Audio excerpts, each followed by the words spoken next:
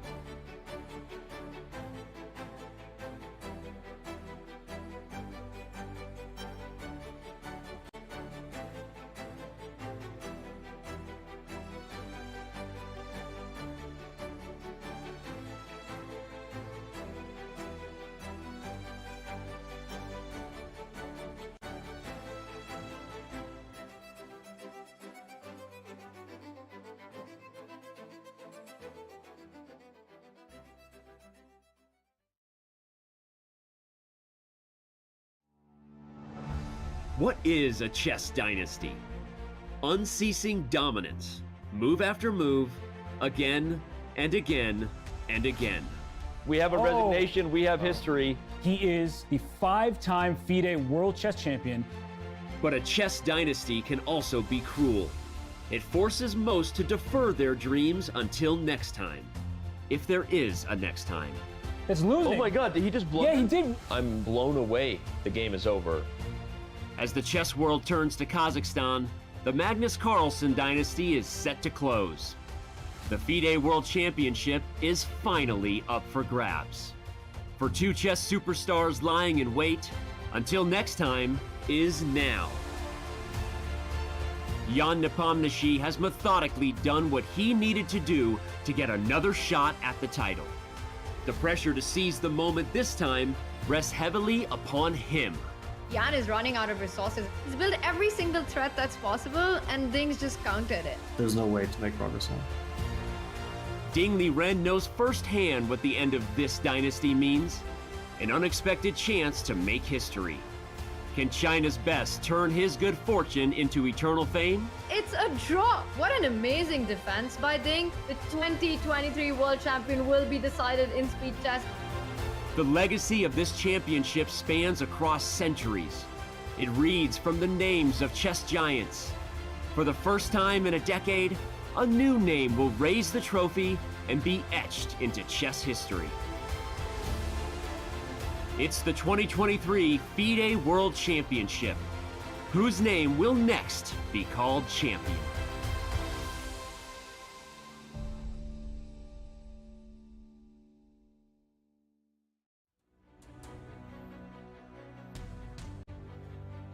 It's Championship Sunday in Astana, and not far from here are the buzzing halls of the St. Regis Hotel. Like every game day today, Jan Nepomniachtchi and Ding Liren will step into this playing arena. But this is like no other day. They'll walk into the glass room and today, with the stunning trophy inside, play their hearts out. And in the end, one of them will be the new world chess champion. The press is ready. We are ready. Welcome to our coverage of the playoffs for the 2023 FIDE World Championship. I'm International Master Tanya Sachdev, and alongside me, the crew, Grandmaster Robert Hess and a Grandmaster Fabiano Caruana. It's going to be an intense day of chess. Robert, has this been the most unpredictable World Championship match? It's been an absolute roller coaster, and perhaps that's what happens when there are two evenly matched players like Jan Nepomniachtchi and Ding Liren, the numbers 2 and 3 rated players in the world, just a few rating points apart, coming into this match with just about an equal head-to-head record. It's been exciting, it's been fun, it is Sunday Fun Day, but for the players, there's a lot on the line. Sunday Fun Day, I love it. Fabi, with your experience of the 2018 tiebreaks in the World Championship match, how difficult is today for the players? It's going to be incredibly difficult for both of them. And we can't pick out a clear favorite, I think. We see that the players have been completely evenly matched in classical chess, battling back and forth, but still reaching the 7-7 score. In rapid chess, I think they're also going to be completely evenly matched. Although it's possible that in just 4 games, one of them will break free, and perhaps it's even likely that we might see it end before we get to the blitz.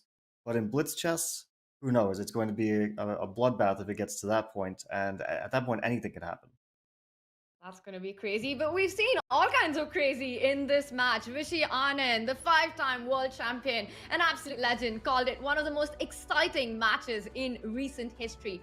This match has been jaw-dropping from the start. We saw lots of decisive games, 5 decisive games in the first half, including a psychological meltdown in Game 7 by Ding. Game 8, Jan Nepomniachtchi with his trickiness survived a tough scare. And then finally, Kaisa was on Ding's side in Game 12. From a difficult position, Ding leveled the match going into Game 14, which we saw yesterday. And with a draw, a marathon game, it is 7-7, heading to the playoffs. Game 14, Game 7 as well, was an iconic one, and the longest of the match. Fabi, Jan was dismissive about Ding's attack with knight g4, knight g5, h4 coming in, and his play lived up to it. Ding survived a scare yesterday.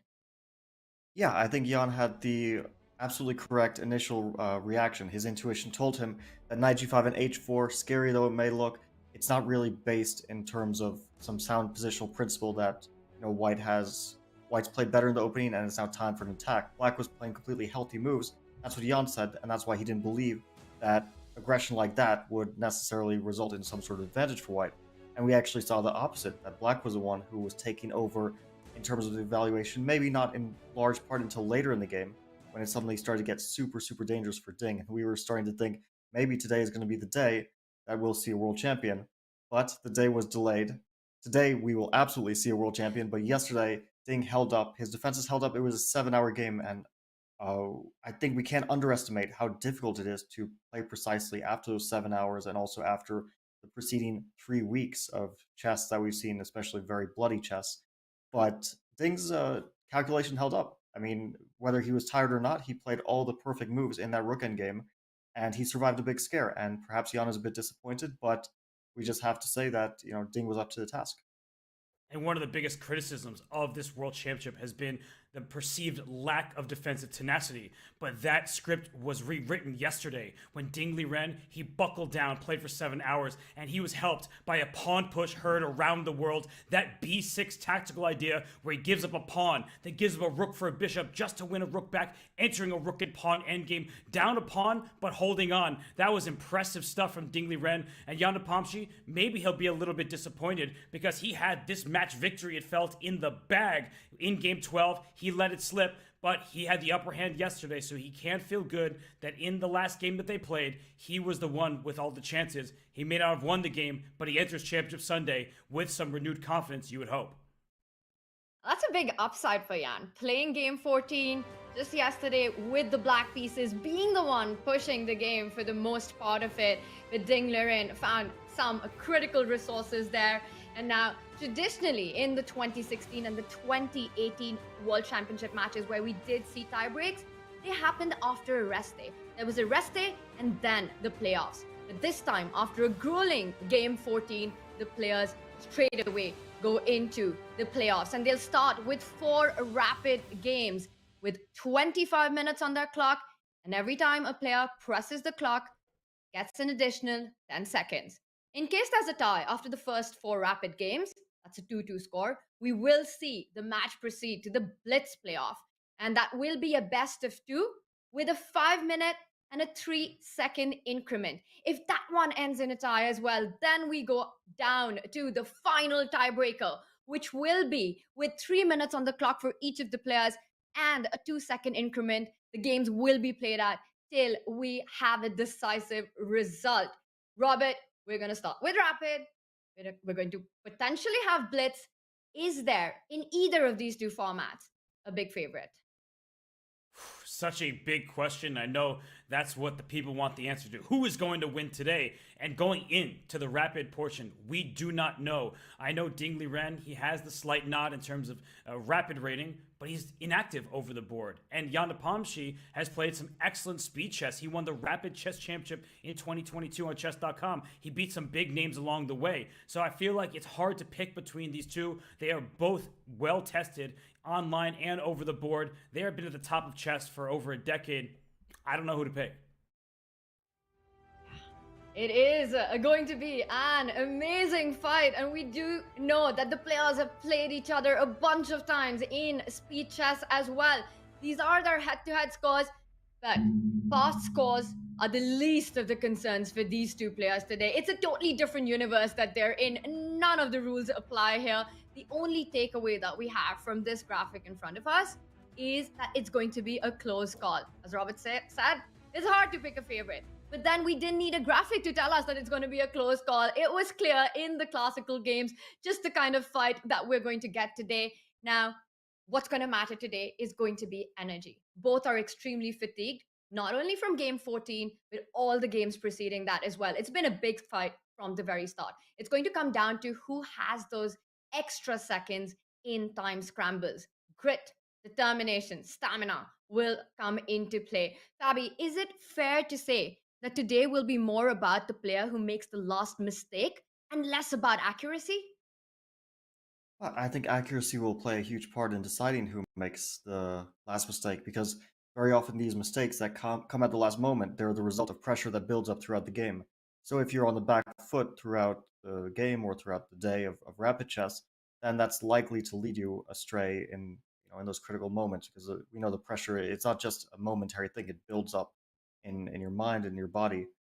And so it might be down to like just who plays the best chess, and we might only see it manifest finally in some like huge blunder when they're both down to time trouble. But we have to recognize that mistakes and blunders don't come in a vacuum. They're the result of previous factors that build up.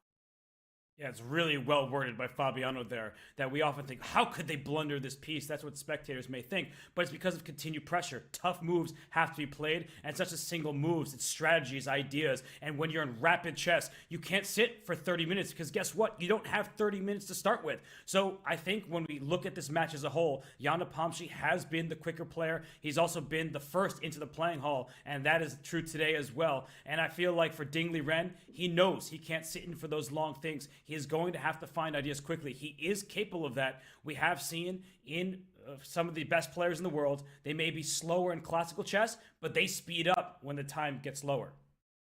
As Jan Nepomniachtchi walked into the playing hall, he did glance at that stunning trophy that we saw earlier on. That is the ultimate dream for these two players. So much pressure, so much tension, but champions play their best chess in exactly these clutch moments. Now, we also had the drawing of lots after the press conference yesterday, and Ding Liren does start with the white pieces, the first rapid game. And it is going to be a lot about what did Team Ding come up with for this game one. A result in game one could potentially set the tone for the rest of the rapid games. Fabi, how crucial and how critical is game one for these players with 4 games ahead?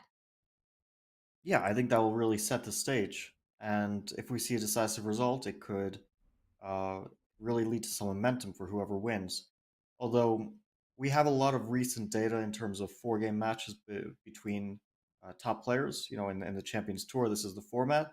And very often we see a lot of back and forth. So someone wins a game, and I mean, I can't count the amount of times, and this has happened in my own matches as well as, if I'm watching matches of Magnus or Hikaru, and we almost immediately see a strike back. And it's kind of remarkable, but because when the match stays level, when it's like draw after draw, then players struggle to break through. But once there's a decisive result, very often that leads to the person in the lead. They go into defensive mode, their play starts to suffer a bit. I've seen this countless times. It even happens to Magnus, that he wins a game and everyone thinks, okay, he's going to run away with the match. But then suddenly we see, let's say, Wesley or Hikaru strike back in the very next game. And it could easily happen in this match as well, that we see it back and forth, because there's this like psychological element where you win a game and you feel like that you're already, at the finish line. Like, I just need to not mess this up. I just need to draw the rest of the games, and that can have a bad effect on your play. So from what I've seen a lot, there is that tendency for there to be not just like a clean, decisive game followed by draws and a clean victory, but a little bit of a struggle there. It's going to be a big struggle for these two players, and Ding Liren with the white pieces, Jan Nepomniachtchi with black, looking ready to start. And Robert, before we get the game action going, this one's for chat, and this one's for both of you, actually. A prediction. You know I love predictions. Will we see this match go into blitz? And I'll start with Robert. Always put me on the spot.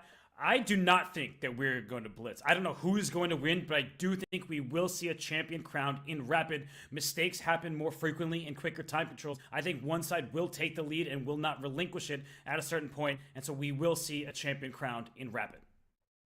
Robert predicts a match in rapid. What about you, Fabi? I'm going the opposite direction. I think we've already seen so much back and forth. I don't think it's going to stop now. And I think you might call me superstitious, but I think there's going to be an element of fate here in terms of the dramatic twists and turns of the match, and that will continue. And it just feels like these guys are so evenly matched that it's hard to imagine them not going the distance.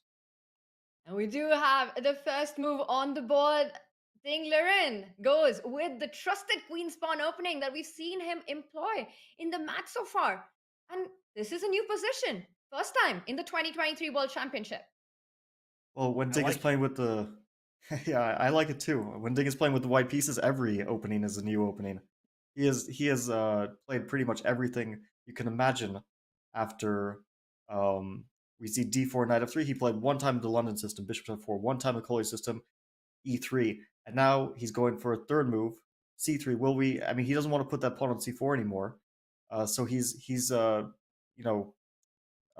choosing between all these small systems that are kind of a little bit interesting, a little bit poisonous. I know the c3 system because Levon was quite enchanted by it, and I don't know if you remember, Robert, when we were at the Olympiad, Levon was telling us a bit about this c3 stuff, and It's an interesting little system. It's like a modern approach trying to pose black some original problems, and we see already Ding took a pawn and is trying to hold on to it by any means. Bishop on e3, a bit unusual, but it does defend the pawn.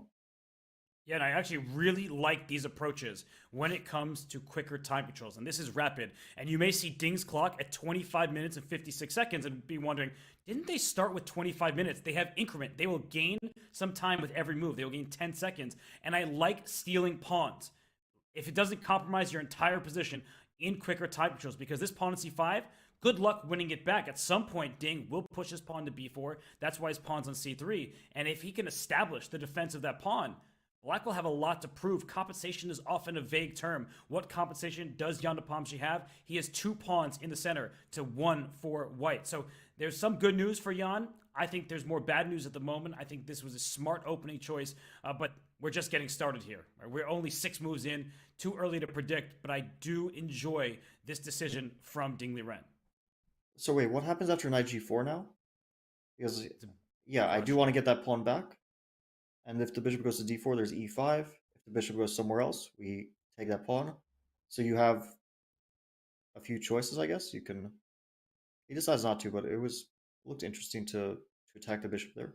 Yeah, he castled, but let's look. Knight g4, bishop d4, e5 is fine. To get this bishop out of here, I guess there's h3, taking this knight away. And it's a very forcing sequence where white takes the knight, you take this pawn, this knight hops back and takes here. So I think Black's position looks quite flimsy. I would not have advised going for this if I were Jan, and he didn't. He castled instead. But he does, after d4, he does regain the material because the g4 pawn will be hanging. And yeah, you might be right that after knight e4, maybe the h-file being opened is actually to white's benefit. But we didn't see that. We saw castle and Ding decided to hold on to that pawn. I was going to say, like, instead of bishop g2, he could have played b4 as well. Just clinging onto that pawn.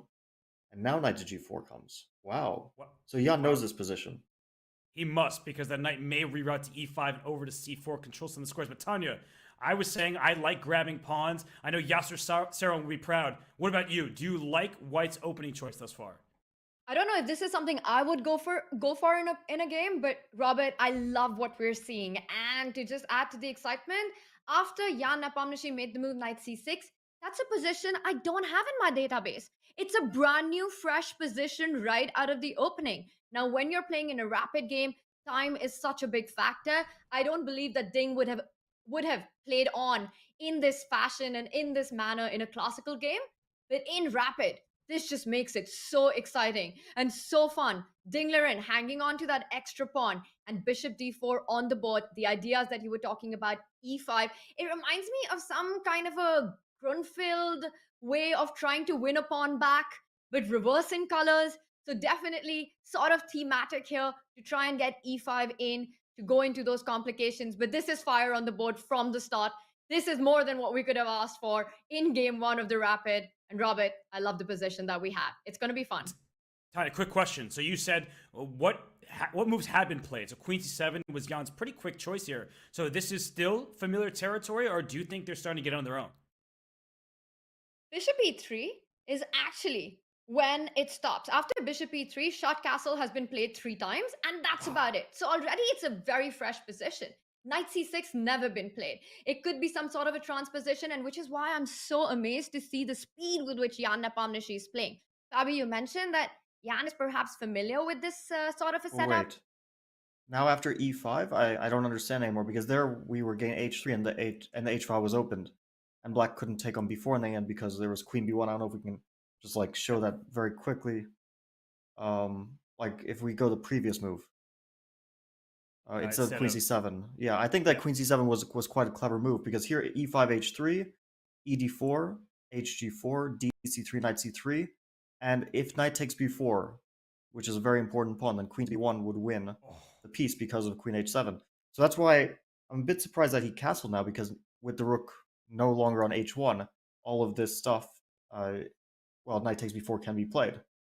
And it's still a question. Knight takes b4, there's a3 in that final position. If we go down the same exact line. dc3, knight c3, knight takes b, or no, I meant like knight c3 and if knight b4, then a3. This is a pretty critical line, I think. And that, I was gonna say, Fabi, that's why Jan is sitting and thinking this is really deep stuff. So, we see the engine off to the side saying white is better. Do you think Ding knows this position? He might. He's playing very quickly, and he didn't really pause after queen c7 either. And this is like a very concrete position. So you would, to figure these positions out. Yeah, I think that he must know this position. It must be in his prep.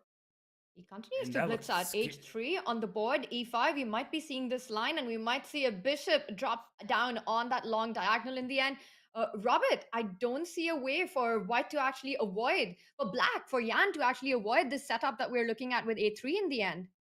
Yeah, I mean, maybe you can retreat, and I'm just scared of the variation we were looking at, and Jan will be digging deep right now. He's down on the clock. People might be surprised by this. Wasn't Ding Liren the one who was always in time trouble? But he has come extremely well prepared. He answers the question, excuse me, Ding, your preparation was supposedly leaked. You haven't been pressing with white so much, at least not in the opening stage. He came to answer that right here, but knight f6 as a retreating move. The e5 pawn is defended twice. That would force the bishop back to e3. And so what I'm saying is that black has this strong center. White has the extra pawn. Fabi, how do you assess that trade-off? I think black always has a degree of compensation. It's something which you're a bit hesitant to go for because there's no like concrete follow-up after knight f6, bishop e3. You'll play a move like, you can play rook to d8, you can play bishop to f5. You have like various ways of playing the position for sure, but nothing which immediately gets back to pawn. Very often black will maybe even play b6 and just try to trade off that pawn and then use the open a file and the better structure as compensation. But it's one of those, yeah, here like maybe b6, b5 you get scared of. This, I think, okay, we can kind of live with this kind of compensation perhaps, but after b6, b5 is a bit concerning. But he doesn't go for it. He goes for the concrete option. I'm not surprised because it feels like it's just maybe a bit more practical with the black pieces in this situation too. So let's see, knight takes c3 is going to be played. I assume so. And then I think he has to play knight takes b4. What else? I mean, knight d5 is too big a threat to ignore. So you got to get rid of that pawn. Otherwise, you're just going to be down a pawn for not much in particular. Bobby, can I ask a quick question? So Yeah. Ding Liren has finally paused. Does that just mean he's recalling and he's moving now? So I think the answer is yes, he's recalling his preparation. So how deep do you think his prep goes here? I really don't know because his c3 line allows black so many early options. Like, I guess you could prepare the c5 rather in quite a bit of depth, especially if they're following the computer's recommendation. It's possible that he just kind of got a bit lucky in terms of that Jan went into something that he just happened to know pretty well. But black after c3 can play like c6, bishop f5, knight d7. Basically, there's a billion options because it's not a concrete position. c3 is obviously not a move which immediately threatens black. So that if he's actually in prep, it's quite remarkable that he managed to get this position in his prep. I mean, there were so many options for both sides, early on. So now the question is, you have a bunch of logical moves with black. You have bishop to f6. I think, Tanya, you mentioned this idea is Fabi. super logical. Probably bishop f6, and I just want to point out one small tactic. Black should not get tempted to take the c5 pawn. Queen c5 here, which hits the knight on c3, and of course if white does recapture the b4 knight, black's a happy camper, picks up that knight on c3, but there is the intermezzo with the knight jumping to a4. Now you've got a double attack going. You hit the queen on c5, next move you pick up the piece, and you're basically just winning on the spot.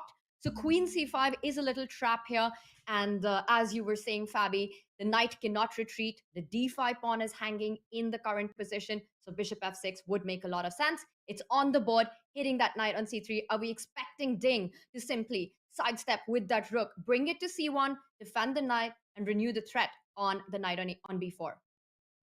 Rook c1 makes a lot of sense, or a takes b4 makes a lot of sense. A b4, bishop c3, rook b1, because you're saying that your queenside pawns are kind of valuable, and let's say bishop takes g4, queen takes d5. On the other hand, black does have the bishop pair, but those queenside pawns are pretty menacing, and the bishop on c3 is a little bit out of the game for the moment. Maybe a5 was actually important instead of bishop takes g4. Maybe you really need to break up those queenside pawns ASAP, and probably win the c pawn. I guess black is is going to be doing very, very well here. So maybe Ding will play rook c1 as you mentioned. Very logical. Can't be a bad move. Kind of forcing bishop takes c3 because you don't want to lose your d5 pawn. On the board. We might see all of this. So the move rook c1 was just played, just to show what happened here. Protecting this knight. And yeah, Fabi's saying you have to take this knight, because if this knight retreats, thank you very much for your central pawn with tempo against your queen, against your bishop. White would be up a pawn and just with the advantage in all directions. So I think that bishop takes is forced. But in this line, bishop takes, rook takes, knight c6, queen takes d5, bishop takes g4, we see equal material. But White is very active here on some nice squares, but how much is this? Yeah, it depends on if White can generate some threats quickly, because if given time, Black will be positionally doing completely fine. Of course, Black is not going to be better. Black is still, at best, going to be equalizing. But after bishop g4, yeah, I guess, does he have options besides bishop g4? He does have maybe a move like rook to d8. Also makes a lot of sense. Fabi, does White actually have to take this pawn? Because that's a long-term weakness. So now I'm just thinking, can White push this pawn to g5? Yeah, g5, rook to d8. So how is that going? And then then knight d4 or something like that. Yeah, that's what I was thinking. Yeah. But then queen to e5 will, that g5 pawn is also a weakness, which is going to be, the knight may be tied to the defense of it. And also if Black gets d4 here, I'm starting to think that Black is gaining a lot of very important space. Right. So and how would you continue? C5 pawn is loose as well. So I have some nice looking ideas here, but I also have to be worried because my pawns, White's pawns, are very loose in this position. And yeah, it's a bit of a struggle because knight d4, as you point out, queen e5 is a nasty way of attacking the knight in the center, attacking the g5 pawn. Yeah, this is getting a little tactical and maybe good for Black. To me, it looks like Black is equalizing here.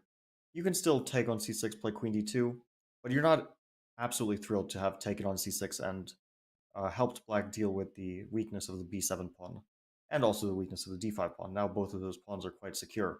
So this is definitely an option. Like it looks like a position where White can certainly play on, but probably not for serious chance of an advantage.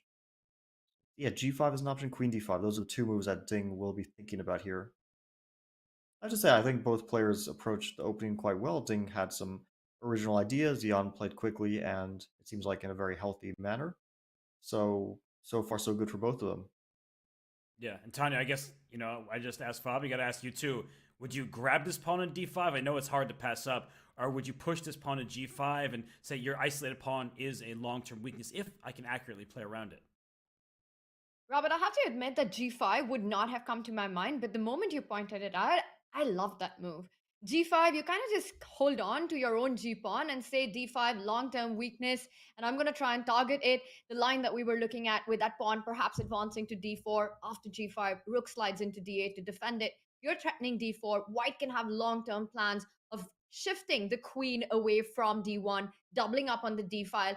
I just feel that I can start targeting your d4 pawn. My bishop on g2 will be an absolute monster once you push d4. Look at that long diagonal.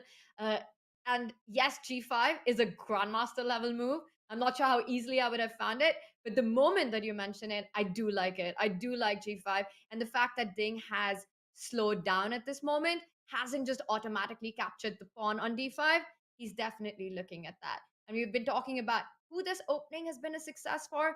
An amazing idea by Ding to go for this. As mentioned earlier, a brand new position, very, very early on, a fresh idea. Perhaps a certain Richard Rappo had something to do with that. But it's worked really well so far, but also equally impressive how Jan hasn't gone into any kind of panic mode or shock mode. He's been playing fast, and so far, so good for Black as well. Big option.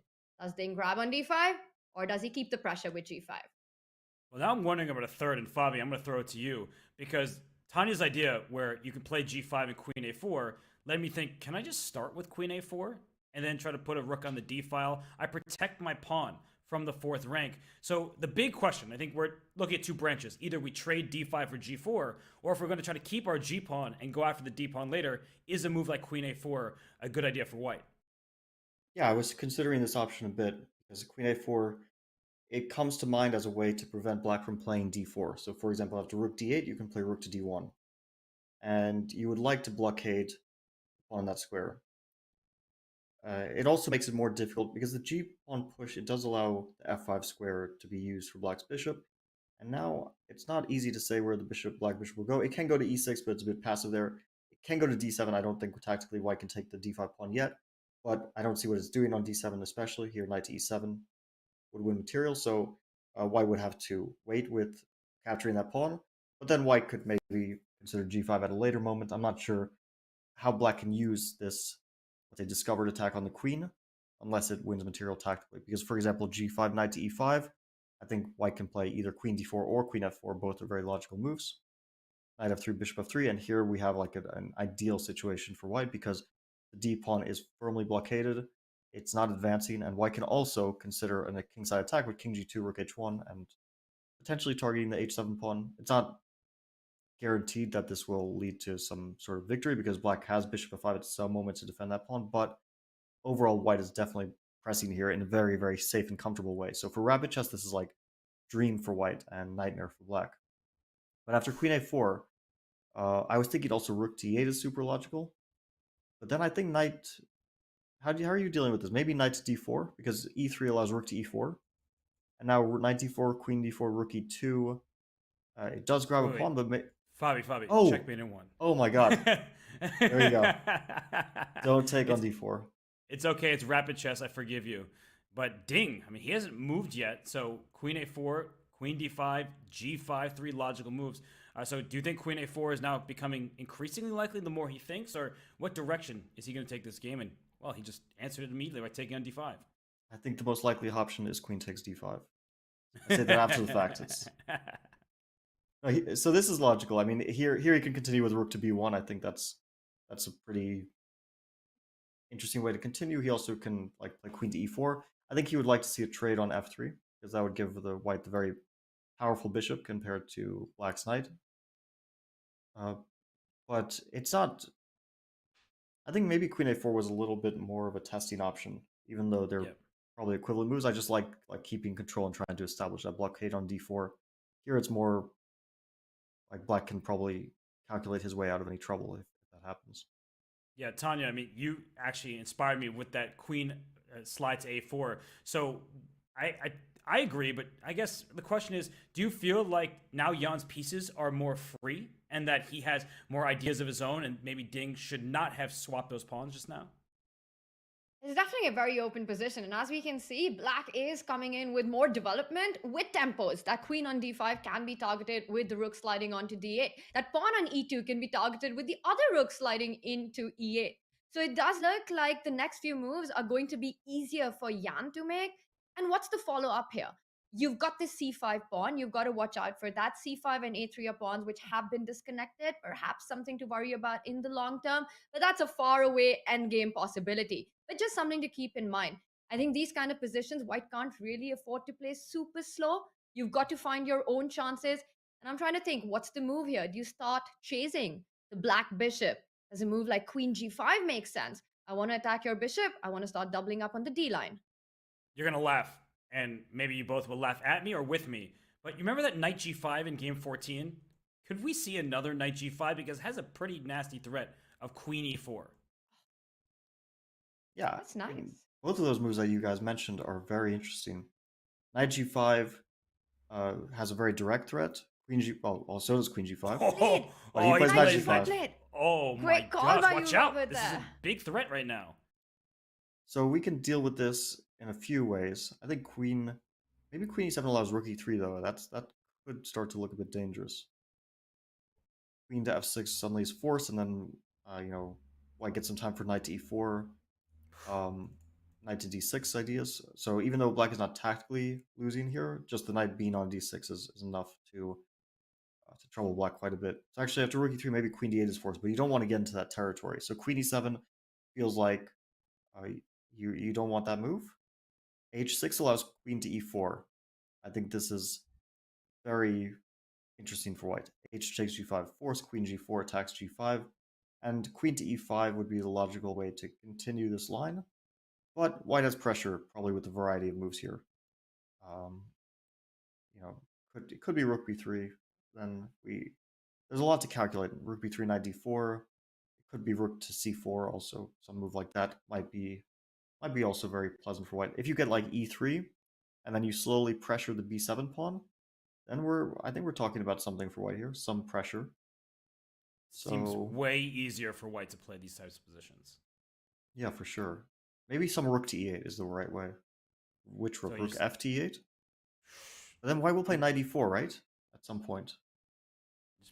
Yeah, why not pop a pony on d6 and see what happens later? These pawns are weak. That knight is established, entrenched on the square. This looks very, very nice for Ding Liren. Even sacking the e2 pawn, because bishop e2, rook b1, it's not the material. It's like the b7 pawn is a really serious weakness. Once the knight comes to d6, the tactical danger is really through the roof. Maybe a bishop on a6 kind of defends that pawn, but you don't want to do that to yourself, right? Hey, Tanya, that feels like a very, very sad bishop. I know it protects a pawn and is protected by the pawn, but then it's out of play on the other side of the board. And that pony on d6 that you're talking about, that's no pony. That's an absolute dragon on the board, Robert, if that knight does land on d6. And that's what we were talking about, right? White needs to be direct here. White needs to play quickly for the attack. And Ding Liren going with the idea of knight g5, a big threat on the board with the queen stepping back, a double attack, a mate on h7, a potential mate on h7, and hitting that bishop on g4. And this has got to be a deja vu moment for Jan Nepomniachtchi. Because Ding went for the attack with this exact same move in game 14. Now, that didn't work out so well, but here the foundation for this attack just feels a lot better than it did in game 14. You know what I like how both these guys are approaching the game. I think they're playing really well. And also, I feel like they're playing better in rapid than in classical chess. Or maybe I'm wrong, but it feels like why are we having these 7-hour games when they play better with 25 minutes on their clock? Are we commentating with Magnus Carlsen or Fabiano Caruana? Because that sounds like his argument. But I do think that the play thus far in Rapid has been really high level. I know we're only 18 moves in. We are going to have a best of 4 match here in Rapid time control of 25 minute plus 10 seconds added per move. But this has been a high level game. Ding comes with exquisite opening preparation, and Jan Nepomniachtchi thinks for a little bit in the early going and says, you know what, I can handle this. We're in a position where it's not a symmetrical pawn structure. White has these split pawns that Tanya said is a worry in the long term. Black has a healthier pawn structure, but white has all the activity with the knight and the queen. The e4 square is available for the queen threatening checkmate, or for the knight to reroute and hop into d6. So I like the look of this position for white. We see the eval bar saying black is in this. But Fabi, I'm getting the sense that it's much more difficult for black to play. Even on this turn, we could see the evaluation bar swing heavily in white's favor. Yeah, it's very easy to imagine white. So after h6, I was going to say that white has a choice here. Queen to e4 is what we looked at, but I'm really tempted by knight to e4. It's similar to rook e8, knight e4, because I'm sacking the e2 pawn. That's absolutely true. But that pawn is not as relevant, I think, as getting the knight to d6. And after knight to e4, I think we should examine this because it's a really potentially critical line. And the reason why Ding is thinking at this moment is because it's a huge decision for white. Queen to e4 and knight to e4 are both extremely logical moves, and they lead to very, very different types of positions. One is a pawn sack. The other is just an attempt to kind of secure a slight advantage, keep control of the position. I guess black can... I don't know if black needs to take on e2 or if it's the best option, but let's have a look at bishop takes e2. I guess, yeah, rook to b1. It can also go to e1, but let's say to b1. And how is black supposed to approach this? Rook 8 to d8, knight d6, bishop a6, but you really don't want to put your bishop on a6. I would take white's position if black is forced to put the bishop there. And I think what's very instructive to our audience is that black's extra pawn is this pawn over here. It's not really playing a part in the current dynamics of the game. This knight on d6 means a rook can't go to e8. I'll take that. It's putting pressure on b7, which means your bishop is offside over here. Your knight, it can move, but where to? There is no strong outpost for it. And later, a knife can come to f5 and try to help threaten checkmate, not to mention bishop e4, queen f5. So we have seen a move played. It was indeed knight to e4, so it's a pawn sacrifice, but you know, it's not a movie anymore. This is real life, and this knight is coming to d6. I like Jan's move as well. I mean, knight d4 looked like the most critical move, although it was really a tough choice between that and queen e4. And I like rook e8 because after knight d6 he gets his rook active. And the real problem with black's position in those pawn sack lines we just looked at were that black's rooks were being dominated by the knight on d6 because they couldn't get access to the e8 square, the c8 square, and so on. The d8 square is kind of like looking into a rock, right? You don't want to take on d6, so basically your rook doesn't achieve much there. But on e2, it really does. And also after knight d6, black can consider rook to e5. So he plays e3, no longer a pawn sack, rook to e5 on the board. So it's concrete now. Can white establish a knight, or is black's activity... Like, you could trade queen, or try to trade queens. I don't think black will take on d6 in case queen d6 happens. I think maybe queen d6 could be met by queen to a5, for example. It could also be met by a trade on black's terms, but I think queen a5 is very logical. And Is one there thing, an insane tactic with queen d6, queen a5, knight f6, or is it? Yeah, it's The probably rook on just c3 insane that the is... tactic doesn't work. Yes.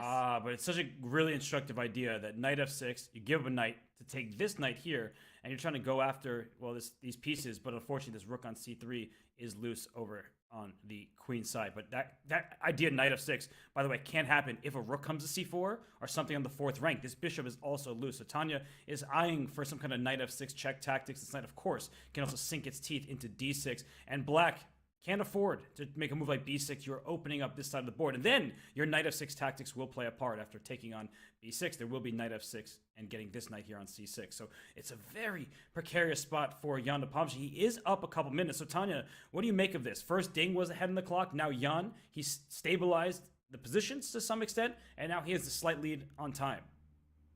It's a 2-minute lead, and in a rapid game, that could count for a lot, just depending on how quickly he makes the next few moves.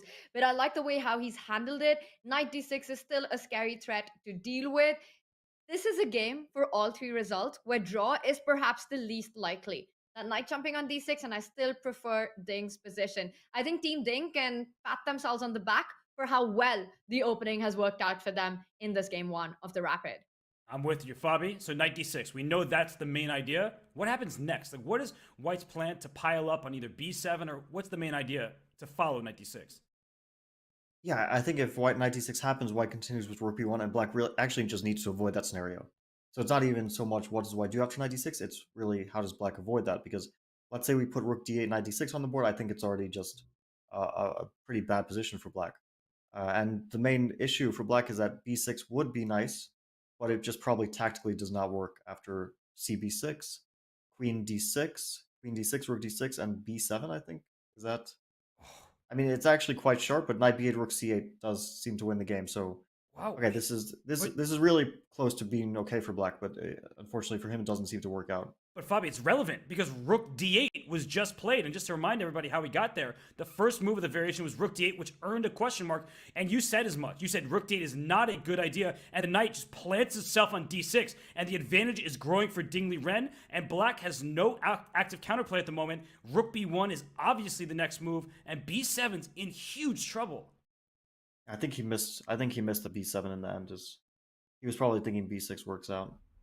And maybe he should have played queen a5 instead of rook d8, because like before, my second point before he made the move was going to be that white black needs to prevent knight d6 at all costs, and maybe queen a5 was a way to do so by trying to target the c5 pawn before. Because now after queen a5, I think it might be too late to target that pawn. White can just try to defend the c pawn with maybe queen c2. There might be other ways, but then black has to deal with the knight b7 threat. So I think black needed to get ahead of the knight d6 move, and he maybe thought he was by playing b6 here, but b6 we saw it just doesn't work tactically because the pawn on b7. It's a bit surprising maybe visually that black doesn't have knight b8 there. It feels like black is able to cover the 8th rank with something, but after b7 you just don't have anything to cover the 8th rank. It's just very concrete. One move and black would be fine, but so he's gonna do something else, because this is clearly. But b7's extraordinary. Every other move, it seems like black has chances, but b7 would win the game. Instead, rook h5. So this feels like rapid chess. We are seeing a rook come to an open h file. Is there going to be a checkmate? Well, if this knight gets to e5 into f3. So Tanya, I know the eval bar is going up in white's favor, but this is at least double-edged. Yeah, this is why you don't care about what the eval bar is saying, because your opponent makes a move like rook h5, knight e5 ideas, and also queen d7, bishop h3. I really want to get my queen onto that h5 to give a checkmate. These are things that you start thinking about, you start worrying about. White's plan is clear. White wants to go for the b7 pawn. Jan's plan is clear. He wants to go for Ding's king here. Who gets where faster is the question. I'm expecting Ding to slow down and actually judge how dangerous this attack really is. A move like rook b1 is what he's considering, but then just does black start following it up immediately with a trade off the fianchettoed bishop on g2? That is the key defender in white's position. It would be an absolute dream for black to get these bishops off the board. I have to show. Fabi, I know what you're going to say, so let's say it together. That rook b1, there's knight to e5, because if the rook takes b7, thank you for a free pawn, I'm getting your queen. But knight f3 check is devastating. If you move your king, thank you for your queen with check as well. If you take, bishop takes, that is unstoppable checkmate on h1. So rook b1 would be a huge mistake from Ding Liren at this point.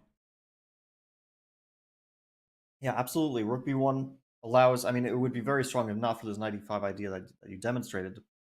And then the question is, how does white deal with both the idea of knight e5 and the other idea, Tanya, that you mentioned, of bishop to h3? Because if white made some passy move like a4, I think black's idea would not be knight e5, because then f4 would come, but to play bishop to h3. And obviously a4 doesn't, wait, what, the Valbar didn't, a4 was my kind of demonstrative move, and then the Valbar didn't move when you played a4 there, so maybe a4 is a good so move. a4 is not a bad move, but it doesn't do anything, so there must be a better move.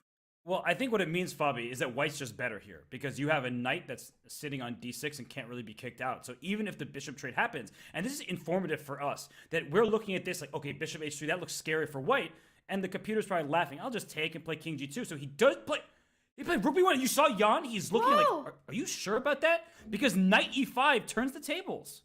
Oh, he wants to play e4, but black can play queen takes. Oh no, black can't play queen. Okay, I got excited. And rook b1 okay, knight was e5, the he wants most to play tempting. e4. And you even move, you want to make it in a bullet game, but knight e5, you need that rook on f1 so that you can get f4 in, and the f3 square is controlled.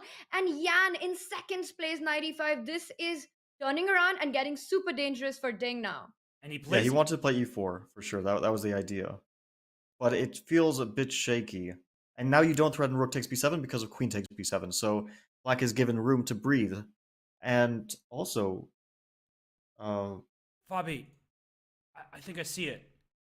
Like, can you play this move b6? Because after pawn takes b6, you can't take the queen because knight f3 check again. I've given up the queen, but this is checkmate on h1. I think this is the idea, and I think Jan spotted it. The way he looked at Ding, he's like, are you sure about this? This knight on e5 is too strong.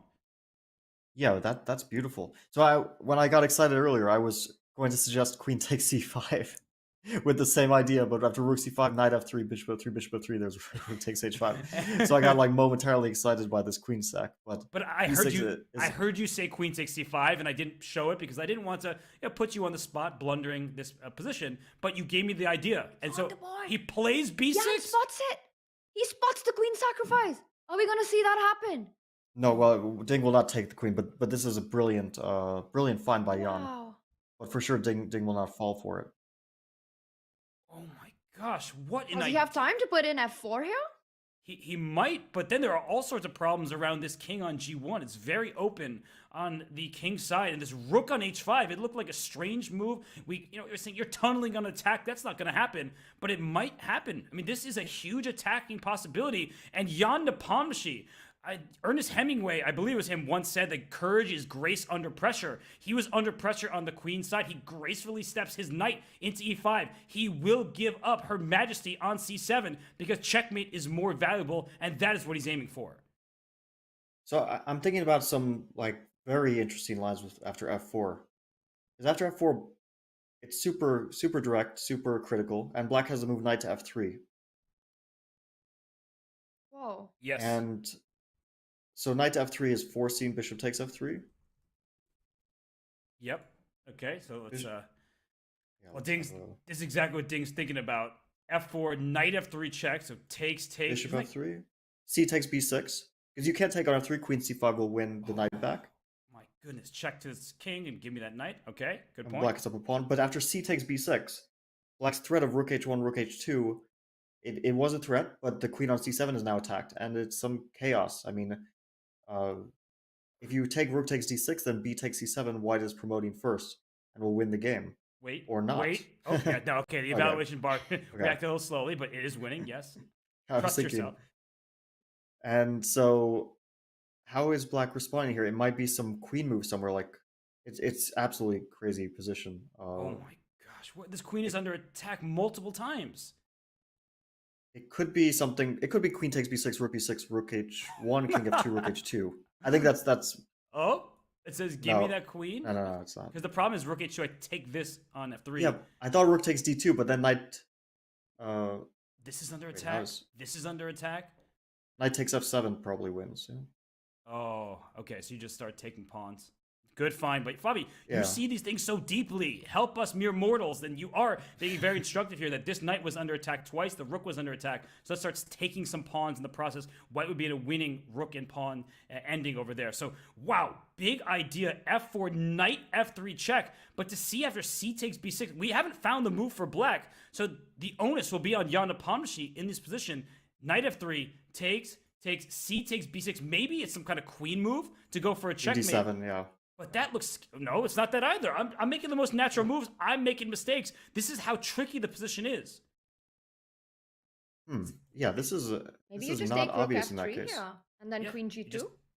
You steal the bishop and queen g2. Good idea by Tanya, just covering the checkmate, trying to trade queens. You have a passed pawn. So what in the world does black have available there? Can black just keep the contact with that knight on d6 and step one more square towards that king? Go queen e7 right now. I want to pick up the knight with my rook. And I'm just looking at these lines with b7.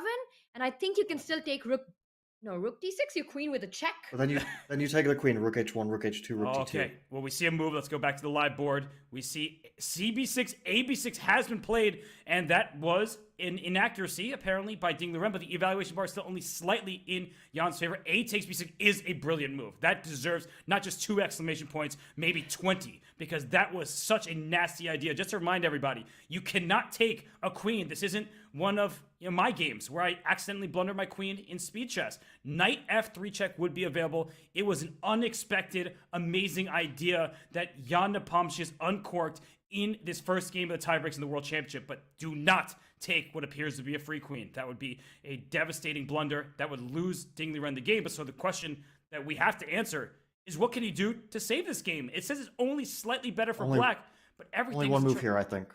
What's that? I think knight to b5. Knight to b5 has to be played. So after rook d2, you play knight c7. You don't lose contact with the f3 square, and for sure black has a lot of activity. But after knight b5, I don't see like the tactical issues. And what other moves do you have? I think that this is his plan, because otherwise you just lose your knight on d6, or you get checkmated. So ab6. Okay, I have a name for this. What's it called? This is the advanced Botez Gambit. We saw the Botez Gambit. It didn't work out. This is Jan's prep is to, he's learned from the greats of the past, and he's amended it, and this is the advanced Botez Gambit. And we see people saying, "Oh no, my queen," a la Eric Rosen.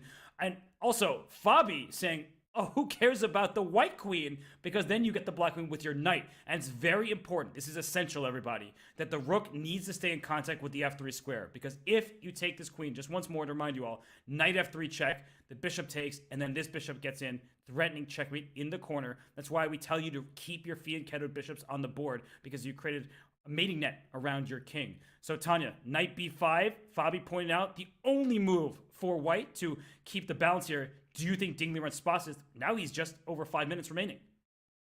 And he has to, right? Or he goes in for this line with f4, directly hitting that knight on e5, as long as the rook on c3 still has the f3 square under control. I think he is reaching out. He finds it. He finds the move knight b5. But we've got to take this position in for just a second, right?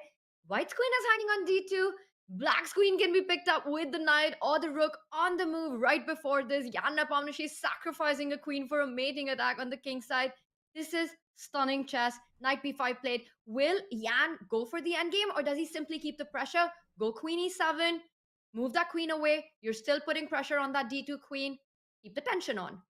Two tempting options. Fabi, queen e7 looks good for a potential attack. Rook takes d2. How can we not like landing our rook on the 2nd rank, or the 7th rank if you want, but knight takes e7 without queens? Do you think that Jan has realistic winning chances? I think that he should probably trade queens, because there's also risk for black. Like, you could attack, but your rook on h5 could become stranded if there's no attack. And queen e7, white can consider queen to e3. I mean, you can also put the queen on f4. Maybe it's hard to say exactly which is better. Queen to f4 keeps some contact with the bishop on g4. So, but in any case, I'm not seeing like the clear direct continuation for black there. Maybe to trade bishops on h3, because the bishop on g2 is a really wonderful defender. But I'm looking at rook d2, knight c7, and knight to d3 as a very concrete approach. I mean, rather than moving about and going for some vague play, let's go for a direct play. It's usually how you're supposed to play when you have the initiative. You attack f2, rook f1 is met by bishop to e2. That looks pretty passive for white. Maybe you can go back and forth rook b1, and Wow. maybe white's holding. But here it's nice for black because you have the safety net, the drawing. You can play bishop g4, bishop e2, and so on if you want. And after bishop g4. But Fabi, just quick thing, you're such a super GM that you accidentally find 3-move repetitions that nobody else would find. Like, yeah, this bishop is g4, rook f1. Okay, Anish will have a field day with this one. But okay, so instead of after rook f1, or where did you want to? Well, if white doesn't play rook to f1 and white tries to avoid this and plays, for example, f3, I'm getting super worried that just like the simple bishop to h3, that white just starts to get checkmated. I mean, if you'd think like you don't checkmate in an endgame, but actually you do sometimes checkmate in an endgame. And for example, bishop to h1 here, I can play. Yeah, you don't want to do that, but after rook g5, I think it's like, I mean, I'm threatening checkmate and whatever. Yeah, and here, king f1, rook f2, and there is your checkmate. So white might have to be super precise, but this rook f1, maybe he's very fortunate that he's holding it together that way. I think Ding has seen this, and that's why he was pausing with the move knight to b5. But somehow Jan took over the initiative fully. Amazing. Jan's going to keep the queens in this position, Fabi. He's going to be so tempted to keep the queens and the pressure on the board. Look at Ding's time. He's down to less than 6 minutes on the clock. And it's really not clear what's the path after queen e7, because you are hitting the queen on d2. You've got ideas of bishop h3, knight f3 in the air. I'm predicting queen e7 by Jan. No trades here. But I think what we have to consider is the match situation as well. Because if this were a one-off game, I think queen e7 makes a lot of sense. But as Fabi's saying, there is some risk here. This rook on h5 is in an odd spot. It doesn't really have too much mobility. And if we can firmly defend our squares, then white can also look at his b6 pawn as a target. This knight can go through c7 back to d5 at a critical moment. And I know that I have to keep my queen safe first, but I could see that being risky, and Jan does take on d2. I think the match situation plays a big role in his decision-making. A draw with black is a good result overall. It means he'll have 2 whites in the rapid, and Ding Liren will only have 1 remaining. Yeah, I think that it's just a practical decision. He sees after knight d3, white's probably only defense is rook to f1, and then at least he has a safety net of the draw. Also, with the queens on, I just had a flashback. Game 12. I mean, it's obviously a very different position, but the rook was on h6 there. With the game which Jan was winning but lost, that really crucial game. I mean, the rook was stranded. It was an attacking piece which ended up getting stranded, and you can easily see this. You think I have a bunch of pieces surrounding my opponent's king, but the bishop on g2 usually defends things really, really well. So unless you see something concrete there, you don't want to go for it, because I would see shades of that game 12 where Ding starts to vacuum up the queen side. In this case, the queen side is 1 pawn, but he plays queen to e3. He attacks the b6 pawn. He takes it. He gets a material advantage. The attack doesn't work out. You start to wonder, why didn't I go for what was the objectively correct approach, which was rook d2, knight c7, and now the only question to me is, okay, Jan will have a draw in hand if he wants it. Even that is a very good outcome. Will he have more after knight d3, rook f1? Does black have a try there?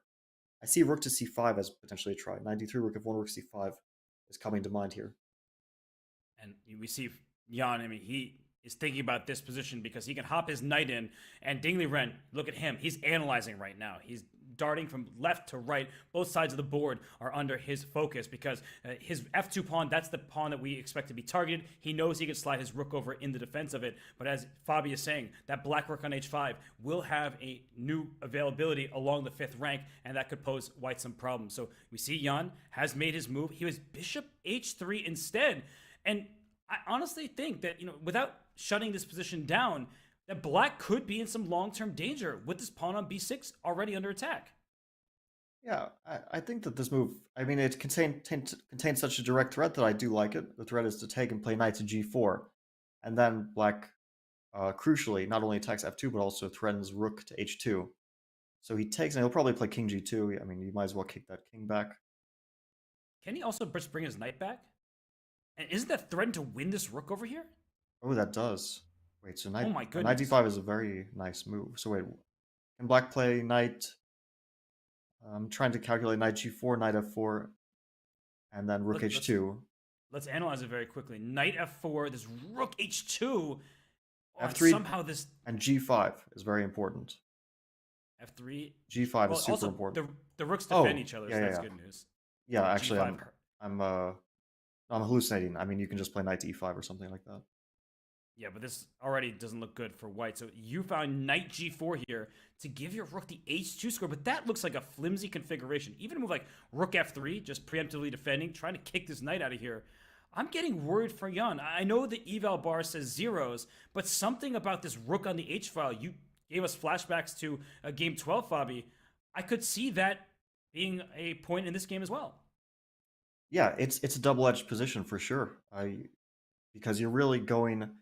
Your play is kind of one-dimensional, as in you're very often losing your b-pawn. That pawn can no longer be defended.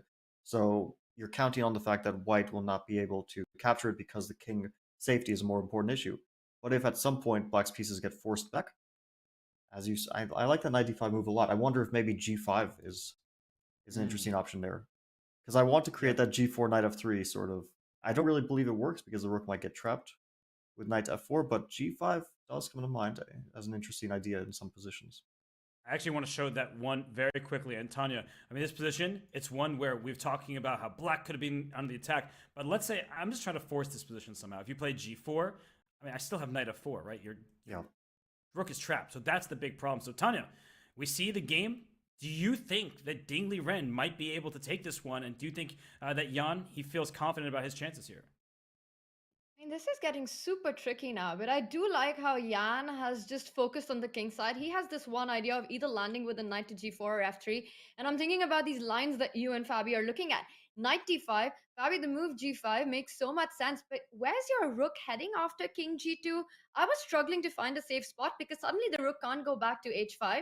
That knight on d5 will jump over to f6, but there's a different approach that Ding Liren takes. He first hits that rook on h3, and after rook h5, he could very well be heading to d5 with the knight. You're still coming to f4.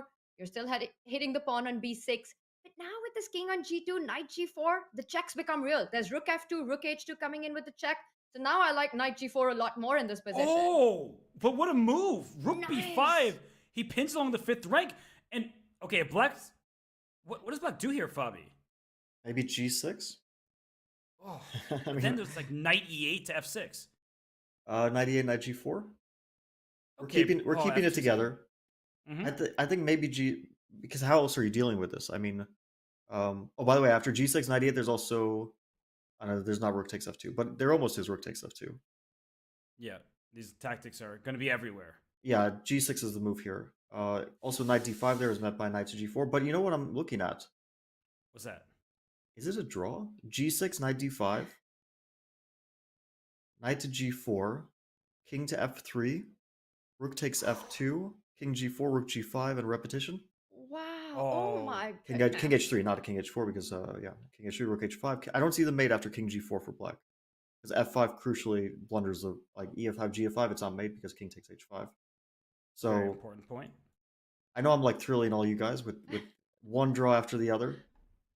You are. But we take this draw. This was fantastic. But a different move by Jan. He goes rook d1 and he wants to try to set up the mate, but he's coming in with the other rook to h1 and start threatening a mate on g1. That's what he wants, but the e5 knight, he's got to watch out for that. It's not a threat of mate, it's a threat of draw, because rook h1, rook e5, rook h2 is a wait. So rook h1, knight e7, king h7 is a draw, right?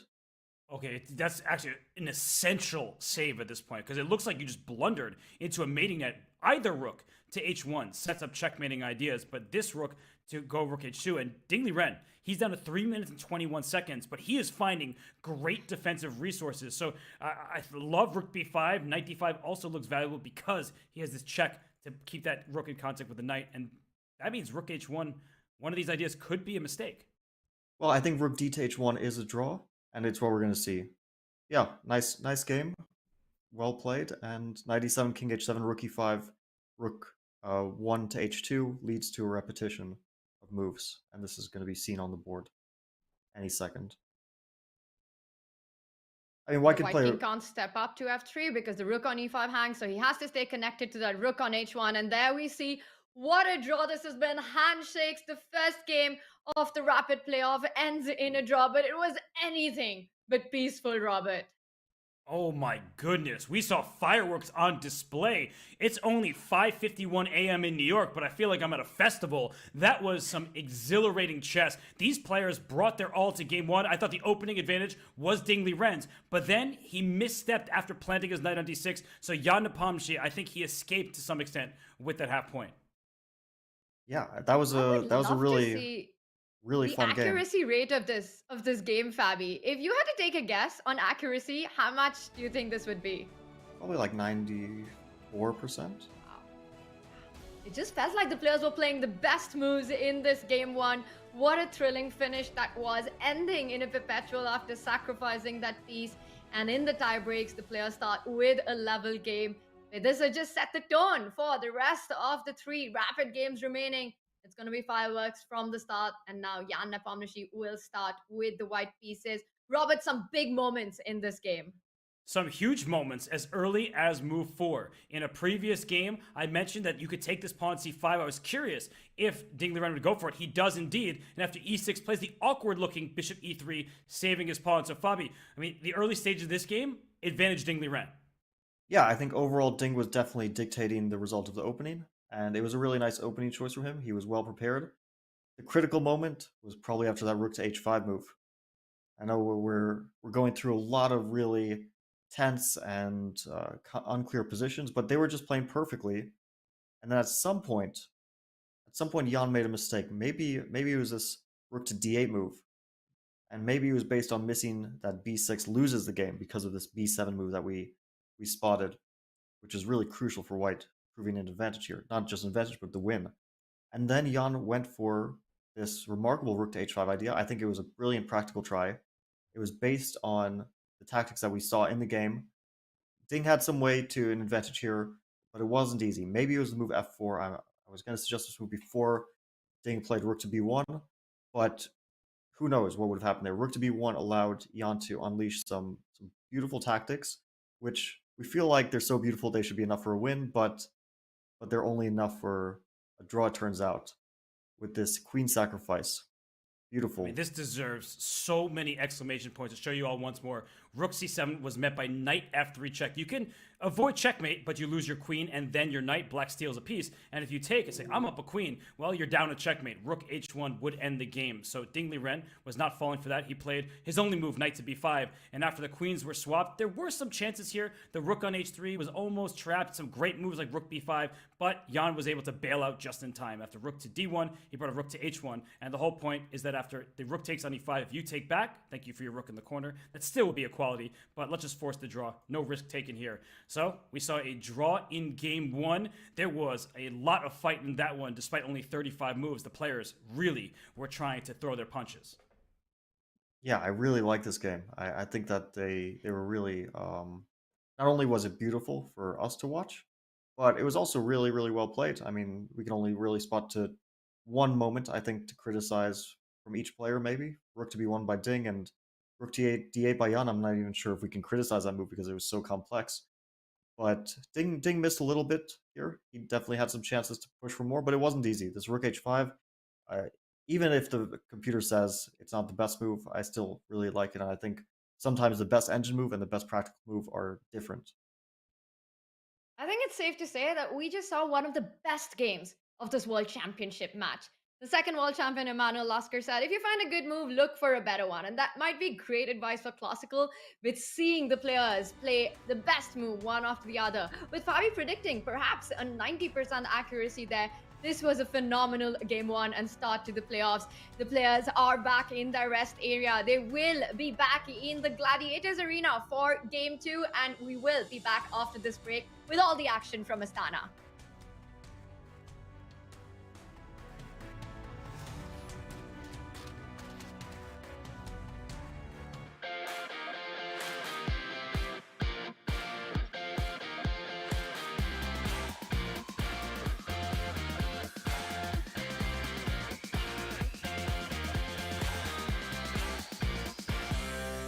Hi everybody, International Master Danny Wrench here, Chess.com's Chief Chess Officer. We are here and excited to be collaborating and partnering with World Quant as an official partner of the Champions Tour in the year 2023.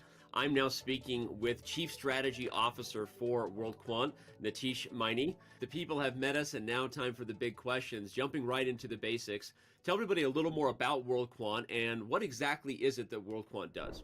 Thank you for having me, Danny. And you already introduced me. I'm the Chief Strategy Officer at World Quant. World Quant is a global asset management organization. It was founded by Igor Tulchinski in 2007. World Quant today has over 850 employees who are working towards designing investment strategies in multiple asset class across global markets. World Quant believes in empowering the ideas of the talent across the globe, and we have 23 offices in 13 countries today.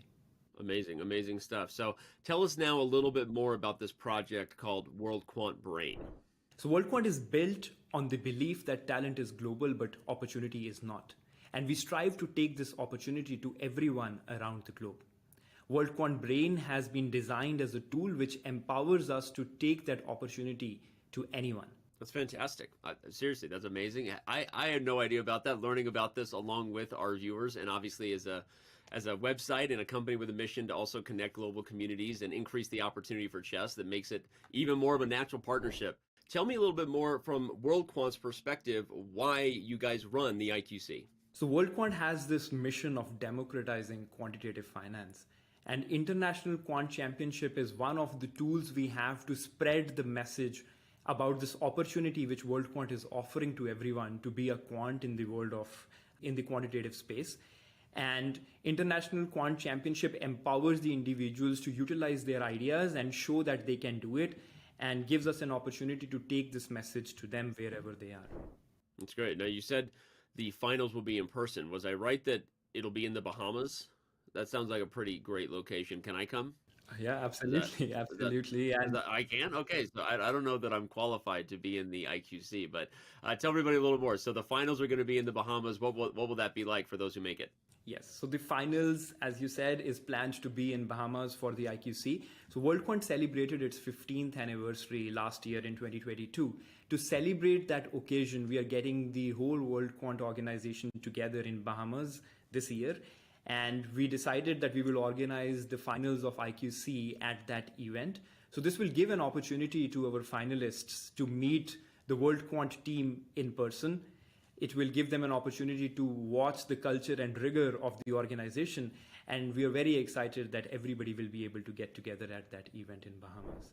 Well, this has been awesome. Nitish, thank you so much. This is where I remind everybody it's their chance to get involved in the IQC, the International Quant Championship. You can use the command IQC. You can visit the World Quant Brain website. We encourage you to do so ASAP. Registration is open until May, so it's time to jump in.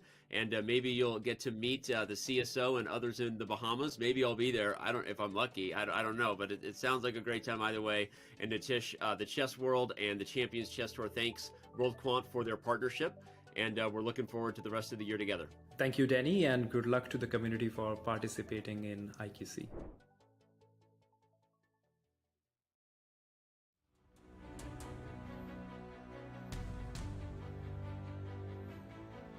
World Quant is an official partner of the Chess.com broadcast of the FIDE World Championship. They are a global firm that builds complex mathematical models to identify market inefficiencies. Now, World Quant Brain is bringing together its international quant championship and the chess community to hunt down the next generation of quant finance specialists. Because nobody knows how to analyze a position better than a chess player, right? If you think you have what it takes, register for the International Quant Championship. Head to go.chess.com/IQC or use command IQC in chat for all the details. We are out of a mind-boggling game one, and this one is going down in history books as an absolute masterpiece for the ages. We saw an incredible attack, a counter-attack, with both players really having to play accurately with just minutes and seconds on the clock. That was some fantastic chess that we witnessed in game one. Fabi, what do you reckon? How are the players feeling after this phenomenal game one? I think overall Ding missed a little bit more than Jan did there. Jan, I think, can be very happy that after a dangerous opening, he made a draw. He might feel like he had some chances there because at some point we saw it was very close. Ding had to make only moves, but objectively speaking, Ding found all the moves, and the draw was a pretty natural result. But for Jan, yeah, draw with the black pieces in the first game, avoiding some danger, and now he has the white pieces, and he'll be looking to press. Definitely a good start. A great start for all of us here. Loved every moment of that game, Robert. We see Ding has arrived. He is meticulously adjusting his pieces on the board. Now, Jan, we've seen him play the 1e4, the King's Pawn opening through the classical games. We expecting him to stick with that for the Rapid? Yeah, I think there's no reason for them to change their repertoire, their mindsets. They played a very interesting classical 14 games, and here in the Rapid, that game one, I don't think that means that anyone needs to change anything. That was a hard-fought, accurate game. Great play from these two. It's an exciting start for the fans, probably a bit of a nerve-wracking one for the players, but it wasn't too scary. Neither player was under too much danger, even if it was a little bit worse for Jan out of the opening. Yeah, I think that for sure it was a position which was dangerous for Ding at some point. And dangerous for Jan, but never to the point where they thought, I'm going to lose this game or anything. So I don't think that they were super, super scared or nervous at any point during that game, although Jan probably realized when he's played Rook H5 that he is bluffing a little bit with this. It's the good thing with that bluff is that it was a bluff with a very, very clear, concrete idea, and it worked out to perfection. Amazing resourcefulness there in that last game. And we see in just a few moments, the game two will be in action. And Ding leaving his chair for just a second, so maybe we might have a couple of minutes that might be delayed. Well, and he comes right back smiling. It's good to see a happy Ding. Always, and Ding has been so great during the press conferences, leaving his heart out for the world to see and to enjoy. And we see the handshakes and get involved. I know that in chat the polls were up on who we think is going to win, but look at this view: Jan Nepomniachtchi playing the Spanish. Yeah, No anti-Berlin. This was to be expected. I think that Jan would continue with his e4, and we're going to see some anti-martial. I think it makes sense for Jan. I think he's going to play this a3 knight c3 line again, because that's the line he knows best. I think he's a real expert in this line. Oh, he goes for a4 instead. Okay, so a4 is an invitation to bishop d7 or b4, but bishop d7 is considered, let's say, the h3 is very unusual. h3. Okay, so this is going to be a surprise for Ding, or maybe not. Castle short quickly. Surprising, not one bit. He's playing this instantly, and so is Jan. So, bishop e3. We saw that idea played in an earlier game when the pawn was on c3, but still, that bishop develops out, and the eval bar, it's not overly impressed, just saying, all right, both sides, you're equal here. So, Tanya, they're both blitzing it out. What do you make of this opening? It's again relatively a fresh position after bishop e3. Hasn't been explored that much, but some of the top players have in fact had this position, including a certain Tomaszewski. So there's definitely something to that. We know that Tomaszewski is perhaps potentially part of Jan Nepomniachtchi's team. So there could be a lot of discussion there, could be his idea. Now in that game, after bishop e3 was played, Black did reply with knight to a5, and then the usual stuff with the c-pawn advancing. So we see Ding slowing down a little bit, but these are ideas that he's definitely familiar with. It is a thematic way to carry on in this position. Are we expecting him to go for this plan with gaining space on the queen side? Like, the funny thing is, I feel like I had a very, very similar position a long time ago with the black pieces against Gadakamsky.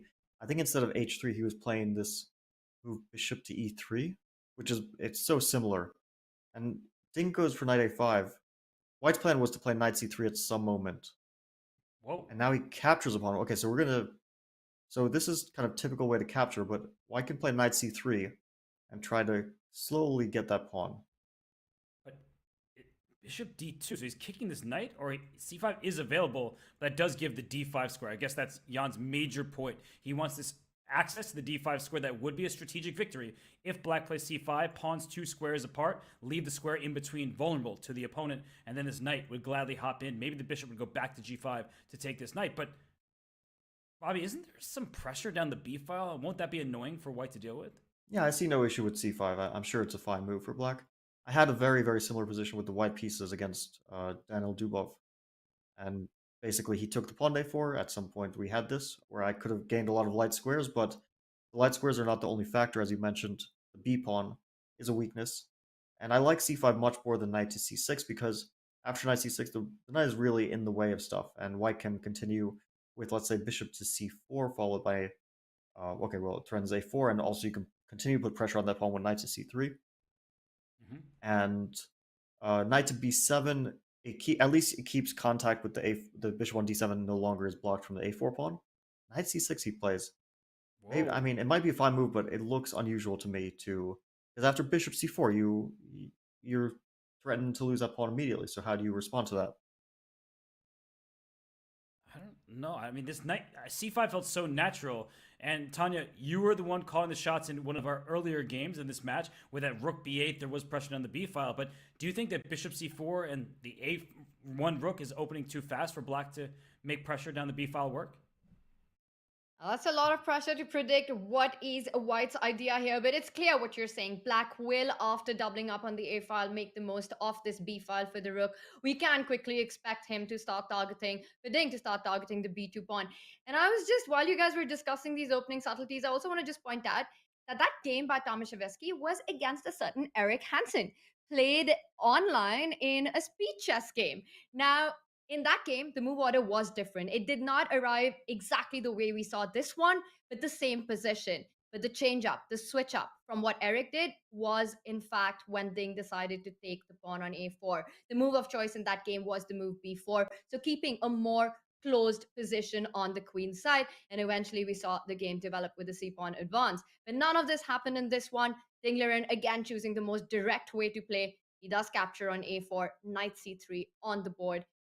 By Jan Nepomniachtchi. So he wants to get to the a4 pawn with his knight, also defending the b2 pawn.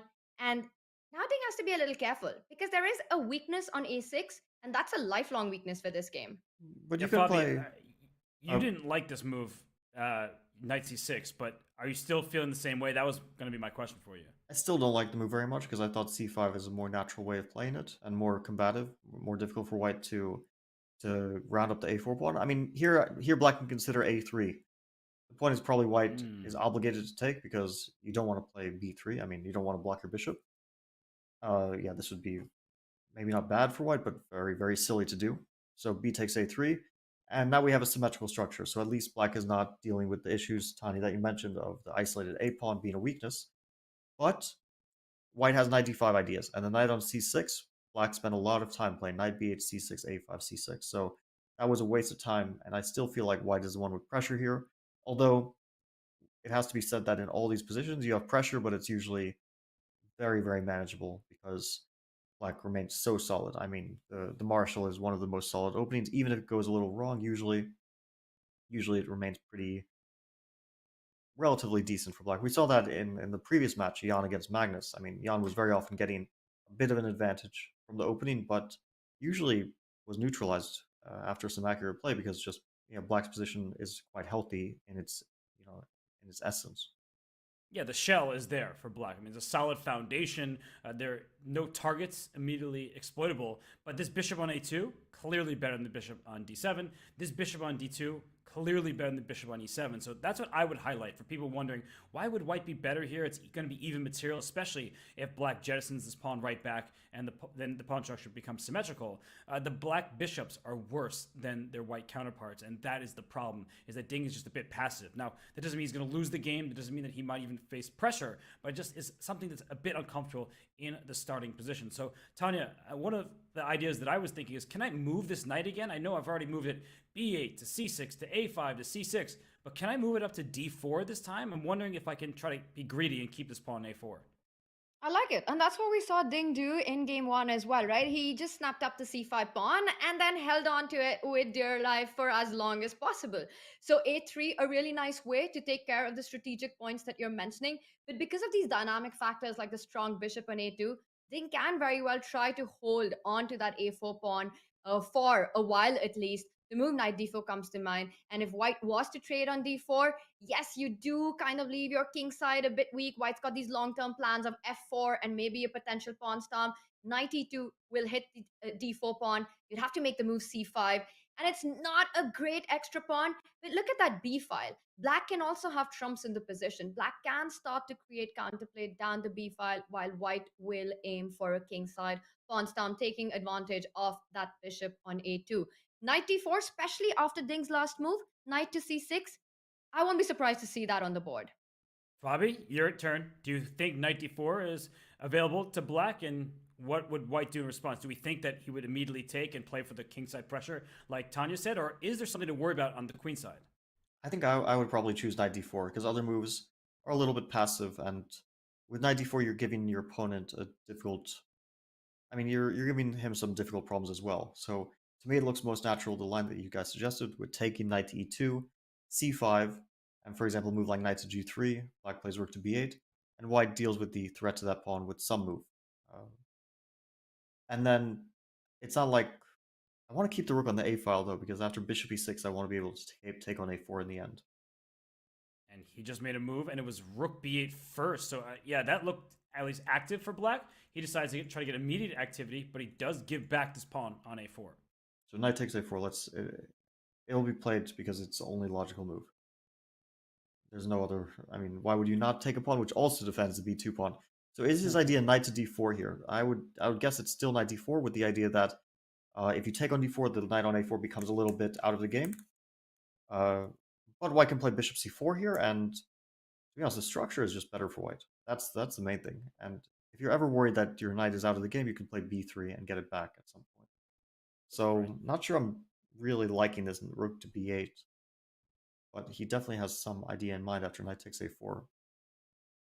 And Tanya, rook b8, it's a move that Ding Liren played in a different game. It got him in trouble. I believe that was back in game 9. And so we see the rook on b8 once again. Or was that game 9? I'm trying to remember the game. That was one of the draws, right? Together. Wasn't that... It was a draw, but Jan was better. I feel like it was game 11, right before that craziness that we saw the next day. So I could be very wrong there. We're struggling to remember. All these games seem to blend together, but rook b8, that was an inaccuracy by Ding in another game, and here he goes rook b8 again, this time for the open file. In the other game, it was just to protect the pawn. But this position, I feel like with Ding Liren on the clock, Jan's not even in his chair right now. Sorry, it's Jan's turn, but he's not in his chair. But Ding is concentrated. I can guarantee you, Jan might not be in his chair, but he's definitely in the resting area looking at this position and thinking about his next move, because you don't have that kind of time to waste in the rapid games.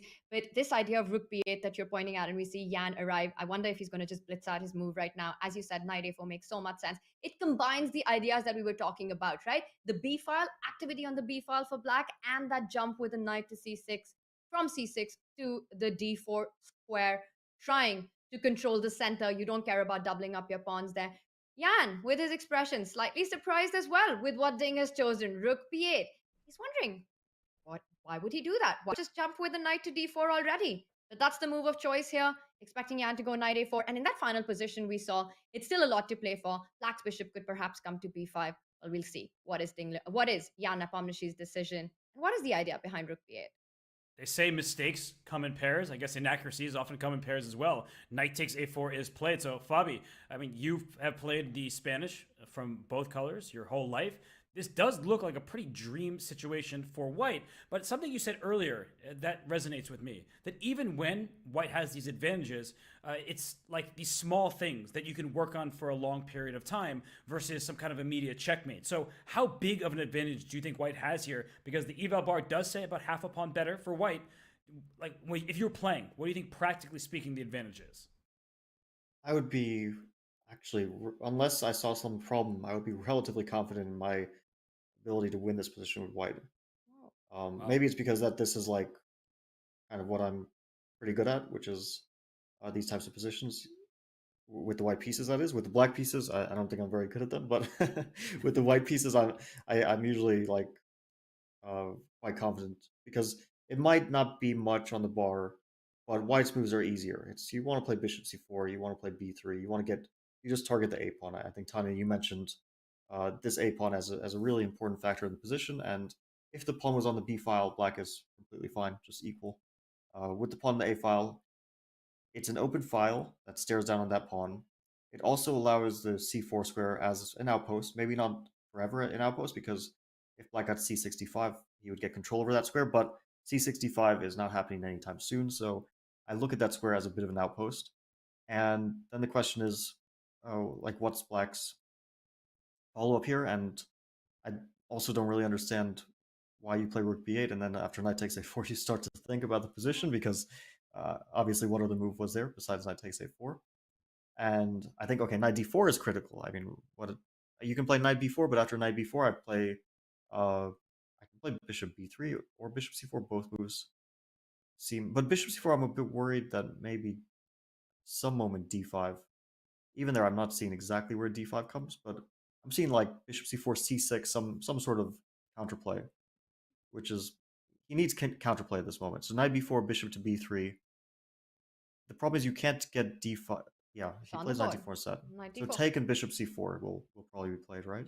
And Fabi, this reminds me of that game that Robert brought up earlier. Even in that game, Ding rushed with rook b8 and then went into a long think on every move after that. We see Jan Nepomniachtchi in this game 2 of the Rapid has already broken away on the clock.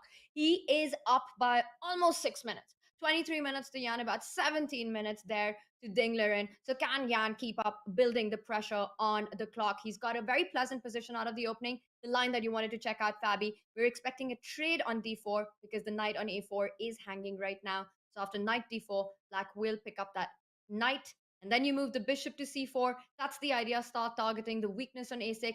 And I'm just wondering, does that give Ding Liren the opportunity to not only defend the pawn on a6, but offer a bishop trade to move bishop b5? I really want to get rid of this very strong, monstrous, light squared bishop that white has.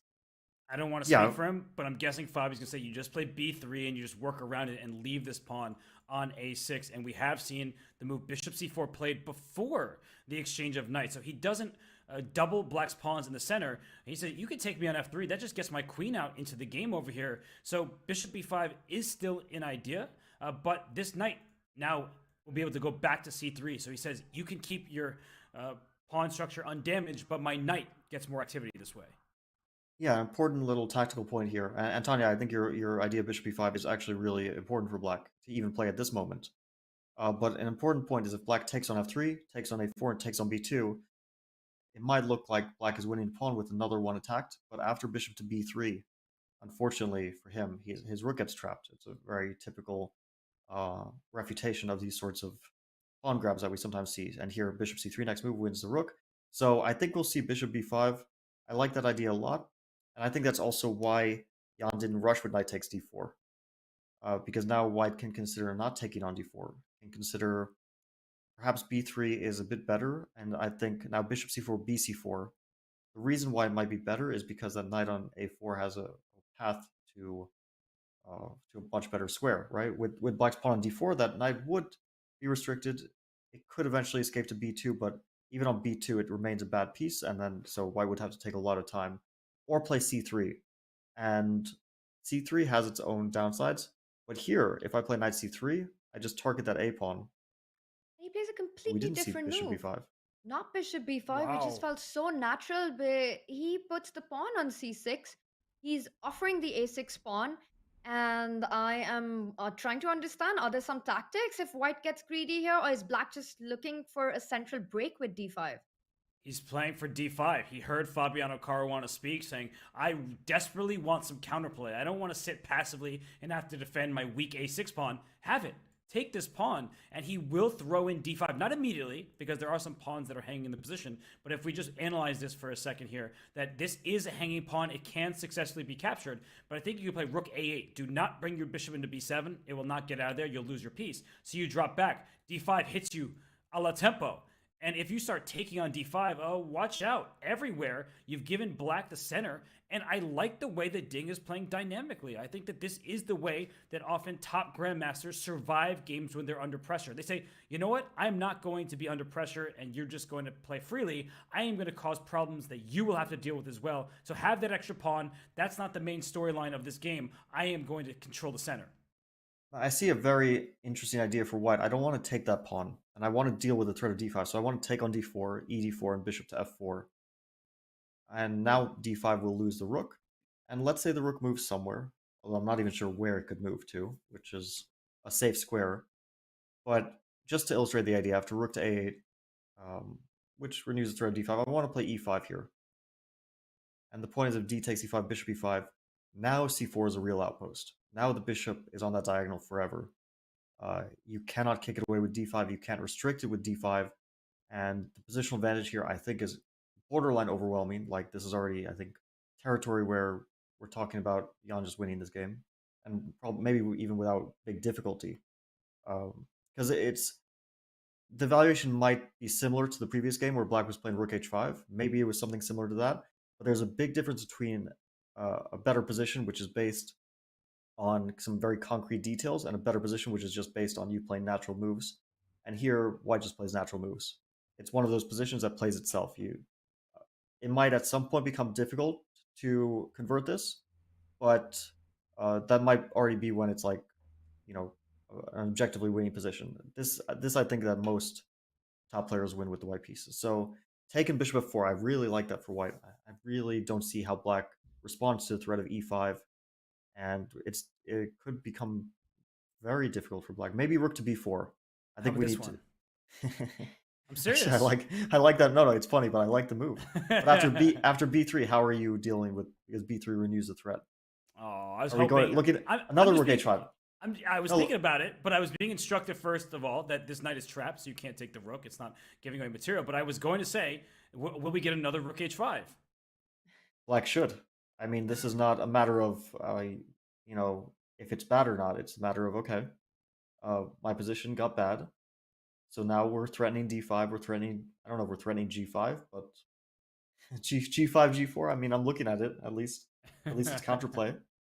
But d5, if you get d5 in, you have chances. I mean, might still be bad, but the bishop at least would be relegated to somewhere lousy, like a6 square is obviously a lousy square, even if the bishop doesn't get trapped there. So rook to b5, but I was also thinking rook to b4, is that a move after bishop Might f4? be seeing this play out. I just want to let you guys know that knight d4 is on the board, so the action that you're looking at might happen if Jan Nepomniachtchi does make the move bishop f4 once the knight's recaptured.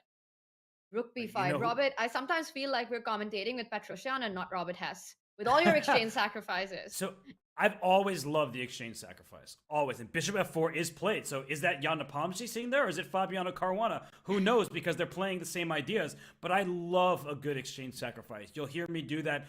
Even when it's bad, I'll suggest it because you have to look out for it. I think sometimes we're a bit too materialistic. We think, oh, that rook, I've been told, is worth 5 points. A bishop and knight is worth a little over 3, let's say. And that means I shouldn't give it my rook. What's up? You have a line. Sorry to interrupt, but I love your rook b5 idea, and I love it even more because I saw the response to b3.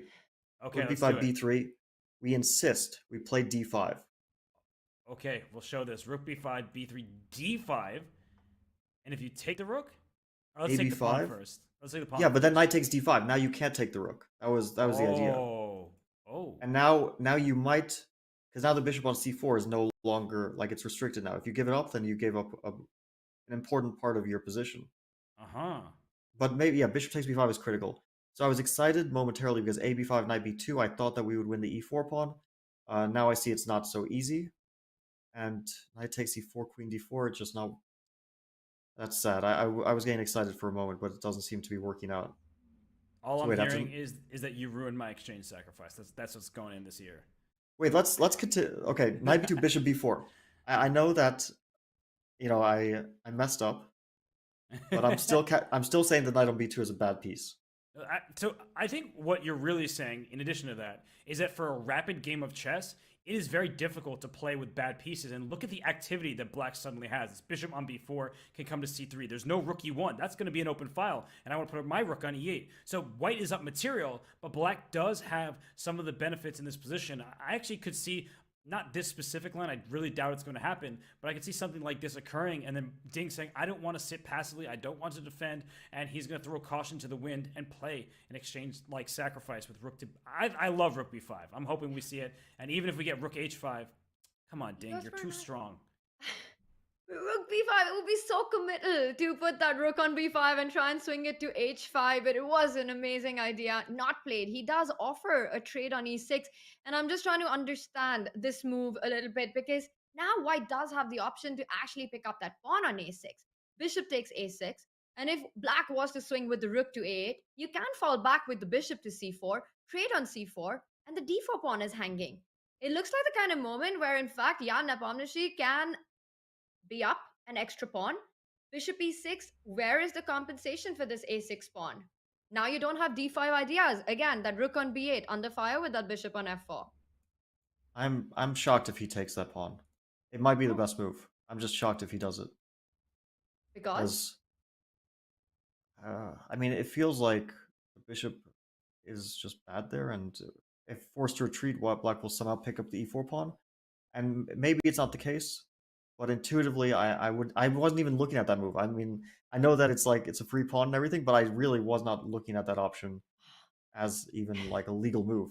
But that's probably just because Abby, that hurt. You make me feel like such a bad player right no, now. I was That going one to- really hurt, because No, I no, feel like that would be the first move that I would go for. No, I was going to say that it's actually a good move. So this is this is a case where I should be considering the move, and I'm actually sure that you're correct that bishop a6 is the critical move, but something in me just doesn't want to play it.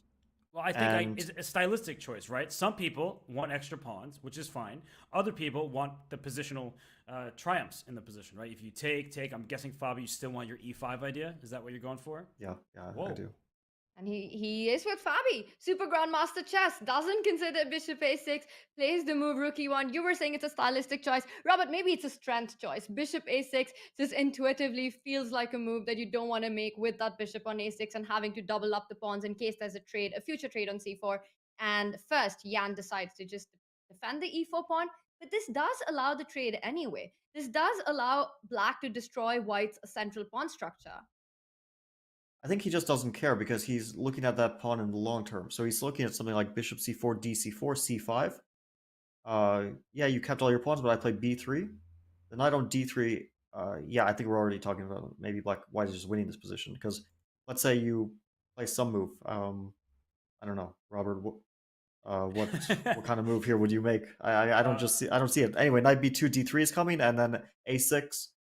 Whether you keep it or not is a long-term weakness, and also white can play e5 at the right moment, and the knight on d3 is an outpost. c5 is weak long-term. I think white wins this position very often. So I don't think Ding will want to take on c4. No, I agree. But if you don't take on c4, you can't play d5 very easily. This rook still is hanging on b8. This rook b5 idea, I mean, it's still there. He plays a5. I think that is a smart play at this point. He does not want to worry about the a6 pawn forever, because it wasn't just about being in the bishop's sight. That once this knight played b3, knight b2, now at least the queen defends this pawn a5. So you have given it some defense. That's a good thing. And at some point, d5 may be in the equation. I know this rook is hanging over here, but this rook is likely to move, and then you have to look out for d5. Or we could see take and e5 at the right moment, but black will get play of his own. That's the good news for Ding. If the f-file opens up, there will be some activity for Ding, and he's not just going to have to sit and wonder, what am I doing here? What about a preparatory move? So you're not afraid of bishop c4 at the moment. d5 is for the moment not a threat, because of bishop takes b8. So maybe bishop to h2. And my point is, I want to take on e6 and e5, but I don't want the bishop to be potentially attacked with knight to d5. So I play bishop h2, and my idea is to take an e5. Can I just tell you how much of a super grandmaster you are? Let's ask the chat. Be honest with us. How many of you were thinking about this calm, retreating move, bishop h2? And I want your full honesty because all of you found it, of course. But Fabi finds this great idea saying that, let's say I make a waiting move like h6, then I take, and h6 may be particularly troublesome, and I play e5. I'm trying to crack open the position, and I didn't want my bishop in that rook site. So if you take, I could take with the rook and hit e6 and put more pressure on a5. I could take with the bishop to attack d4 and attack the b8 rook, but I'm not giving black that much needed activity. I'm not giving a sort of tempo shot. So yeah, great idea by Fabi and by all of chat. I know you saw bishop h2 as well. But isn't it kind of amazing in that final position that you were showing that black wasn't doing too terribly? Maybe it's a lot about piece activity, and black's pieces are getting active in those positions. The structure is a mess. I mean, you don't have to be Jan Nepomniachtchi to see that black structure is pretty lousy. But maybe the piece activity is, and he plays queen to f3. And I was going to say maybe the piece activity is compensating for the structural problems in that position. So queen f3 also makes sense. He's preparing e5 in some cases. I like this approach. Maybe he also wants to say that knight d7 could be met by queen to g3, but then bishop h4. So what's wrong with knight d7 here? I want to make that move because I want to potentially use the e5 square. For example, bishop c4, knight e5 ideas, things like that. Not sure if that's really what black wants, but knight d7 feels like a harmonious move here. So how are you responding to that move? Well, e5 is no longer available, and it looks like Ding, he's on the clock here, but this looks like a very good try because e5 doesn't have the same force to it. As you see, the evaluation bar drops. Well, here d5 is disastrous for white. Your bishop gets in trouble, exactly. So rook b7 played instead. That's a very Ding move, and I mean that in a complimentary way. Tanya, Fabi plays bishop h2. I would never have thought about that. Rook b7, also wasn't thinking in that direction, but he is threatening d5, and he's taking advantage of the fact that the queen stepped in the line of this rook. Rook b7, another one of those prophylactic moves, similar to the concepts of just moving the back from h2, right? Just clear up and make sure that your pieces are safe. And Ding is returning the favor with keeping his own pieces safe. He wants to get d5 in. The rook on b8 was a target. He moves one square up and says d5 is in the air, but will he have enough time? Because with that queen on f3, I also see a tender spot on c6. And maybe this could be the moment for Jan Nepomniachtchi to actually strike in the center. The move that we've been looking at in different lines with different ideas, e5, is the first move that I think we should deep dive into. You hit not only the knight, not only the pawn on d6, but a potential picking up of an extra pawn on c6. And as we dive into that, I just want to give YouTube chat a quick shout out because you were honest. Most of you said that you did not see bishop h2 that Fabiano was pointing out in that previous variation. So thank you for your honesty. We appreciate it and hope you're enjoying the show. But back to your regularly scheduled programming, Fabi. So we're talking about e5 here. Is now the time? Yeah, I like this move, Tanya, and he plays it. Everyone likes this move. It's it just looks good. And I think knight d5 is the response for black. I think you should play knight d5 here. Because the knight on d5 is an excellent piece. It's compensating for a lot of black's potential problems by, first of all, restricting the bishop on c4, attacking the bishop on f4, and also maybe knight to b4 someday. And white's only issue is the knight on a4 is a misplaced piece. If the knight was anywhere else, basically white just is dominating this position. Even here, maybe the structural problems are too big to ignore after, let's say, take everything on d6. And yeah, we see that black structure is damaged because the a5 pawn is not on the b file. And for sure white's better here, but the question is how much better. I think in an endgame this could be really unpleasant, but as long as white can't get knight c5 in, maybe.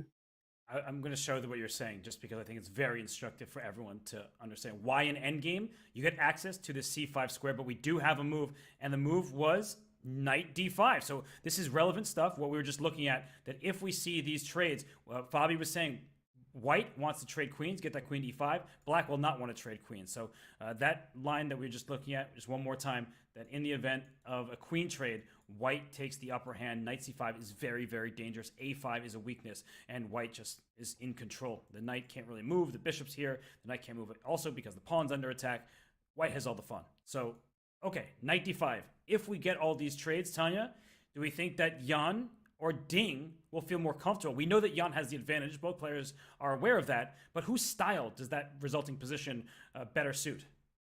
And that's the big question, right? Because he does have the option to go for these trades and get this simplified position, or once again, Jan could just keep the tension with falling back with the bishop. And it will be a very difficult position in the center for both these players to play at. And the clock has got something to say on that as well, because Jan currently is up 2 minutes.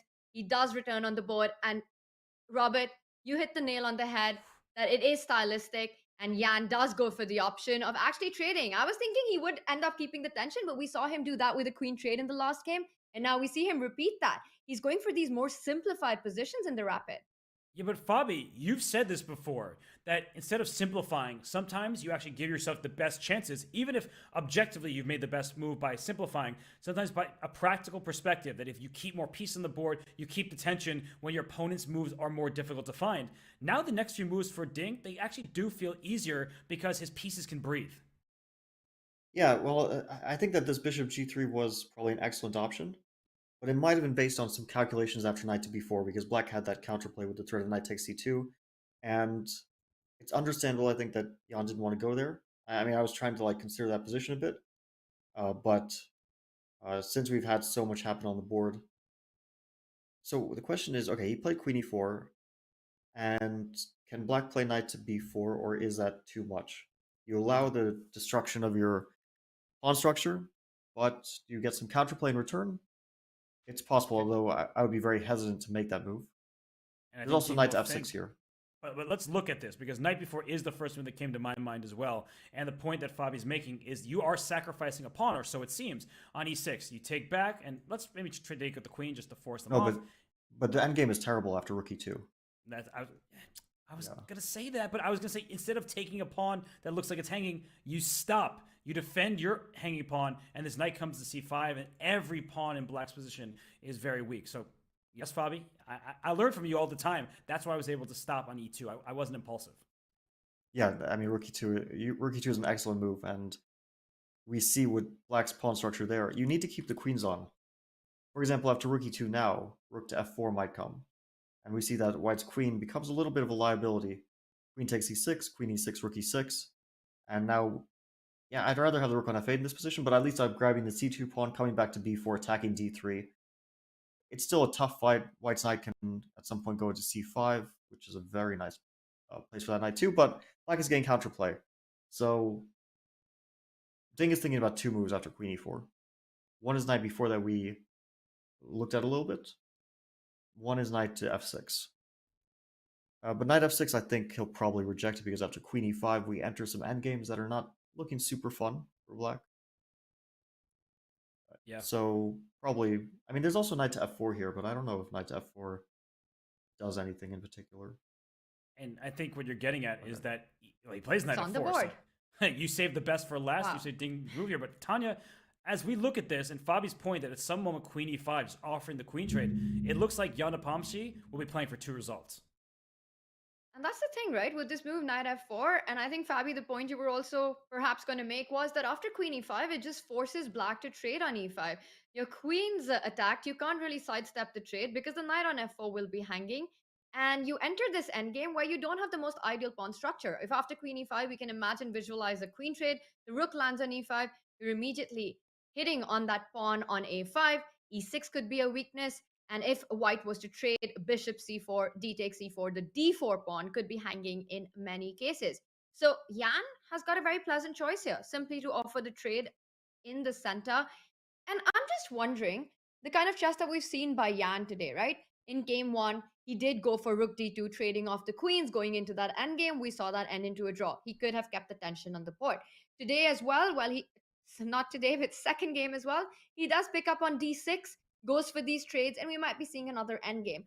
Fabi, what are the chances of Jan having a very clear strategy that if the opportunity presents itself, he's happy to go into blitz?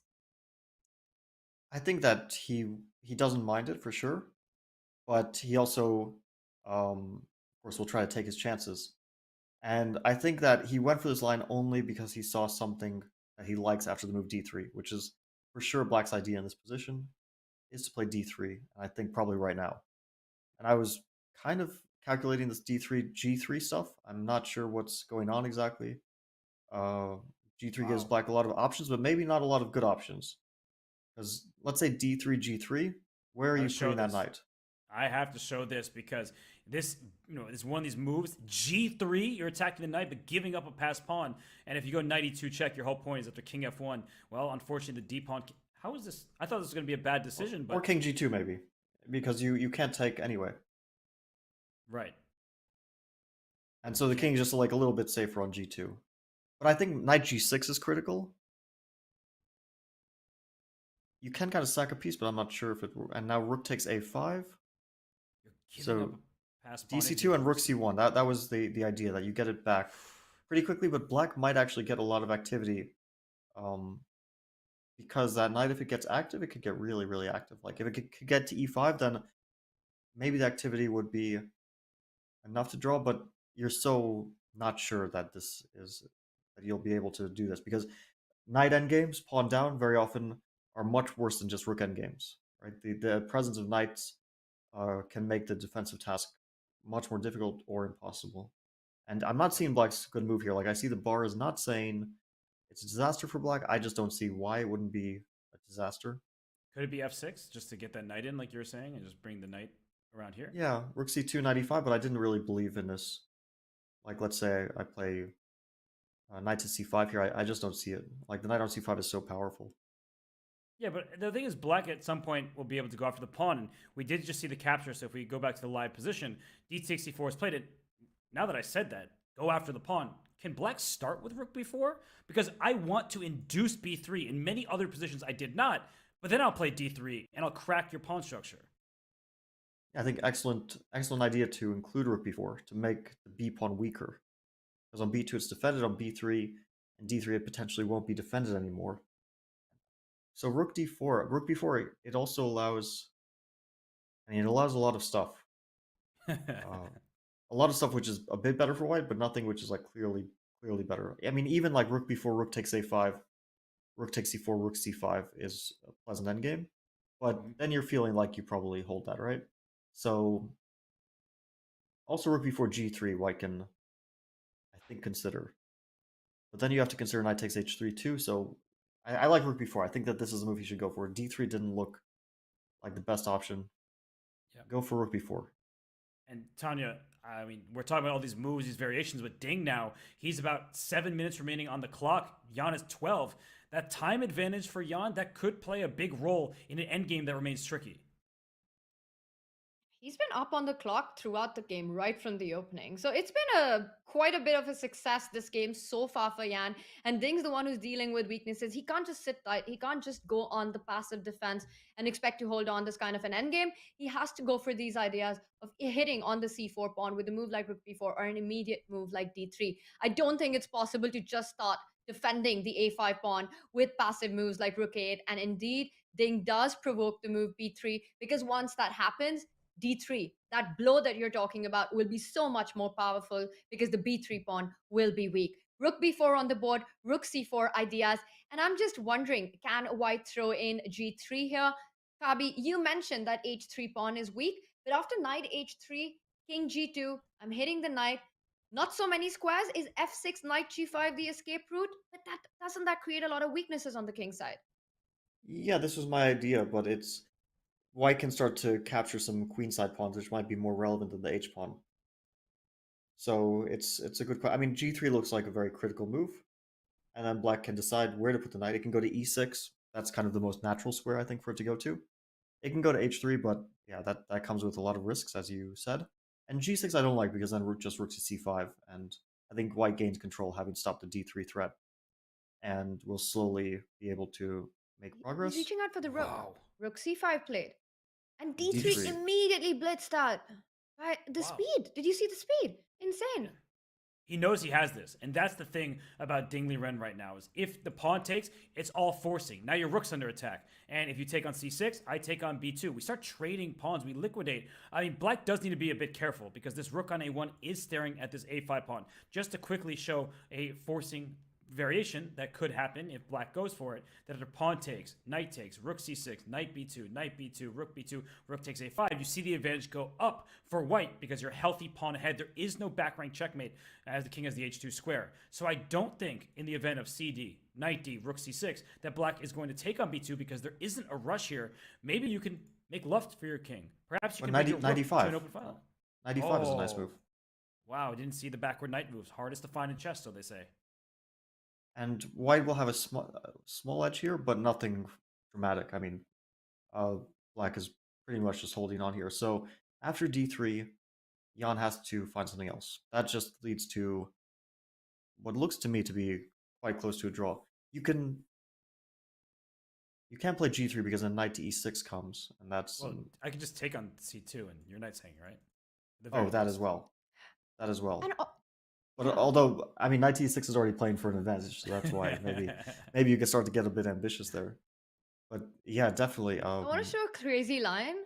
I mean, I don't know if it works or not, but check this out. After g3, what if black actually, dc2, great idea, but what if you actually start with rook a4, I push my pawn to d2, and I don't see a way for you to defend it, because you can fall back with your rook to a1, but I might have knight e2 check and knight c1 stopping that. And then I queen with my d pawn.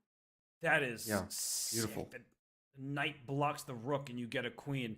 All sorts of tactics still available in endgames. I think sometimes people, they think, oh, endgames, they're boring. What's that manual they talk about? It's like 7,000 pages.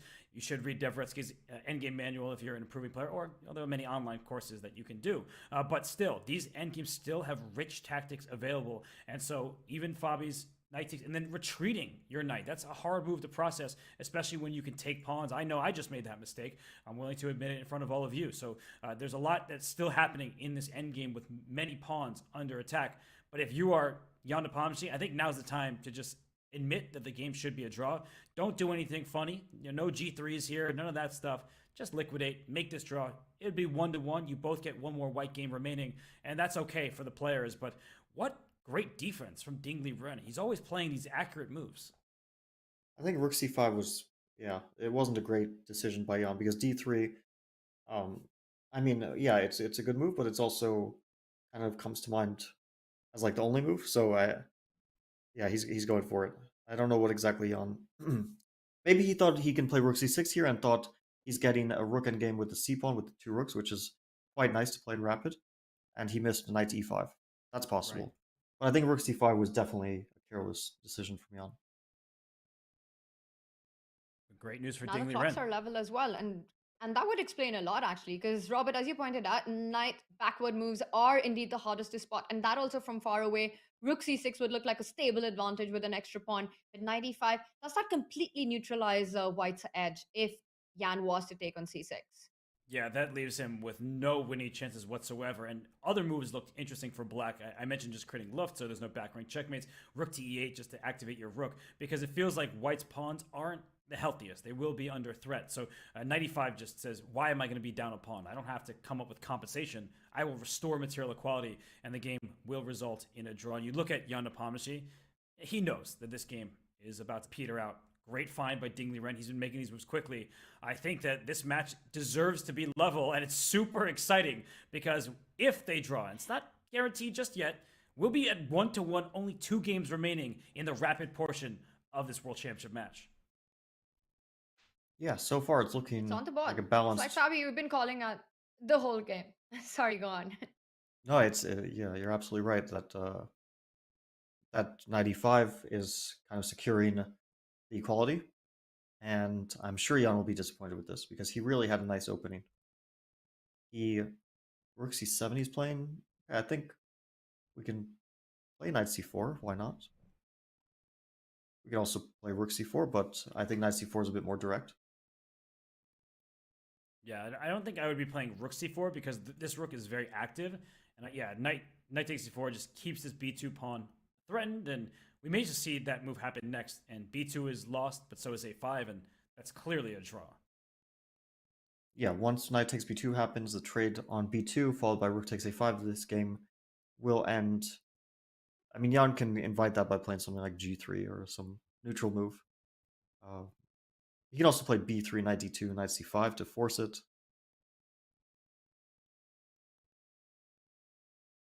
Starts the knight He c5. gets in his knight to c5. He starts with knight c5. So he's still keeping all the pieces on the board. If black was to pick up the b2 pawn with the knight, a5 hangs. If you pick up the b2 pawn with the rook, I think you end up losing that knight on c4 with the knight jump on d7. That would be a bad idea. No, I Rook think b2, he'll knight d7 play is it.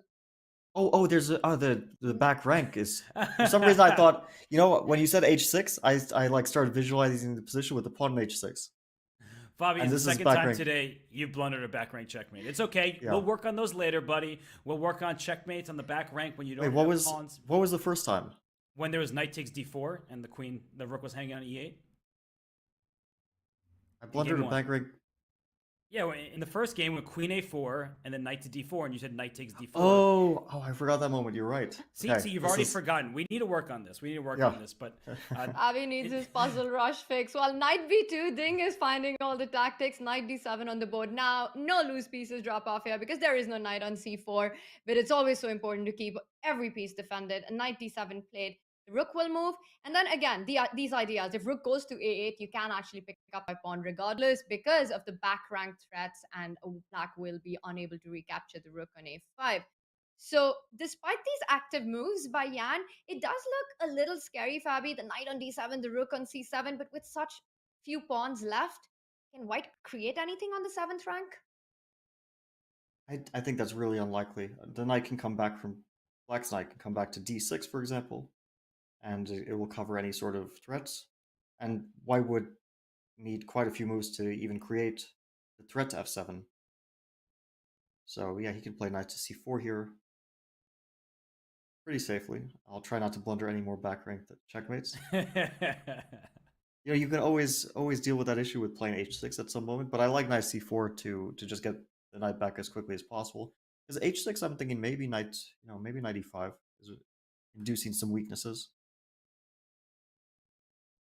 And we see Ding Liren, he goes knight d3, so he's actually creating a threat of his own. Rook b1 check, followed by knight takes f2. So Ding says, I am not just going to defend by, bring my knight backwards. I'm going to defend actively by creating a threat of my own. And, well, I think that these players, especially Jan at this point, I think Jan now should make a draw when it becomes available, because his knight, even though it looks active, it's kind of strangely placed. And this knight on d3 is hitting this pawn on f2, and there could be some issues if Jan's not careful. Yeah, it's a good moment to shut it down. But it's hard to imagine either side ever taking... Because even if you take that f2 pawn, probably white will get a lot of counterplay as well. But yeah, you might as well just shut the game down. I mean, I don't wonder if believe knight that Jan would want to defend down the f2 pawn. Can he start being a little active with the move rook f5? You defend the f2, you're also eyeing the f7 pawn, and then the shutdown that you were talking about. The knight jumps back to c5. Once the knights are off the board, you know that is heading towards a draw. Rook f5 looks like an option, and Jan reaching out to make his move. I see him reaching out for the rook. We might see it on the board. Ooh, Is rook it? He plays rook g5. g5. Wow. He's cheeky. Nasty He's little setting up, trick there. yeah, he's setting up a pinned pawn on g7 so he can fork the king on g8 and the rook on e8. I think Ding Liren, he'll spot that, but it is, something that's threatened, and it's just a funny thing. Don't just go rook b1 check and take this pawn. You will lose material. So this rook at some point can try to slide to f4. That seems to put pressure on f2 and cover the f6 square. But yeah, this is an interesting try by Jan, because knight f6 check is not the easiest move to me. Like, there aren't that many options available to black. I like rook f4. I mean, you play rook f4 and h6 next move. I also think king h8 should be completely fine. You don't really want to play king h8, but I don't see the issue with it. Doesn't blunder a pawn? So just to show a very quick variation, king h8, do I have knight e5? Because Knight takes e5. Rook takes. Takes e5. I mean, yeah. Don't do it. Don't do it, Fabi. Don't take it. You got 3 against 2, but yeah. rook 4 to b8, and Hey, He plays But yeah, the there's safer no- rook f4. rook f4, yeah, looks like an easy option. f3, h6, rook d5. I mean, it's equal with probably any move, but Yeah, I guess Jan is not risking anything by continuing to play this on a bit. Yeah, and well, I guess that it's kind of a question, Tanya. For these two players, you've asked like who wants to get to Blitz. Do you think at this point they're starting to think about that? I know there are 2 games of Rapid remaining. Their focus has to be there first, but in the back of their minds, I mean, Blitz is getting closer. To me, it really does feel like that Yan would be the happier one to get to Blitz. And I'm not just saying that based on the graphic where we saw where in the head-to-head we saw Yan, he leads with a big margin. We know a majority of those games have indeed been played online. But simply, Ding Liren has been so inactive in Blitz. He hasn't played for over a year, which is why we don't find him in the FIDE ratings, because he hasn't played a Blitz event. And I feel that Yan today comes into this match knowing that comparing Rapid and Blitz, his best chance today in Rapid, it's extremely close. But Blitz, I would give Yan to be a favorite by at least 60-40.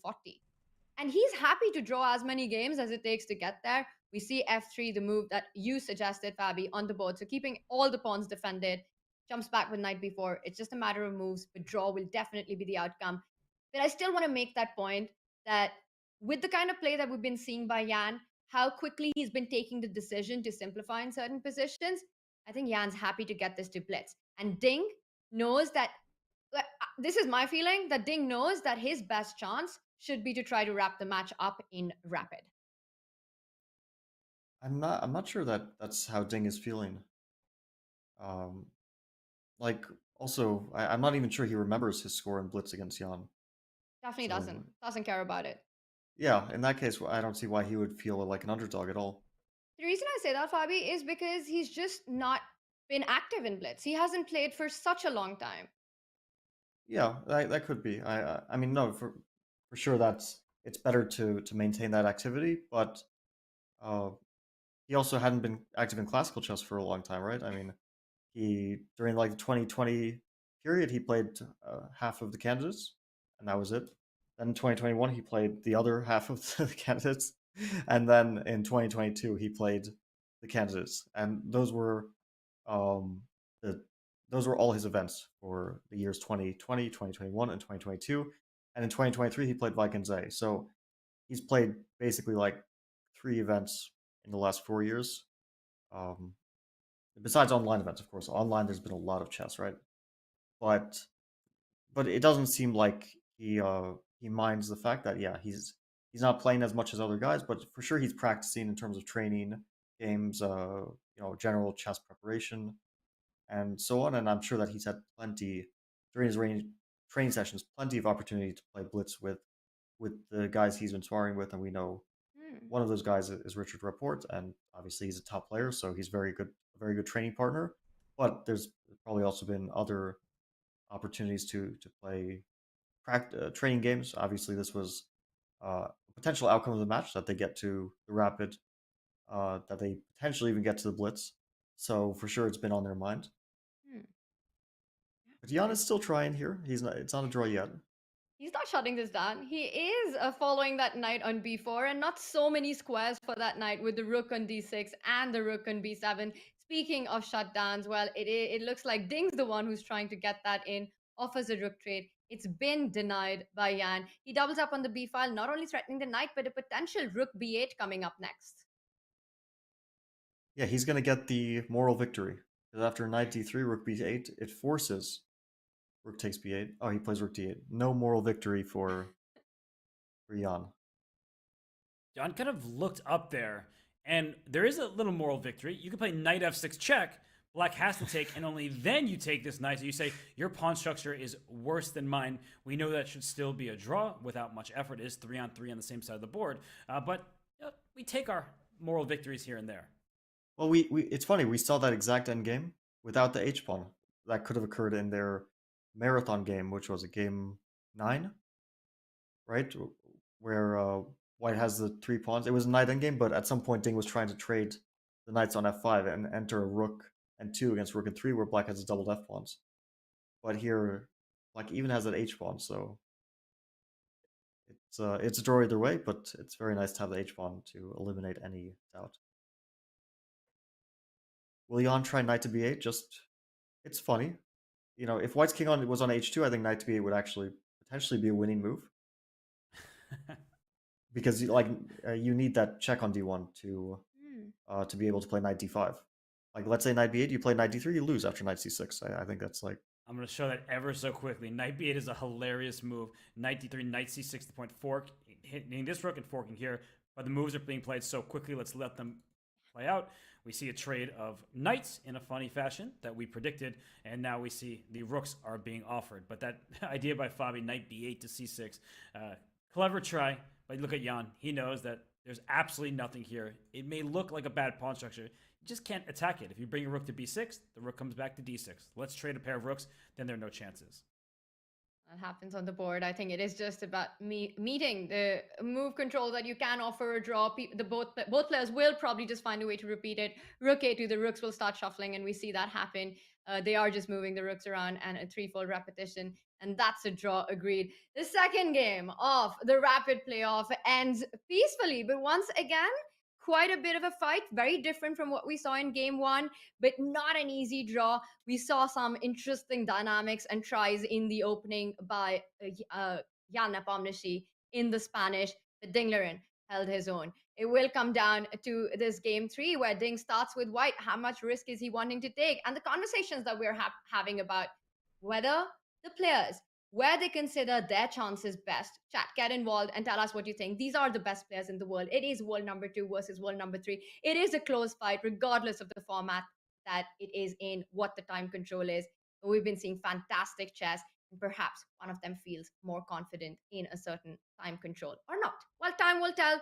And with this draw, wow, the match is still level. Robert, what were the big moments in this one, and what did you make of it? Yeah, it's 1-1 in the tiebreaks after 2 draws. Neither side can defeat the other, but if we look at this game, it was an opening advantage for Jan Nepomniachtchi. So what we've seen in games 1 and 2 of tiebreak has been an edge for the player with the white pieces. And we saw Jan, he go back to his tried and true Spanish from the white side. And let's speed up a bit. Let's get to some critical moments, because around here, this is where Ding decides to take this pawn on a4. It was a pretty big decision. And Fabi, his next couple of moves, it felt like he was on the back foot after taking this big choice. Yeah, I think that Jan was prepared for this, and he played bishop to d2, and we saw maybe an accuracy at around this moment. I mean, especially his rook to b8, which had Jan looking at him like, are you crazy? Why are you playing rook to b8? We were also, I think, correctly critical of this move, because after knight takes a4, white definitely secured an advantage, and maybe the move that Tanya suggested with knight to d4 was a better option than this rook to b8, and here Ding started to suffer. He really found this nice idea with c6, and bishop e6. I think Ding started to play really, really well, defending this unpleasant position with a lousy structure. And it was perhaps his ed6 was a moment where Jan could have, maybe bishop g3 would have been much better chances for an advantage, because the endgame, it looked like Ding was holding it quite well. Right, and bishop g3, keeping the tension. It's something that we've been advising for many of you out there, but he didn't. He released it, and then there was this really nice find by Ding Liren playing rook b4, inducing the move b3, and if not, it was rook c5, but that led to quick liquidation. All the pawns were traded off on the queen side, and this resulted in a pretty easy draw for the players. It was rook and 3 against rook and 3. It is now 1-1 here in the tiebreaks of the World Championship match. This is getting very intense, and I know I brought up this conversation at the start of the show, Robert, that what are the chances of us actually getting a blitz? And we've got a 1-1 tie and just 2 rapid games remaining, and I think for Ding, the next one with white is so critical. We've seen him come up with a fantastic opening idea in that first game of the rapid. Has Team Ding with Richard Rappo prepared something for game 2 as well that might just work this time? But Jan Nepomniachtchi has been so solid, so confident. This is truly the match between the best in the world, and we will be back in just a few minutes with Game 3 action.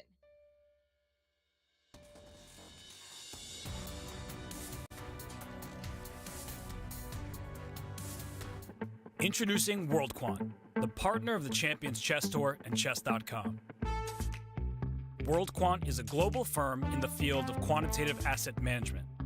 If you don't know what that is, it's the job of building complex mathematical models that seek to identify market inefficiencies. For 2023, World Quant Brain is bringing together its International Quant Championship and the award-winning Champions Chess Tour to hunt down the next generation of quant finance specialists. It sounds very exciting. You put your skills in practice in a case competition where you get a real challenge. And I signed up.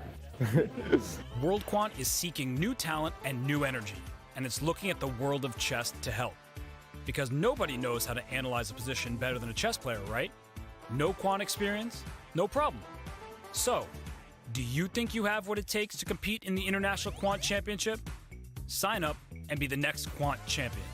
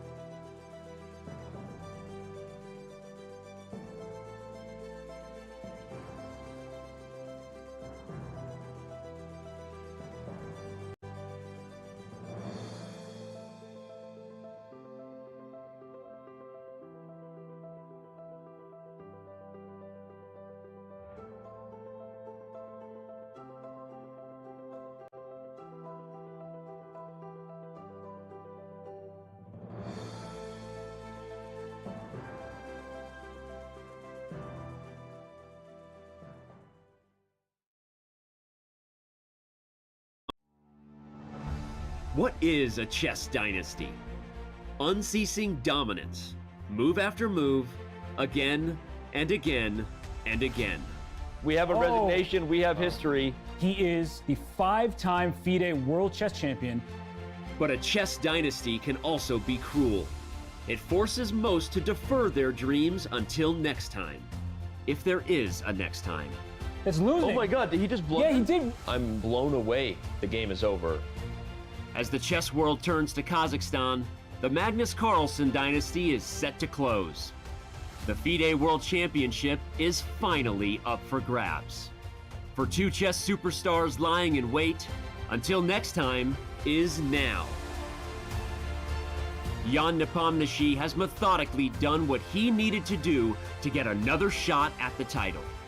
The pressure to seize the moment this time rests heavily upon him.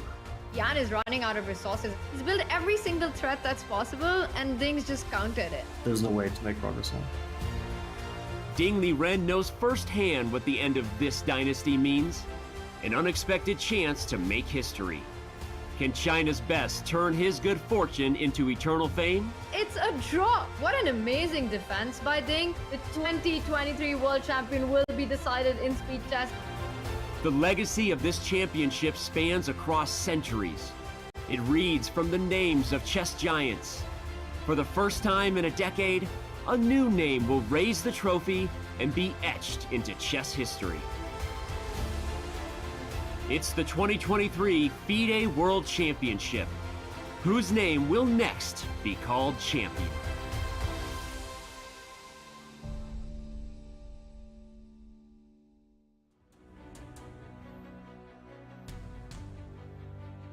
History is being written in Astana as Jan Nepomniachtchi and Ding Liren will come back to this glass room to play their third rapid game. We are down to the playoffs.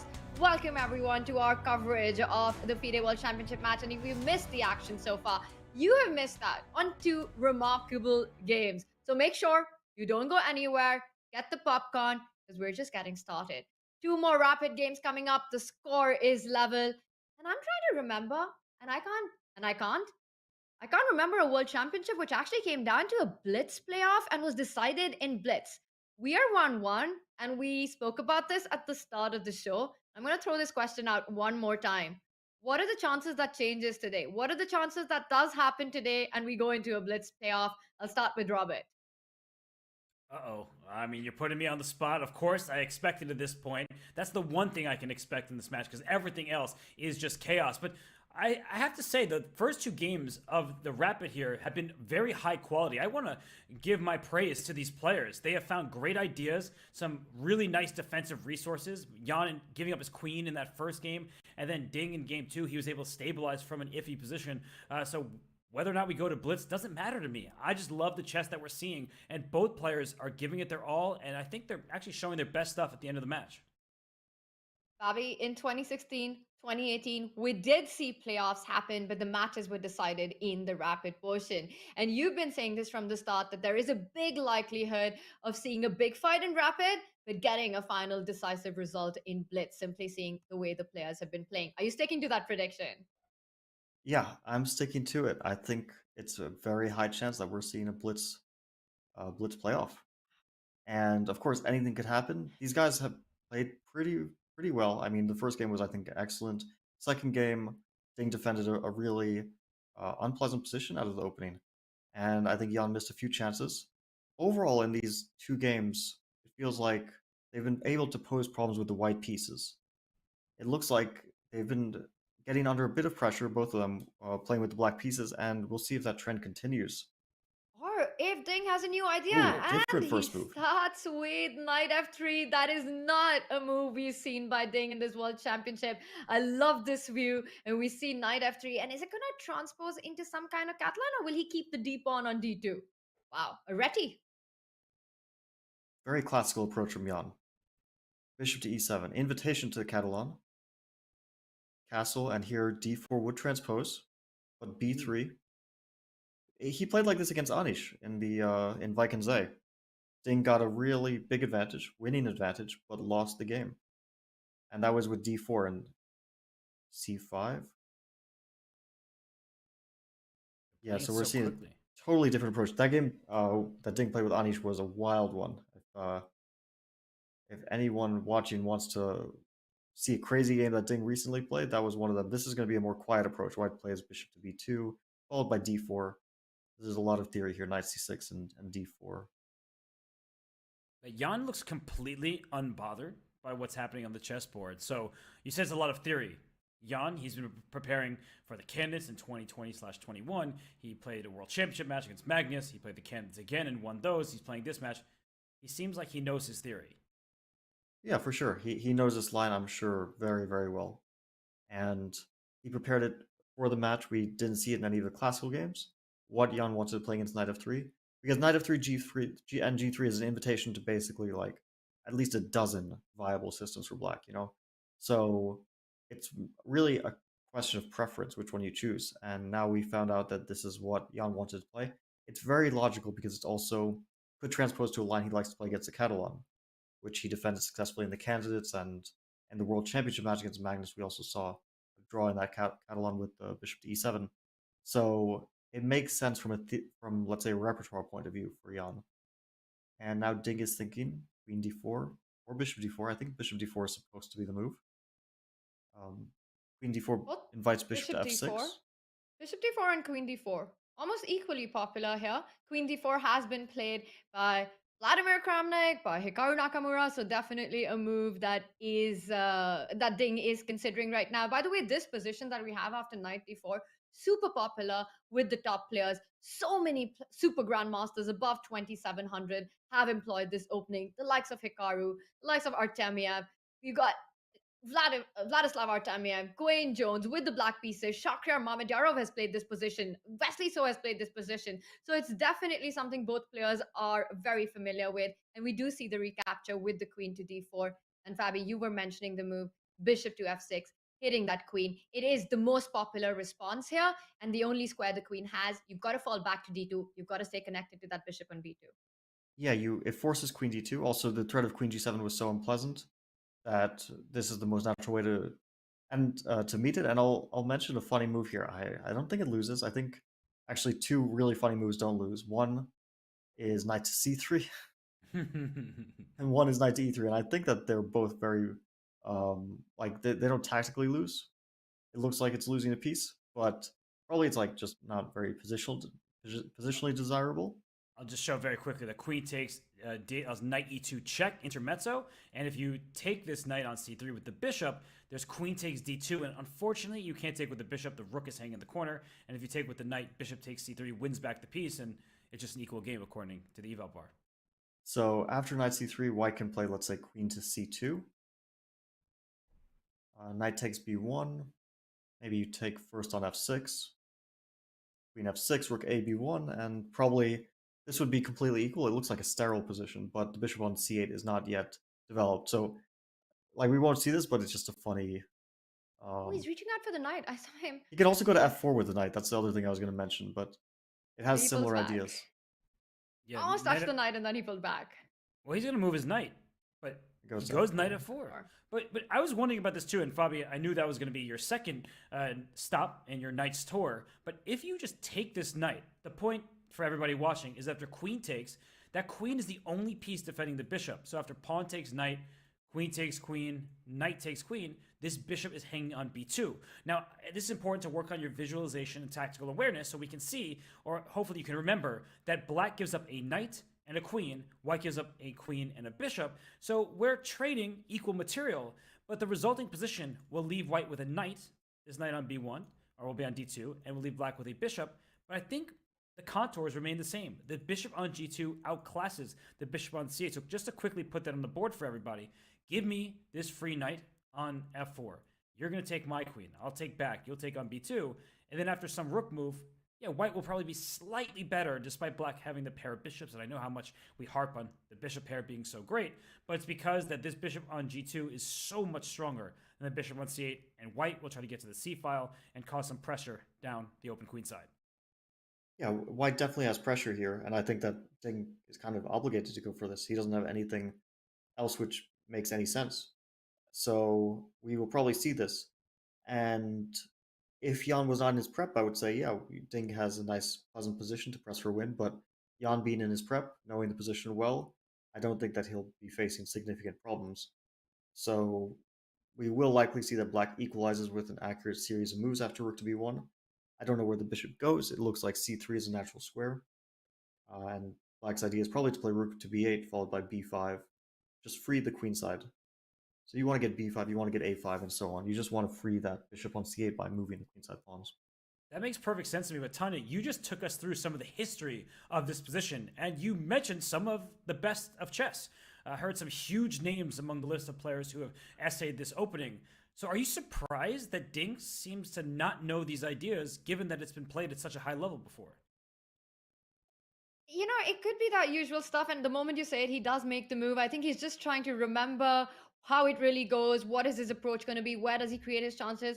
And speaking of what you just said, Robert, that, you know, the big names that have actually played this line, well, there is one game just from a couple of months ago, 2 months ago, from the Air Things Masters, Hikaru Nakamura versus Wesley So. Again, two of the best players playing this opening, and we did see this exact position being reached. And here, Wesley decided to trade the queens. We see Yan do the same. Knight to d2 will happen. The bishop will be picked up. In that game, White's knight found its way to d6.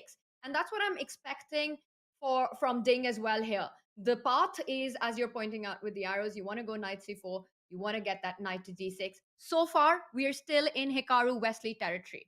And we're also being updated by some very fascinating, fun stats by our team that the only other FIDE World Championship tiebreak that started with 2 draws was Magnus versus Karyakin back in 2016. So the first 2 games were a draw, and then Magnus took the match, winning game 3 and game 4.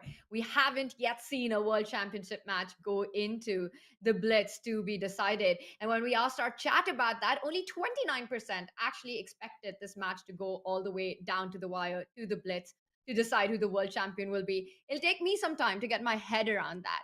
A classical world champion being decided in Blitz. One thing's for sure, it's going to be super entertaining. Once again, Robert, this is a position that we have seen before. We are still in Super GM territory in this one. Yeah, and actually, I'm going to ask Fabiano, speaking of Super GMs. So Jan decides to play this line. He plays knight f4. Now that we're here, sometimes people, they know their preparation thoroughly, but they get to a position that they may not be thoroughly comfortable in. So this type of position, to my eyes, would be more Ding style than Jan style. So are you surprised at all that Jan chose this variation, or do you think that he's going to confidently play the next bunch of moves and be able to hold this position? I think that this is sort of Jan's modern approach to openings, which is just to shut the game down. And this is definitely a way to try to do so. Because if you analyze a position and know it well, then yeah, we can safely assume that the position is objectively going to turn into equality with accurate play. Now, there's also the practical side to it, what you were speaking to, which is that it might not be so easy to play, and it might also not be so fun for Jan to try to defend his position. But from like a modern opening approach, it's a very standard and very viable way of doing so. Also, I think Black's next moves are pretty logical. They involve rook to b8, b5, and these types of moves, a5, b4, bishop a6, developing the bishop another way because it can't go to d7 without dropping the pawn. So you want to play that rook to b8. And for white, the question is, do you want to play knight to e4 here? Do you want to play knight to c4? So after knight c4, I'm really thinking the move rook to b8 is a very, very logical one. And right. I wasn't seeing a follow-up for white, that's very clear. Well, you're not going to play b5, right? Not anymore, because the knight will go into a5. So just to analyze something a little quickly here is rook b8. I was going to make a throwaway move like b4. You're not going to play b5 because then the knight sinks its teeth into this square and into c6, and Black's bishop is very bad. So I guess you could play b6 instead. But like, even if we get this type of position, maybe knight d6 is very strong here as well. But I'm just wondering, Fabi, like if you probably play bishop b7, I always have rook d7. So I feel like just Black is passive and not going to have the easiest time to defend these kind of endgames. It could be unpleasant. It would come down to concrete factors, even in this position. Bishop g2, king g2, and one of those rooks to c8. Let's say rook bc8 for some reason. I don't know why it feels a bit better. And if knight d6, rook f to d8. Right. Or rook c to d8, yeah. We don't have to be fancy. So knight d6 is probably not the way. Does that mean rook c1 is the way? Then, or yeah, you can drop the knight back. But knight back doesn't feel like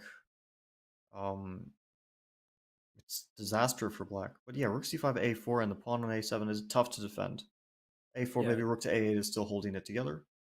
But I think as we go back to the live board, just what we were looking at, that is clearly nice for white. And he goes to e5. So I'm a bit surprised because I thought you tend to keep this knight against the bishop because that dark square bishop couldn't attack anything.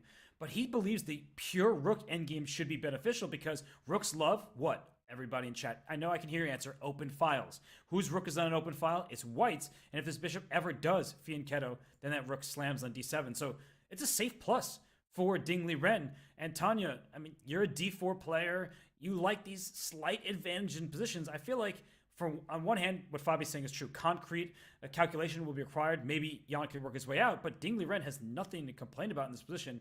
He can just play for a win with zero risk. Yeah, and the question is, how much is it to actually play for the win? It's definite that if anyone's got the upper hand, you mentioned the open files, the monstrous bishop on g2, a really actively placed knight on e5. Now, the one thing that black definitely doesn't want to do is trade that monstrous knight. Yes, you want to get rid of it, but taking that knight on e5 would be a disaster. You simply compare the pieces that you're left with, and you see that the black rooks will find it very difficult to connect. That bishop on c8 will be bad for a long time, and white will get a lot of activity down on the 7th rank if that bishop ever moves. So bishop e5 would be shocking to see on the board. I don't expect the players to go for this direction. The trump in black's position is that, yes, the c8 bishop isn't that great, but the fact is that there's still a bishop pair in the position. At any point, we can see an opposite color bishop happening. I think black here has to neutralize this open file advantage that you're talking about, try and trade as many pieces as possible, and kick out that knight from e5 with a move like f6. The bishop on f6 is the one that's the piece en route that you need to get that out of the way. Rook d8 is the move that comes to mind here. Trade that rook if white was to swap those rooks. Take it with your bishop, get that move f6 in, start pushing the knight out, try and get the b6, bishop b7 ideas that you're looking at, Robert, in different lines. And I also just want to point out that we're seeing a different position from the game earlier that we were mentioning. In that game, Hikaru had decided to plant the knight to d6. In this one, Ding has a different approach. He plants the knight to e5 instead. And yeah, a newish position, but not one that hasn't been played before. I'm going to point it out again. We've got another big game that actually has happened here. And that's between Artemiev and Jan Krzysztof Duda. So I'm pretty sure both these players are definitely aware of this. Fabi, do you think they are actually? Because the more time they take, I kind of start doubting that. I don't think they remember the details of this position. They probably know the position in some sort of vague sense, like the ideas, but it's hard to analyze this in so much detail because both sides probably have quite a bit of moves. And even if, let's say, you analyze it, you probably don't remember every line of it. And rook d8 looks like a good move. I was thinking like bishop takes e5 does come to mind as a possible move. I wouldn't be surprised, but he plays rook to d8 instead. So that was probably the best move that you mentioned. That black's idea is if the bishop comes off f6, then black can push the pawn to f6, kick the knight away, bring the king into the game, bring the bishop to d7 potentially if that square frees up, and from a pure like not even looking at the concrete factors of the position, black is doing well. His bishop pair structure is nearly symmetrical. In fact, maybe even a bit favorable for black if we consider the f pawn as a bit of a structural weakness. But black has no development compared to white. White's pieces are much more active. So the only problem for black will be getting the bishop out from c8. If the bishop on c8 was on e8, I think black could never be worse. Like, just impossible to imagine black being worse if the bishop somehow was not on that very passive square, its starting square. Yeah, and how does white increase the pressure here? That's a good question. And Fabio, I just want to let you know that the results are in, and 53% of over 20,000 votes say that you will not learn back rank checkmate. So I just wanted to point that out. And that actually is important in a position like this, where black does not have luft for the king. And you asked how to increase the pressure. I'm just wondering, if we just analyze very quickly, if we just start swapping pieces, and I go rook d1, and you go bishop to c7, and I play e3, you can't take, and that's why I brought up that poll, because that is back rank checkmate. And if you play f6, like we've been talking about, I'm wondering how difficult this would be, because now the rook's on the 7th rank, b7 is hanging, this bishop can also slide to h3 at some moment to go after the e6 pawn. This is a situation that could be difficult for black. So Robert, just to clarify, you couldn't take on e5 because it was positionally bad to allow f takes e5, right? I just want to like make sure that I'm understanding this. Yeah. It's definitely because of f takes e5 here, and white has a clear positional advantage, right? Well, you see the evaluation bar is pretty much as high as had you played rook d8 checkmate and won. So you're spot on there. But yeah, I think just in general, even being a little more serious for a second, this doesn't look that easy for black, because in all likelihood, you'll lose b7. We are seeing rook takes d8, so we might just see this on the board. But maybe there's a position that Tanya called for, where we might see a bishops of opposite color endgame, where even if you're down one pawn, you can still make that draw. So And that's the whole point. How much of an advantage would this really turn out to be? And we often see the bishop pair fight in these endgames, even down upon, simply because of the option of having the opposite color bishop possibility. We see the rooks have been traded, and Ding Liren can put his other rook on the open D line, the line that you were mentioning. I don't expect a background checkmate after bishop c7 or the strategic problems if white was to simply to capture an e5, but bishop c7 does make a lot of sense here. It's the move you want to make. It's the move you want to get in. You want to play f6. And the line that you were looking at, Robert, I think that's the big question. Bishop c7, even if you were to give away the b7 pawn after the trades on d7, you simply move your bishop to b6 next. Let's say bishop c7, knight d7 happens. After e3, f6. Well, let's play instead of f6 and move king to f8. Because I really don't Right. want to weaken the e6 pawn. Makes I a think lot that of this sense. might be an important detail. And now, Fabi, I'm going to throw this to you, that even this position, rook b7 is a draw offer here, right? If the rooks are off the board, there's nothing to play for. Bishop b7, rook d8, and the moment I mention it, I understand Fabi's detail. It's insane how he sees this stuff. And the simple point is that that king on f8 actually controls the e7 square. So in fact, this forces the rooks off the board. And it all comes down to that move king f8 you suggested. Super hard to see for me. Back when I suggested f6, that makes a lot of sense. A really nice detail there, Fabi. Yeah, I think we were definitely thinking in the same direction, which is that the b7 pawn is likely to fall, but it's not the end of the world. And not only that, it's probably very likely to. We don't see Jan go for that. Instead, we see Different bishop to direction. e7. And Oh, that's a different diagonal.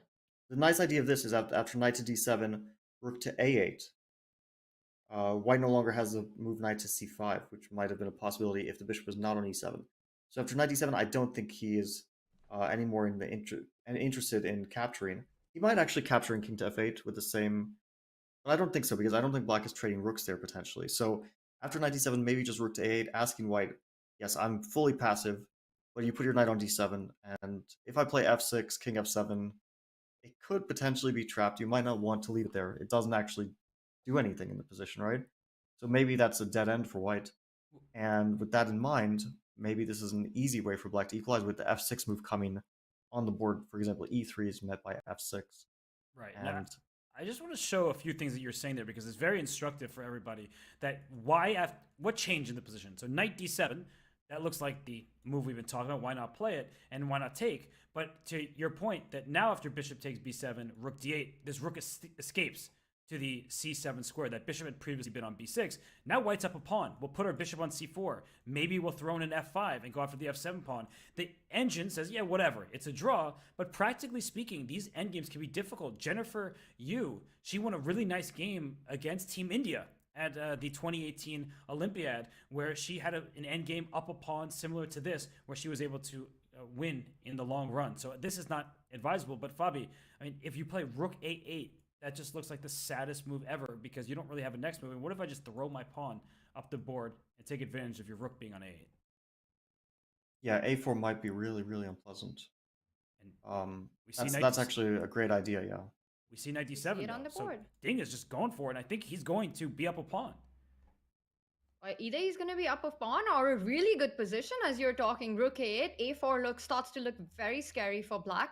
The a-pawn's marching down the board. That bishop on c8 not doing anything. Now you're never imagining taking on d7 once you put your rook on a8. That's a bad idea. So it does look like it will be an opposite color bishop endgame. We're going to be seeing the line with a trade on d7, rook d7, and the eternal question. How much is it? Is it still going to be enough? Yes, you managed to not trade the rooks. You keep the rook and the bishop on the board. But Fabi, is that still closer to a draw? Yeah, definitely close to a draw, even if white is safely keeping that pawn and keeping the rooks on the board. But it doesn't look super pleasant to defend it. So let's see if black can try to trade rooks somehow. After bishop d7, rook d7, I think king f8 is supernatural, although black certainly can move the bishop somewhere as well. Fabi, just first step is Ding was kind of smiling when he left the board, and now Jan is thinking. So maybe he's just settling down, getting back into concentration mode, but he is down a few minutes on the clock. So I know he still has plenty of time remaining. There is the increment, but I'm starting to think about these things because, as you said, it's not going to be a pleasant hold. He will be down a pawn, and if he doesn't take on d7, which his only other option is rook a8, the threat of a4, a5, a6 is now becoming increasingly clear, and that looks terrible as well. Yeah, rook a8. I mean, I really thought this was an idea with bishop e7. It seemed to follow a logical chain, which is that you stop knight c5 so that the knight remains trapped on d7. But white is in time. It's a game of tempi. After rook to a8, a4. If black was in time for f6, king f8, king f7, king e8, then it would be fine. But after a5, king f7, if the king was on e8, a6 would not trouble black. In fact, king e8 would win the piece. But a6 here, black is just one tempo too slow, and king to e8, either bishop b7 or a b7, either one works, but a b7 is pretty convincing, and you win the piece. So Jan avoids that, of course, and goes for a pawn down position. And that's the big question that you were bringing up, right? Rook 8 wasn't a possibility. Yan navigated through that danger. And Fabi, after rook d7, king f8, if white was to pick up the b7 pawn, I just want to point out that it looks like the king can start chasing the white rook, king e8, king d8, and white's rook will not have enough squares.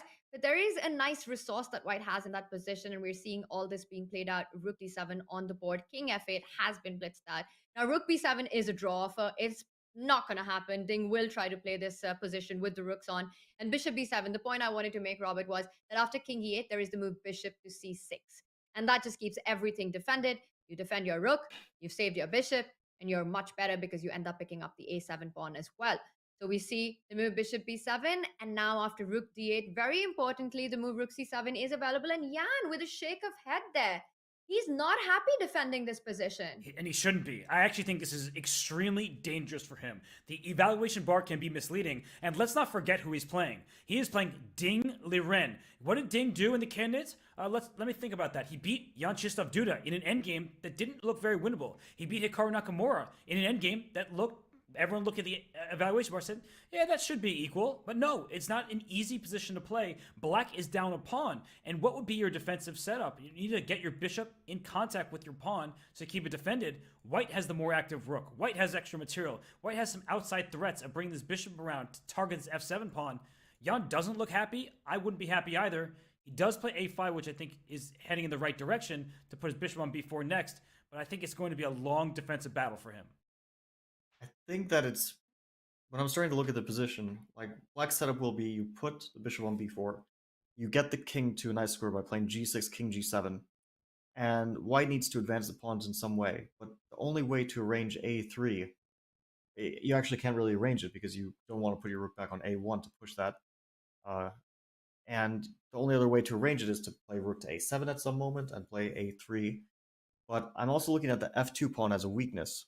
So, for example, after a5, let's play white makes a move like bishop to f3 or king g2. A move which doesn't change a whole lot. And black plays bishop to e4. And maybe white should put the bishop on d3 just to avoid the possibility that after g6, black will get rook d2. And not only attacking the a pawn, but also attacking potentially e2 and f2, right? So at least this keeps the rook out. But how are you going to make progress here? I'll play g6. You play king g2, king g7. But I think you made a good point that the f4 pawn is just loose. Yeah, also rook d4 at some moment will maybe force rook to c4. Because at some point rook to c4, because you will continue to pile up on that pawn with bishop d6, and I don't see this as being super difficult. I mean, yeah, I think white will at some point be forced to trade rooks, and yeah, most likely the ideas that white has. Because you need to keep, it's not about the objective evaluation, it's about can you continue to pose practical problems for your opponent, and in this position, I don't see those practical problems. Yeah, I'm with you. The more you talk about the position, the more we analyze. I see your point. The f4 pawn, that's an unfortunate one. And if you ever play e3, then you won't be able to block the d-file, and your f2 pawn becomes the next target. So if the rooks stay on the board, that will give Ding chances. And he's going to have to try to use the clock as a weapon at some point. I don't know how he can do that, but establishing the bishop on d3 looked like a normal starting point. Maybe start with bishop e4 and try to get f5 in. That could be something to consider. Just you want to create a weakness in black's position, and it has to be the f7 square. Well, g6 will be played. Black will be super happy to get that pawn there. Sometimes we say don't put pawns on the squares where your opponent's bishop can attack them, but more often it's the case that you need to put pawns on the squares of your opponent's bishop so that that bishop gets restricted. And here, if, for example, after bishop e4, let's say black for some reason played h6, just to illustrate like what not to do in these positions. It might be, let's say, white plays e3, and from, let's say, a purely logical point of view, you might think, I want to put my pawns on dark squares so that the bishop cannot attack them, but you play f6 here, and you're already probably just on the verge of losing after bishop g6 or something like that. Just because that bishop now has a lot of squares it can access, because your pawns on dark squares, they don't control the light squares. And as your bishop also doesn't do so, your light squares have become a terminal weakness. So you keep the pawns on the light squares. E6, f7, g6, h7. The only exception to this rule is a pawn on a5, because that pawn can be defended by the bishop. So yeah, it's sort of a tricky positional thing. It's definitely one of those things that becomes more clear with practice and with experience in these types of positions. And part of the reason is that Fabi, you're mentioning the move g6, fighting against this f5 advance. And I want to ask you about this because from a practical perspective, trying to find a setup where you've got a good chance, I'm envisioning the white bishop on c4, the rook on c7, and black's e6 pawn gone. From a practical perspective, would it make any sense at all for white to use this opportunity where g doesn't happen and just go f5 immediately? Say, yes, I'm sacrificing the pawn, but in return, you double up your pawn. I want to head my bishop from a6 to c4, start putting pressure on f7. I know f5 is the kind of move that perhaps the engine will hate and say, not happening, doesn't work out, you're giving a pawn for free. It doesn't make any sense from a practical perspective, because I feel in a game, this would definitely come to my mind. Yeah, I have a strong feeling the engine would like this move. Not in terms of, like, let's say, giving white a clear advantage, but I would say that it's a decent move along with some others. And yeah, it's a good idea because it's more Let's about test the it by activity. fire. Yeah, Let's test this by play fire. f5. F5 think is a fun move. White will keep a small advantage there, so f5 probably black will take. Otherwise, you can also include bishop d6. In fact, maybe you should get that rook off of 7. Yeah. Maybe f5 bishop d6. Let's do that to make life easier for ourselves. Well, and your point is that I think we just show what happens if e takes f5 first. Tanya was saying, let's get this bishop around, and then this bishop on e7 will have to sit passively. It has to stay there so the rook doesn't get access to f7. So what Fabi's point is, let's include bishop d6. Your rook has nowhere safe to go in the 7th rank, and only then will we take on f5. Yeah, and then white won't be able to arrange this pressure on the f7 point, because let's say rook c6, e takes f5, and bishop to a6. Black will... I don't think it's necessary to play rook d7 at the moment, but at some point, black could do it immediately, or let's say g6 followed by rook d7. Black gets the 7th rank, bishop c4, rook d7, safely covered, and then the bishop goes to b4. Everything's defended. a5, you're not passive, your bishop isn't passive, it's able to defend that a5 pawn. And the evaluation hasn't really changed. It's remained pretty much that the position is objectively a draw.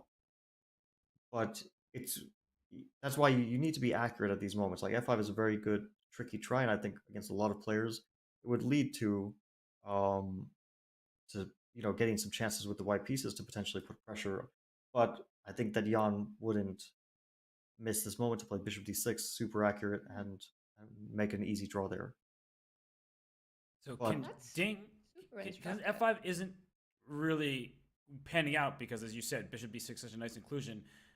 You don't want to be so forceful. You don't want to give Jan the obvious. Can we just like put our rook on a4? I know it's awkward, but that's the only way I see us starting to push these pawns. Rook c4, bishop b4? Oh, so you're not even going to let me there to begin with. I thought you were my friend. Well, not today. We might be seeing this idea, by the way. Rook c4 played. Great call, Robert. Robert, you know there's no friends on the chessboard. Is that a saying? Or I'm not sure if that's actually a saying. Something like that. We'll let it slide. And quickly, bishop b4. So rook d2 suddenly gives black some double attack possibilities. And yeah, Tanya, your f5 move, we have to keep that in our mind. And black, in many positions, plays g6, as Fabi was saying, to stop f5. But I like it. It's just instructive to think about when you're up material, but the position is balanced, maybe you can restore material equality, but then you have some other advantages in your position, namely a potential target in black's camp. So rook c4, bishop to b4.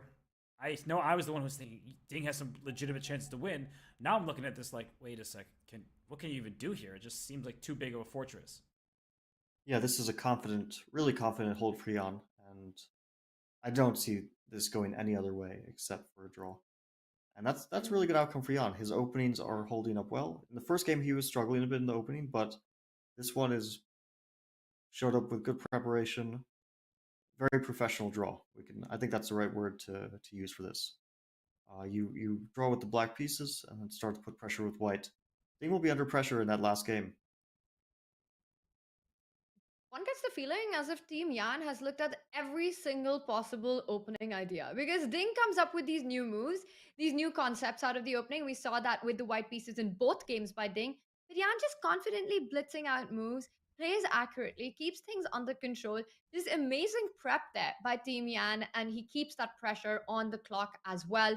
Ding behind by 5 minutes, but he's up a pawn. So I don't see the clock being a factor in this one. It is whether it is advantage enough or not. And we're looking at a pawn sacrifice on f5. It would make a lot of sense if white was able to put pressure, double down on that pawn on f7. But that won't be possible. So very soon, Yan can just stop that idea forever with the move g6, keep everything under control. We see Yan has indeed left the board.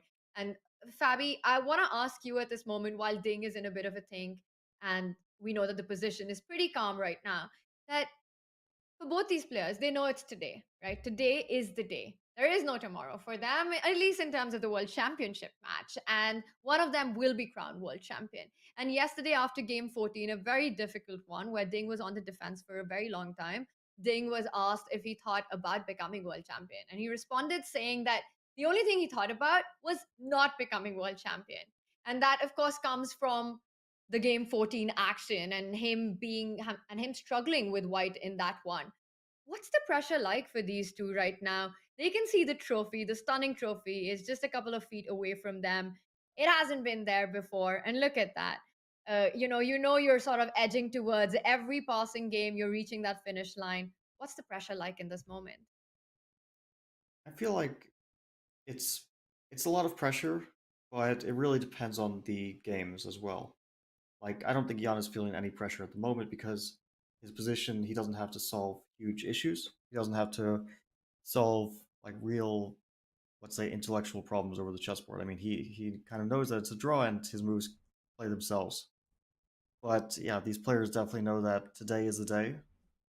As I don't know if you're familiar with the great artist Big Shaq. He also said today is the day. I think that was before his second big single, Man Don't Dance. But whoever's winning this match is definitely going to be dancing tonight. And no one's winning this game because take a look at what has happened. The rooks have been traded off. That is essentially a Ding Liren saying that I know in this opposite color bishop ending, I don't have enough resources. And Fabi, nothing to play for here. It looks like this should be heading for a draw any moment now. Yeah, Ding will try to get the king to the queen side and play on a bit, but usually you're not able to get your king active because the bishop and king they somehow control all the squares. And also, if you ever get your king active, you start to get your kingside pawns attacked. So I think this is one of those positions where you can start to put pawns on dark squares too, because here without rooks, a bishop can't attack the pawns on dark squares, and having a weakness on the light square complex usually doesn't really mean anything. So he can play h6 here. He can play king to d6. If white's king goes forward, probably bishop to e1 at some moment will start to attack the white pawns.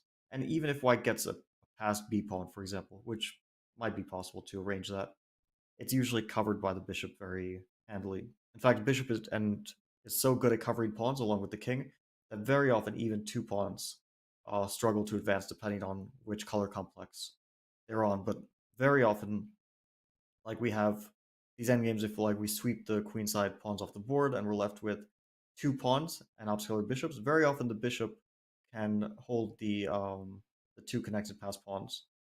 Although those positions do remain rather tricky, but there are a lot of instances where even that is not enough to win. This is just an easy draw, and I don't think Jan will repeat moves. Yeah, Jan They will found a even way. struggle. They found a way to repeat the moves. And bishop e1, king e2. This has been the most peaceful game, not just the result, but also a really calm game by both players.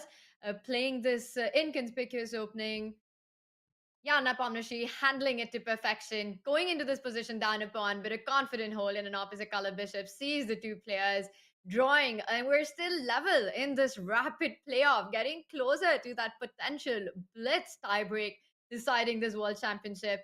The trophy is in front of us. And Fabi, you were talking about the pressure and the players being very focused and just thinking about their next move, especially given the kind of position that they have. There's so much on the line today going into this final rapid game. We are at 1.5 apiece for these two players. Robert, out of all the action that we've seen, safe to say that this one was the calmest. It was, and calm was not good for Ding Liren. Usually he's very calm, he's stoic at the board, but he got nothing. We thought that he might have a little bit of an edge. It was the third draw in a row, kind of a wasted white pieces in a way, and this is the final position. There honestly wasn't that much meat in this game. If we go back to the beginning, like I look at this game and we go through it, there was a tactical shot by Black at this point coming up where he went knight to f4, and Fabi, this was slight edge for white, but Ding Liren was not able to capitalize in the slightest. It felt like Jan just forced everything off the board. Yeah, we saw what Black is going for with this line, which is that you accept a slightly worse endgame, but you know that with accurate play, you should be able to hold it. And that's exactly what we saw. It wasn't even about the concrete moves. Because at some point, White used the pressure, the, let's say, initiative that he has based on better piece activity to win a pawn. But that was the best that it got him. The win of a pawn was not enough because we saw a big trade of pieces. And even though White has won material and you would think this is a big success for White, there's no ideas for White here. The obstacle bishops, Black's super sturdy kingside structure are the reasons why White cannot make progress in this position.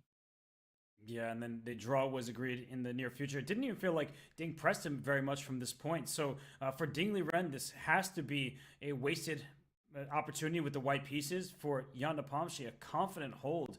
He just played a normal opening. He played all very natural moves, and he was in no danger. So this really wasn't as much content as the first two games, as the rooks eventually came off the board right here, and the players did agree to a draw by repeating with the king and bishop dance. Well, energy is such an important factor, and I think Ding, just feeling like he doesn't have enough, decided to shut this down because he's going to need all of that energy and more going into this final fourth game of Rapid. We keep talking about the Blitz playoff, but there is a big final fourth game coming where Jan Nepomniachtchi will start with the white pieces. The margin for error in this one is 0 because there is no way home if you go wrong in this one. Ding Liren has to have a confident hold with the black pieces. He needs to do everything to survive this one. Jan Nepomniachtchi won 3 classical games with the white pieces in 2 classical games with the white pieces. Can he strike in this final fourth game, which will be decisive? Whoever wins this is world champion, or will we see Blitz? We'll find out on the other side of this break.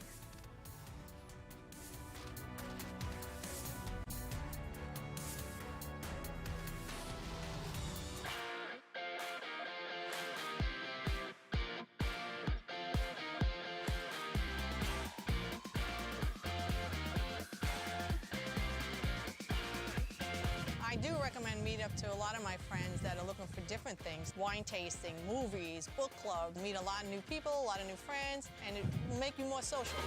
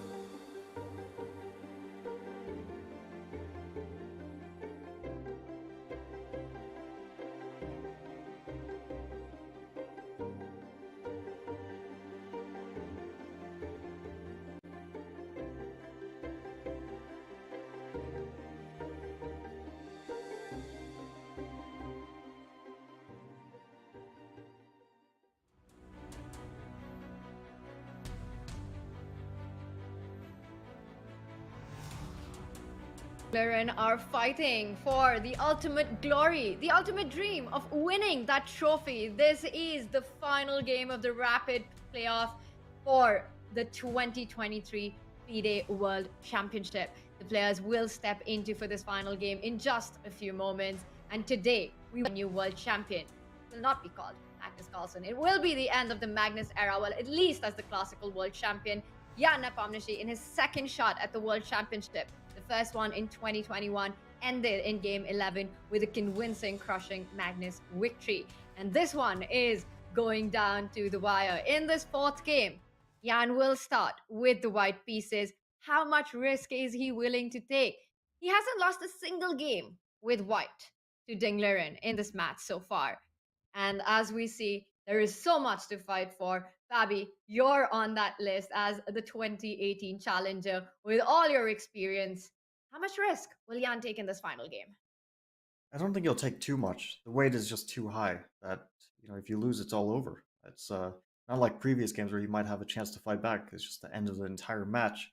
And he will definitely want to press. I'm sure he'll be feeling ambitious. He can look to the second game for confidence in terms of, getting chances out of the opening and putting pressure on Ding. But you definitely don't want to be in a situation where you start to... I think this is also why it's better to start with black, because when you have white in the last game, you start to feel like... Well, actually, maybe that doesn't make a whole lot of sense what I just said.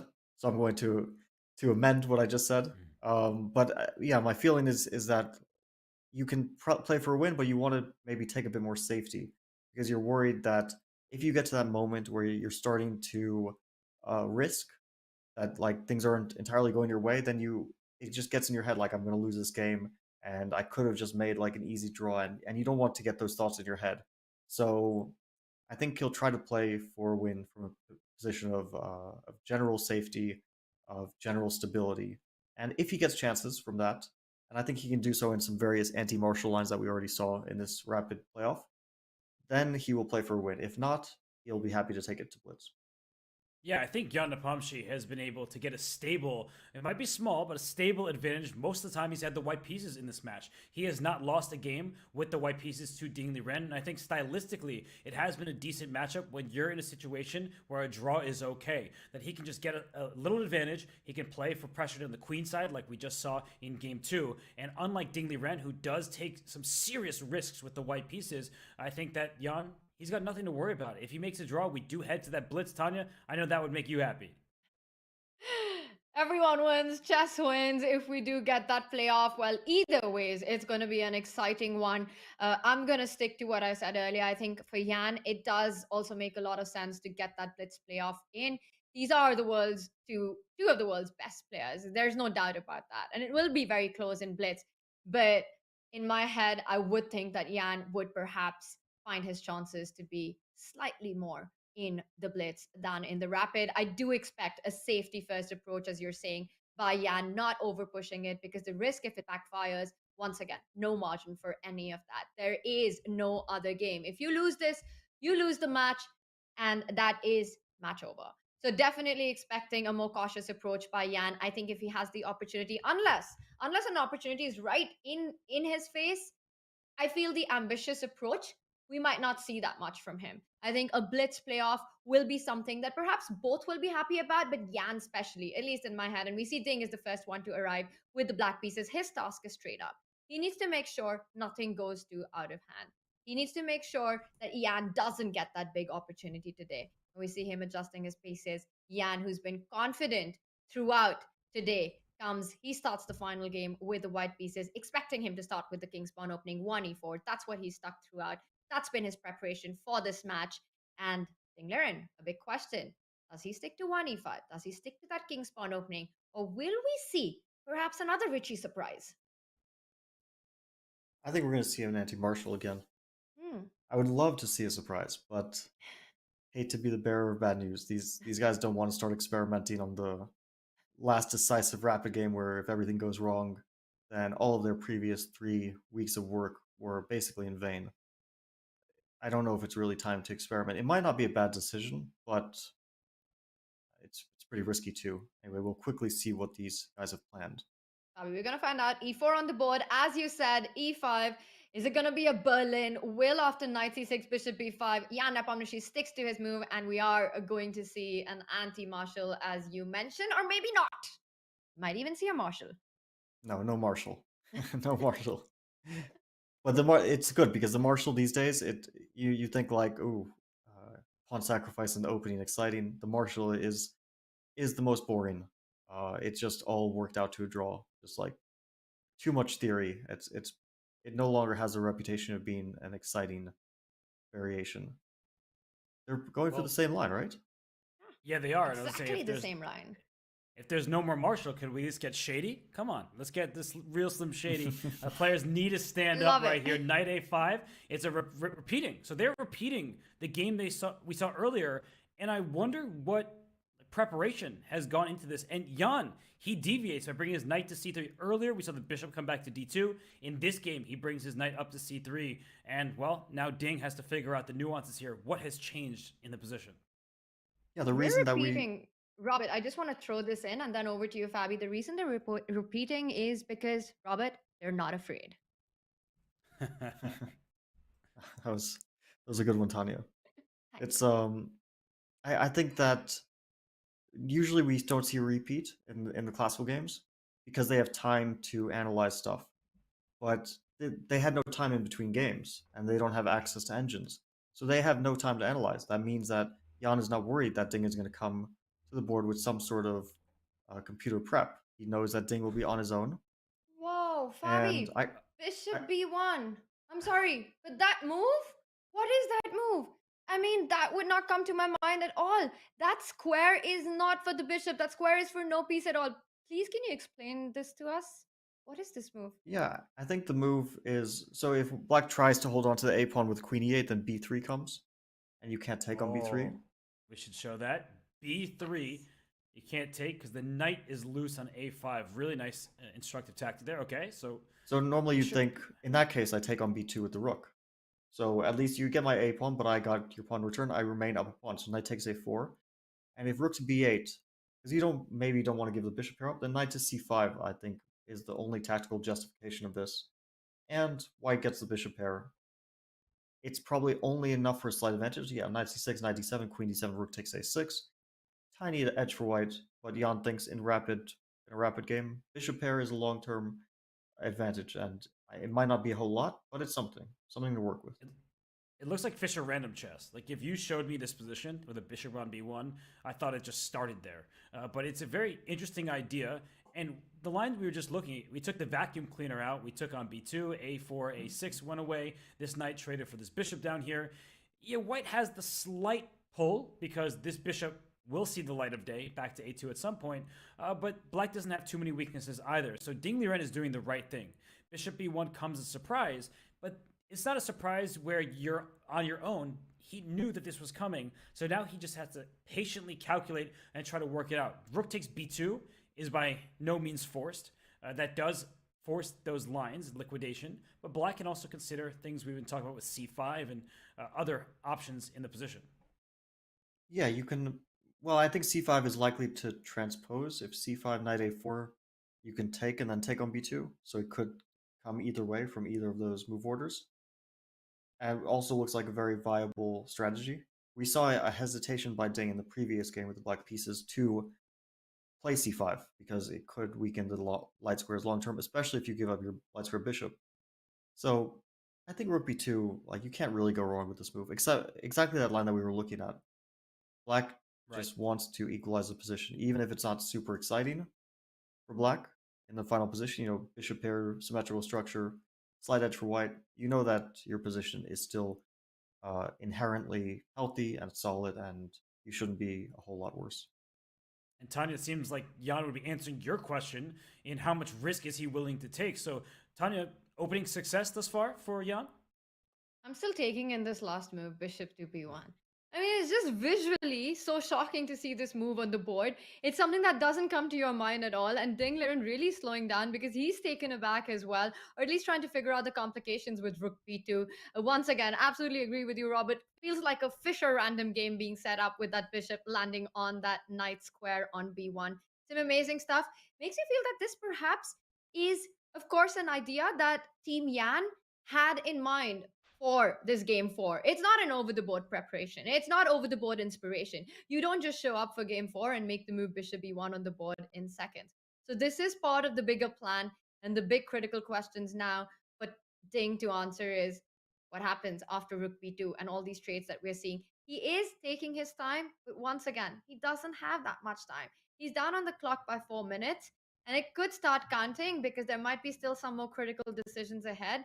And bishop b1, from a practical perspective, great choice by Yan. I think it's a smart way to approach the rapid games, which is that you prepare some positional line and then you don't mix it up. You play it twice, so that you don't have to keep too much in your head in terms of, positions that you have to remember, or positions that you have to try to, understand well, or all the things that come with preparation.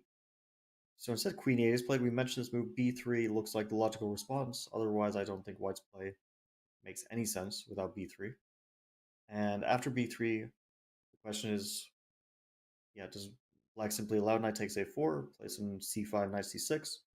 The idea there being that the bishop on B1 is a poor piece. So White gained a structural advantage, but the cost of it was the bishop on B1 being at least temporarily rather poor. Or is there some kind of sharp rook to B4 stuff, which I don't believe at all, but yeah, rook before bishop D2, I don't think it makes any sense for Black, so this we can discard. I think B3, C5, knight A4, knight C6, followed by knight to D4 ideas is what Ding might have in mind. And now C3 bishop is so ugly, so C3 is necessary, but Fabi, are you believing in this? I mean, both sides have structural damage. I prefer White's position, just because White's play is more clear-cut. Bishop C2, knight B2, knight C4. Black has to... I wouldn't mind Black's position very much, because Black only has one real weakness. And even that A pawn is not like a huge weakness. You can play A5 and support the pawn on A5. But still, I slightly prefer White's position. And he did play B3, so we've seen that. And Tanya, we hear Fabi. He would prefer to play that with White. I'm thinking maybe Black isn't so bad there. Do you think that Ding he surprised us with Queen E8? Do you think he'll surprise us with something else in this move? Well, this is an absolutely fresh position, and bishop b1 is a new idea in this position that has been found by Team Yan. Perhaps in some other similar setups, bishop b1 with followed up white b3 is an option, but not in this particular setup and this particular move order. So definitely something that is a great practical choice. B3, I think, given the clock situation, the fact that this is the final game, and these lines that we're looking at, which are slow improvement of that bishop in b1, would definitely pick White here any day of the week, and especially if Ding starts to burn the clock even more. It feels like every move is going to be a question that Ding needs to answer, starting from right now. How does he continue? There is pressure on a4. White's got simple moves, right? Knight a4 coming up. Big decision. What do you do with the c pawn? Do you go all the way to c5? Do you try to get the d5 break in at some point? Where is Black's activity? And all these questions, the answers to them, it's going to cost Ding time, Robert. It's going to cost him a lot of time. And this could turn pretty nasty. So definitely picking White right now. Very impressive little idea there with bishop b1. I'm with you. I mean, time is important, especially in rapid chess when you don't start with that much. But Jan has more time than he began with. Ding is the one who has spent about 5 minutes. And as Fabi is saying, that there are going to be a long-term issue for Black on the a6 square. The rook on a1 is developed in place. So for everybody who's tuning in, watching this action unfold, I mean, this could be a situation where Ding finds himself in trouble. So Fabi, let's actually dive in. Let's do what Ding is doing. Let's calculate what moves is he thinking about right here. He can bring his knight back to c6. We talked about c5 as well. What do you think he's going to go for? I think c5 should be played. I mean, yeah, it's just the move. I mean, it's not really about calculating. You just put your pawn on c5. And the reason you do so is because after White plays knight a4 and potentially c3, you want to make sure that it's not easy for White to achieve d4 or b4. So you're kind of fixing the b pawn as a bit of a weakness. You're making sure White can't expand in the center without allowing a lot of trades and potentially mutual weaknesses in case of that. Knight a4 is going to be the move. Sometimes you see a bunch of moves are just going to be played, and then I think we kind of saw this line up to c3. And here is the question. This is where the real decision for Black is. I guess you can still play a move like bishop to e6. You can make a few more kind of natural moves without... And does black want to achieve some kind of f5? You can maybe play knight to d7 here, try to follow it up with f5. Then the issue is you might be in time, but you have to worry about that a pawn, right? Knight to b2 followed by knight c4 is coming. So you have to deal with the weakness of the a pawn, which might cost you a bit of time that could potentially be relevant if you're trying to play some very concrete f5 stuff. But f5 is really coming to mind as a viable idea for black. And then the queen on e8 is actually beautifully placed because it comes to g6, potentially attacks the h3 pawn with the bishop takes h3 idea. That's where I would be thinking if I was in Ding's shoes. That's the direction I would be looking at. So, Tanya, you asked the question. Fabi just answered it for us. Where is Ding's play going to come from? Maybe a potential f5 strike, and that does make sense given the current pawn structure, where black has these pawns on dark squares, giving up control over d5. At least you can't control it with a pawn, but f5 striking this way, that could be in the cards. So, Tanya, what do you think? How ambitious might Ding become in this game? He does continue to play pretty fast. He takes on a4 and Ding falls back with that knight to c6. So also eyeing a potential jump to d4. Now, Robert, you gave a shout out to everyone who was joining us.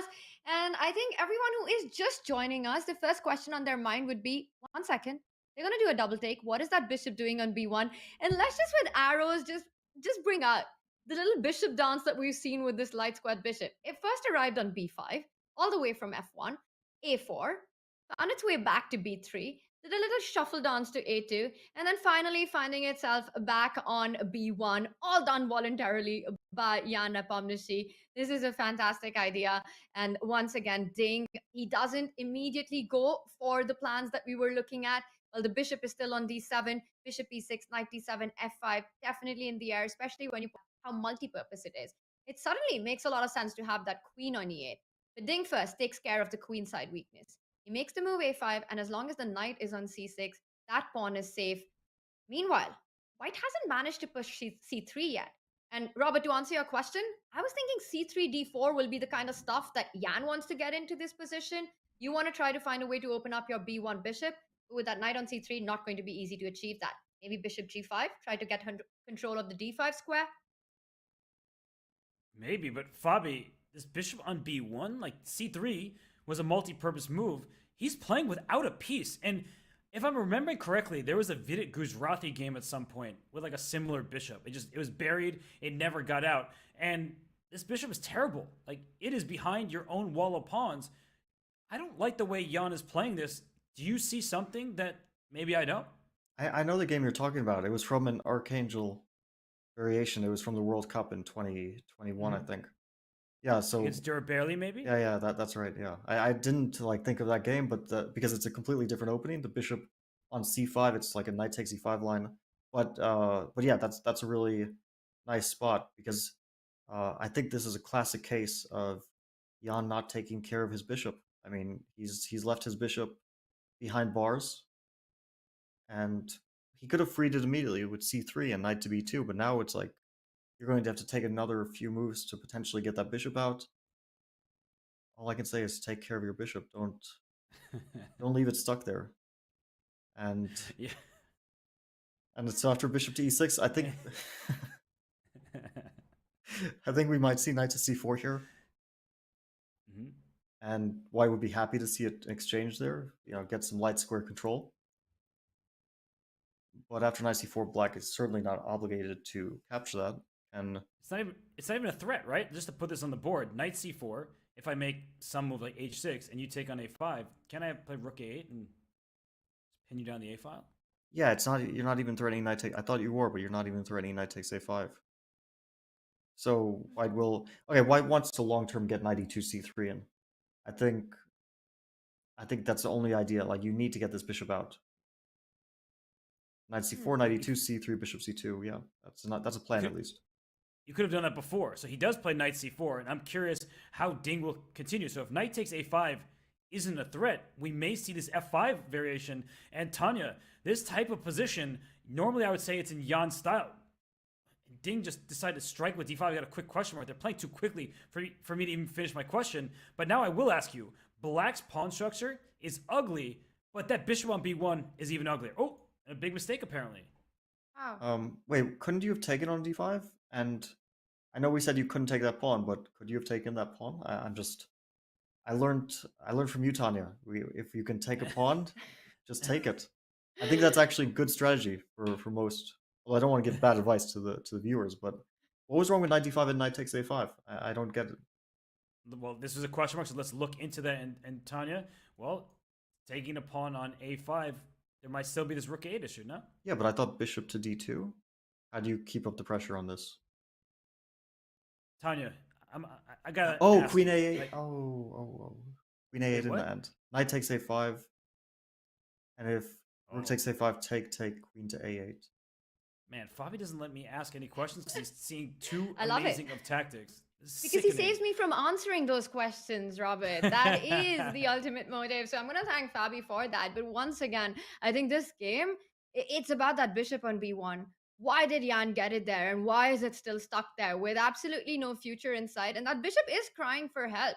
And Jan needs to find a way to actually get that c pawn moving to find itself on an open diagonal. Otherwise, the bishop will be asking Jan and telling Jan that, what was this plan?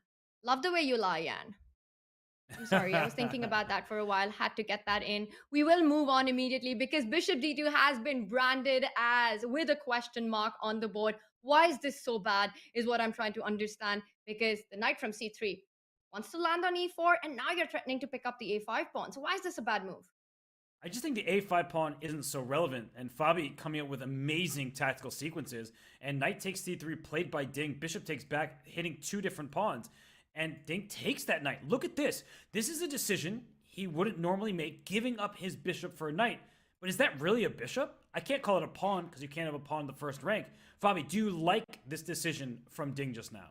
I was thinking about it. It looked really natural to me because you're basically leaving the bishop on b1, at least temporarily, as just a very bad piece. So the more pieces that are exchanged, you simplify the position a bit. Also, structurally, this is a good outcome, right? Whichever way white takes, I think probably dc4 is the way to take, so that you have. He takes bc. I'm a bit surprised, but okay. Maybe DC. Maybe it's the right decision to take bc, but he wants to play bishop d2 followed by c3 followed by bishop c2. It's a terrible bishop, but if it gets free, then black's position is worse. So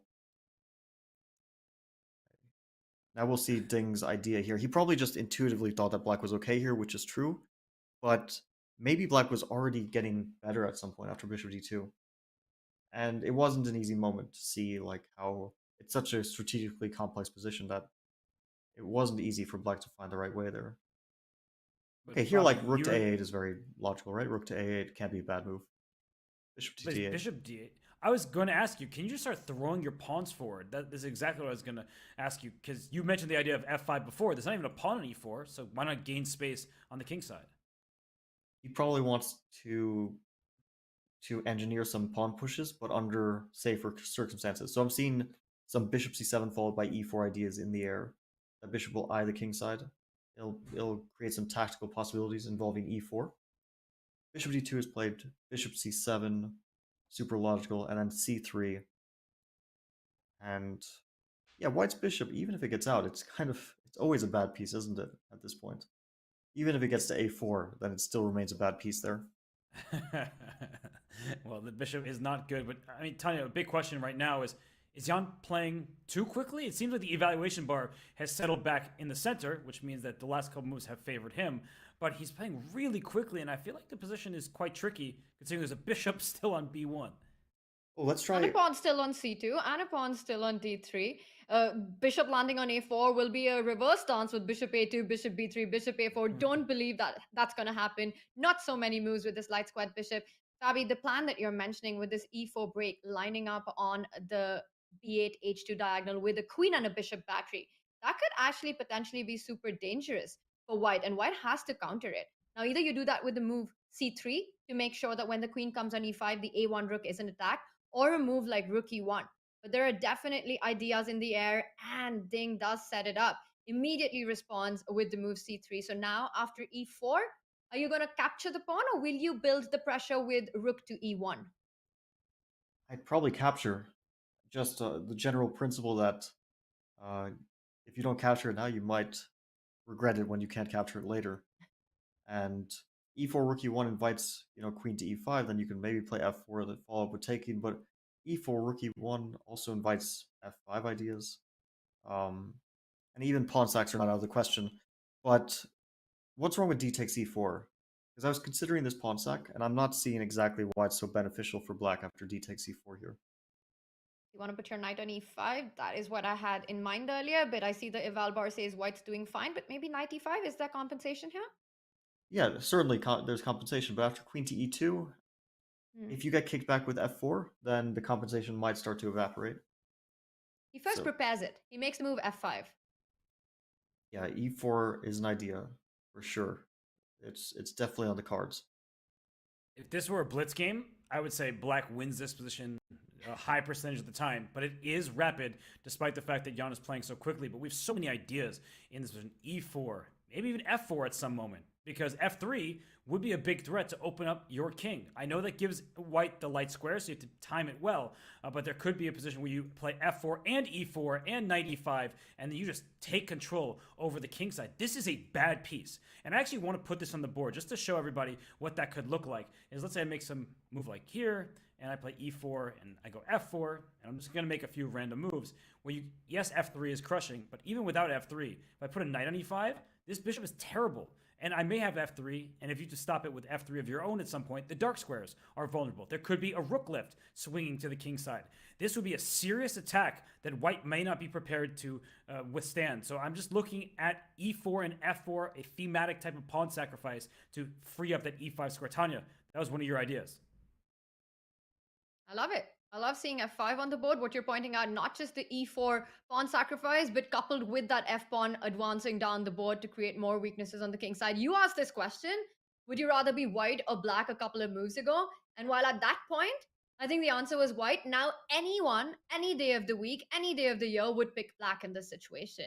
Even though Ding is down by 4 minutes, just compare the pieces, the flexibility, the space, the control in the center, and the attacking possibilities. It just feels like a position that is easier for Ding to play. And there are critical problems and practical problems that Jan has to deal with before. Yeah, I think that we shouldn't underestimate, though, the strategic risk that black might have in these positions. If white's bishop gets active, there is a lot of weak squares and a lot of weak pawns. And yeah, we can imagine bishop on d5, probably white has a huge advantage. Of course, the bishop on b1 is very far from the sort of animal it would be on d5.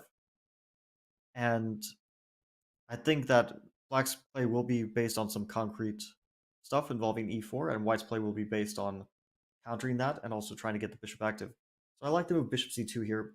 I think the variation that you demonstrated with e4, d takes e4, f4 is quite interesting and important, because maybe white can play e5 here. And this is why the position is more about the activity of the bishop. I think I would consider this move, at least, even if it's not, let's say, 100% the best one. The position is about the activity of the bishop more so than the material. But something like this is really, really logical for both sides. This pawn sacrifice is very thematic, e4 and f4, and something like e5 is also very thematic, trying to get the bishop active. But maybe bishop to a4 was a better choice. It's a complex position. The bar didn't really react to e5, which means it's a great practical try at the very least, because bishop a4, it works as well, but I feel like allowing f3 can be really scary with this queen coming over here. I would be too scared to play. I like e5, getting activity of your own, so that's Fabi's instinct there, and we keep talking about this. These super strong players, they would rather be, if they're up a pawn, they'd rather give it back than sit passively. They want to get activity of their own. So, oh, sorry, I clicked the wrong spot. But after f5, e4 is a threat, but maybe it's not a game-ending threat, and that could give Jan the time to play bishop to c2, and if he can, bishop out to a4. I think he's considering these lines, and it's very sharp, really sharp stuff, because you take risks with white. If black could plays rook to e1. Okay, so he's preparing against e4. Black can still consider it, although it looks like a much worse version. But black can also play queen to g6, maybe. Comes to mind as a possible move. And then, there's some tactics. For example, queen g6. I just play the move queen to f3. I want to demonstrate a little tactic. You see it, right? E4, D takes E4. Okay, probably knight E5 is crushing, but there's also queen to D6 ideas. I'm not even sure. I think knight E5 is the real reason here. But yeah, okay, queen D6 is also. For sure, white does not want to put the queen on a vulnerable square like F3, but there's some queen D6 ideas, which is what I was hoping to highlight.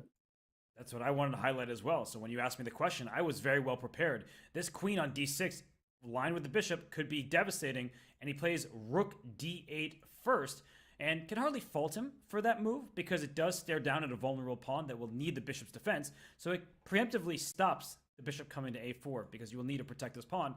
And this rook can join the party at some point with a rook lift. I mean, black has quite a deal of flexibility, and this A pawn, it's well defended. So black's pieces can start, all of them, focusing on the king side. Tanya, that white king on G1 doesn't have too many defenders. I'm starting to be very concerned for Jan Nepomniachtchi with E4 on the horizon.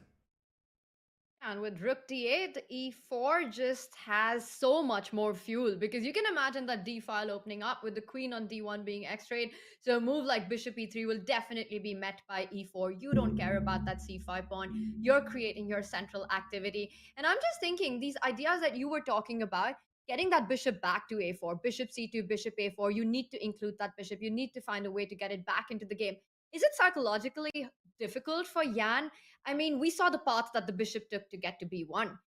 Is there something from a human perspective that stops you from making this move bishop c2 and all the way back to a4 when you've done this little bishop dance yourself? Is that a difficult factor here, Fabi? I don't think he likes his position for sure, and in large part because that bishop on b1 is so terrible and just not getting into the game. We saw there was some strategic risk with putting your bishop there, right? It has a very clear point, or it had a very clear point, to count on the structural advantage and positional long-term strategic factors that white might have. But right now it's not looking like those factors are as important as the very concrete nature of, black just has better pieces. I mean, that bishop on d5, we would be talking about, white taking over this position. The bishop on b1 is just not performing much of a duty. And I'm also struggling to see a move for white here. Because things like, I'm wondering if you can play bishop to e3. I'm terrified to do it. Rook a2, also, it's also logical to get the rook into the defense. Because Tanya's point that with e4, the rook on d8 was going to barrel down the d file, so you're preemptively defending this bishop. But, I mean, Fabi, I have to ask you, this feels like a classical chess opening, but we're playing rapid, and the position just seems so much easier for black to play. This bishop on b1, it's just a defensive piece. This rook, a defensive piece. White has no control over most of the board, and black is storming forward. Yeah, I like black's position a lot.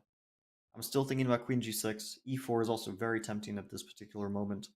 But after d4, I'm not really... I mean, black can sack the pawn with f4, but I think white is really going to go for that e5 idea. And that's a critical position to check. Because if black gets time for knight e5 here, I just think that it turns like really, really bad for white. And you just can't allow that. So e5, and still, black plays knight takes e5 here. I'm not seeing like a huge downside to this. I think, white can get bishop e4, d5 in. But instead, Ding goes for queen g6, which we mentioned also a very natural idea. Now, though, e4 and queen d6 is no longer really a threat because bishop on d2 is defended by the rook. So white has some freedom. Let's say queen to e2 is a very natural move here, I think, to prepare like maybe f3. But f3 is so scary because you weaken your dark squares. So what is white's idea? Let's see. He went queen e2, so he did step up with his queen. It was really natural to do this, but I don't know if I like the move. Can we just do this and play e4? How are you going to stop me? Good question. Queen d6. G3. I mean, not thrilled about that, but but then e4 is met by bishop f4. Okay, we're getting somewhere with white there. So maybe g3 is not the end of the world.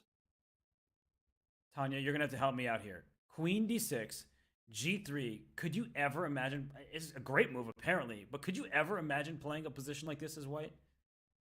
Well, I think you might be forced to go g3, right? The threat that you pointed out with e4 and the queen coming to h2, that's a checkmate into. You got to block that diagonal. So even though it's not a happy decision, it might be the only way to go. Now, e4, bishop f4 solves all your problems. But the thing that would really terrify me playing white this position if g3 was on the board is the other pawn advancing down. What happens after f4? I'm targeting your g3 pawn. Are you ever going to pick up that pawn on f4 and open up the g file? Happy to go into that. Are you going to just let me pass back with f3, or perhaps even take the g3 pawn and strike in the center with e4? So many ideas. I feel that after a move like g3, f4 would be something that would be very worrying. And again, we keep pointing it out. White is, well, practically playing down a piece, and all of black's pieces are ideally placed for the attack. All of black's forces are developed, they're in the center, there's a lot of coordination.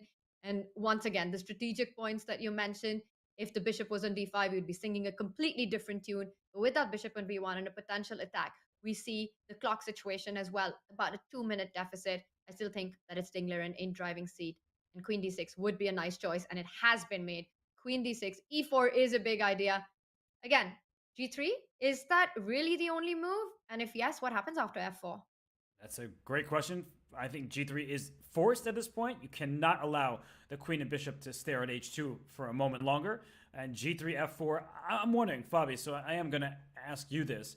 Because f4 is very committal. You give up the light squares permanently, and guess what? White does have a light square bishop, so later in the game, this could be an idea that backfires. So is black better off pressing immediately or slowing down with some kind of rook doubling on the f-file or something of that nature? f4 is not the move I would think of, because after queen e4, there's a d4 threat, but maybe queen to h6 there is the idea.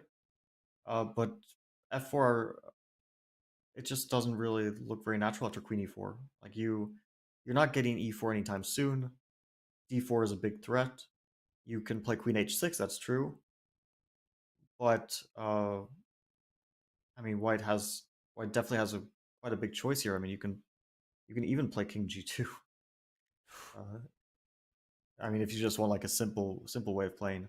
So I don't really see this as, I don't see black's next move especially.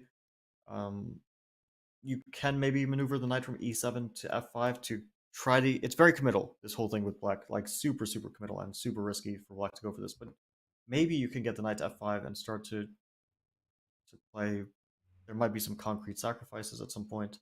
I wouldn't play f4. Yeah, I would not play f4. You know who agreed with you? Ding agrees with you. He goes rook e8. Ding Liren. This move I like. He wants to play e4. Seems pretty natural. And not immediately, but at some point e4. You also have f4 in your back pocket, so you haven't lost your ability to push either of your pawns, so keeping maximum flexibility. And what about these pieces? Tanya, we've been harping on this bishop. I know it's a really bad piece. The rook on a2, it's protecting along the second rank. I guess, how do we activate those queenside pieces? They're really not helping that much, and white's pieces just look uncoordinated. And now bishop c2 would definitely be met by e4, right? Because you're not only targeting the d3 pawn, you're not only eyeing that queen on e2, but also it's so hard to imagine white actually picking up that e4 pawn. So bishop c2, e4 are ideas that black is looking into, with the attack following up. But bishop c2, e4, I do see there's still bishop f4. So maybe it's possible, Robert, the only way to get that bishop into the game feels like a4 is the square. And now that black has stepped away from the d line, and no pressure on d2, rook e8 played, is this the moment that you've got to get bishop c2 in? It looks like playing with fire. He doesn't care. He doesn't care about that bishop. He plays queen to f3. Jan is a provocative player. Okay, he's really provoking e4, but he just wants to take. And he's saying that, let's say e4, d takes e4, f takes e4, because now f4 is no longer an option. My queen will move. Let's say to g4 if I'm not blundering. Oh no, I'm blundering knight e5 there, so let's put it back on e2. Or wait, can it go to g2? Maybe that's the point. That's very harmonious. The g3 and queen g2 and bishop takes e4 comes, and he's saying, for all your activity, all you did was give me a pawn and the bishop becomes alive on b1, right? No longer a bad piece. Whoa. It's happening though. So Ding... Okay, so knight to e5 here must be the idea for black. Yeah, you simply have to include this intermezzo. You're not taking back, as we showed you, queen g2. White will regain this pawn, and the bishop is alive. But after knight e5, what happens if queen g2 then? Probably knight takes c4 capture? It's messy. But it's clear white is better after bishop f4. I mean, the only question is how much better. But white no longer has any risk because the position opened up. The once poor bishop on b1, it was activated by black's hand. So white didn't really have to do anything to maneuver it. So after knight e5, queen g2, is there knight to d3? I want to get rid of that bishop. Wow, Fabi's saying, let's just ignore all the pawn captures, go in like this. And, well, the eval bar says that black's not doing too badly, but to take here, doesn't seem like white's in any real danger. No, you can even take on f5, I think. I don't see the tactical problem. Like rook e1, bishop e1, queen b1 is met by rook e2.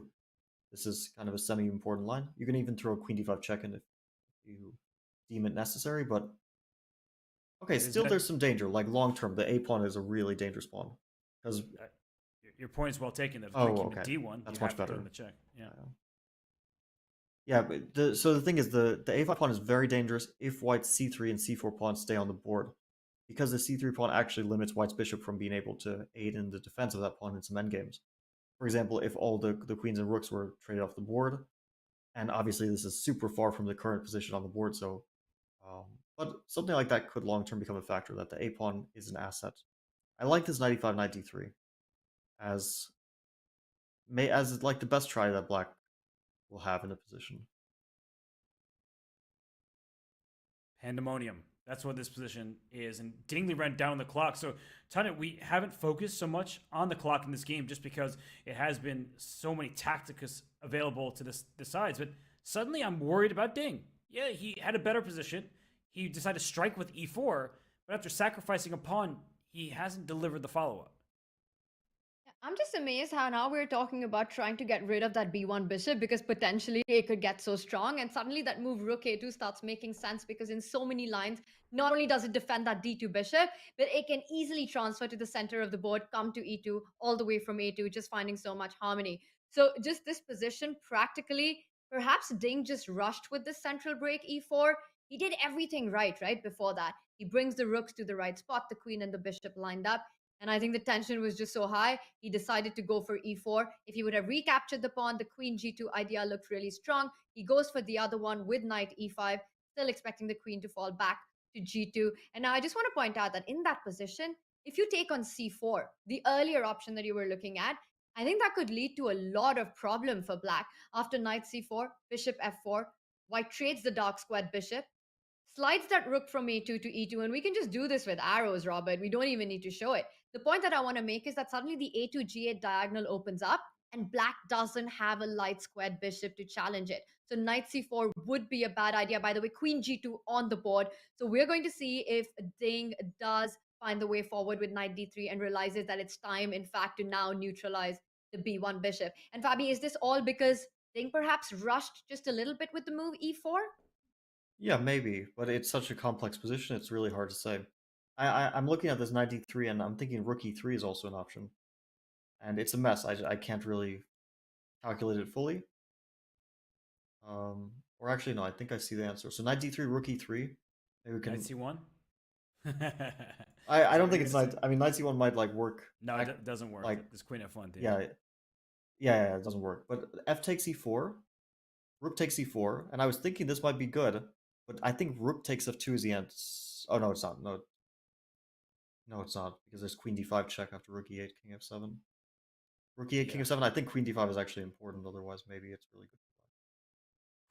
Saving your own king by trading off the queens, and at the end of this, white is in good shape because the knight is loose on d3.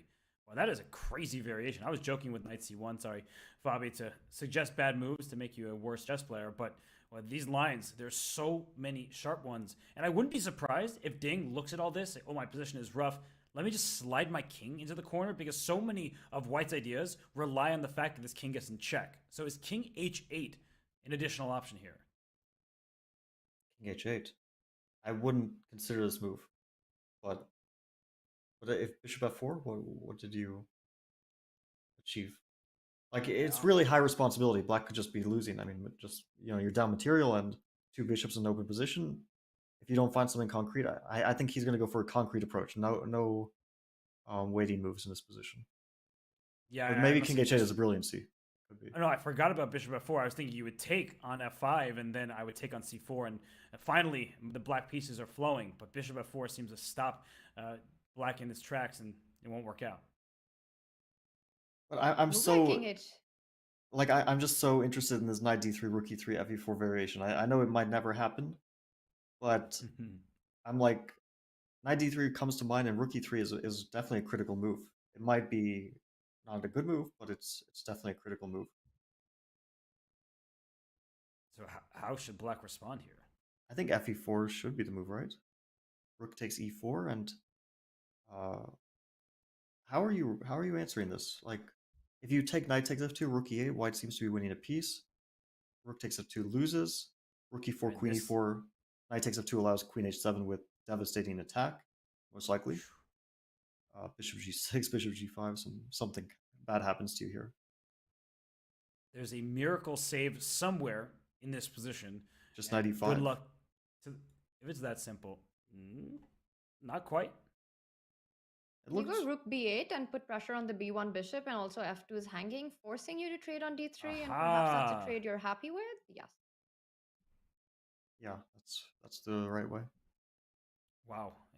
That is a really difficult move. We exhausted all possibilities, and rook b8 there, but knight d3 is played. So that variation could be extremely important. And Tanya with the full board awareness. We're so concentrated on this side of the board with attacking possibilities. We're looking at ways for white to go after this black king, maybe this queen checking on d5. But in this event of rook e3, you can just take on e4 and bring that rook to b8. That's a really excellent find. If Ding Liren spots that, he may be out of the woods. Yeah, I think d3 is on the board. It's definitely a findable move, although it's a difficult one, because you're really concentrating on something involving f2. But rook e3 is not forced. I mean, Jan has a choice here. It's not an easy choice. I think bishop takes d3 is an obvious move, right? You could play that, and it's probably not a bad one, and you take on f5, and looks like probably white has some pressure, but I think he would actually be loath to give up the d3, the bishop on d3, rather the bishop on b1 and trade it on d3, because endgames become dangerous. Just the a pawn, like that bishop is a very important controller of that a pawn in some variations down the road. And I know that it sounds far away, but I really think it could be an important factor in the position. And the bishop, white star squared bishop. That being said, he plays it, so there goes everything I said. But I think what you said still has merit, just because he decided to take. Your point still stands, and if the rooks come off the board, especially that a pawn is a passer, and even with rooks on the board, it could be a decoy of sorts. So we see a rook trade. Queen takes c4. Give me that c pawn. f5 may be able to be captured later. So are we seeing a position that, with all these trades, liquidation, are the chances most likely that this game ends in a, dare I say, draw? Well, draw isn't bad, because then we get to see blitz, right? I'm surprised that the bar is even like a little bit in white's favor. It must be for some concrete reason, because positionally speaking, black has a passed a pawn. Black is getting rook takes f5, and the bishop on e1 remains a pretty poor piece. And I don't see the downside of rook takes f5. There is some kind of queen c6 maybe, but I think rook f7 covers all the threats from what I think it does. So why is white why is white not worse here is my question, because the a pawn is a more important pawn than white's f pawn, right? If we're talking about which extra pawn each side has in the position. In the endgame, potentially white could be in danger. It would really depend if the bishop on e1 becomes active. So rook f5, I don't see the downside of this move. I also don't see why you would not take it. Although I guess you're not forced to.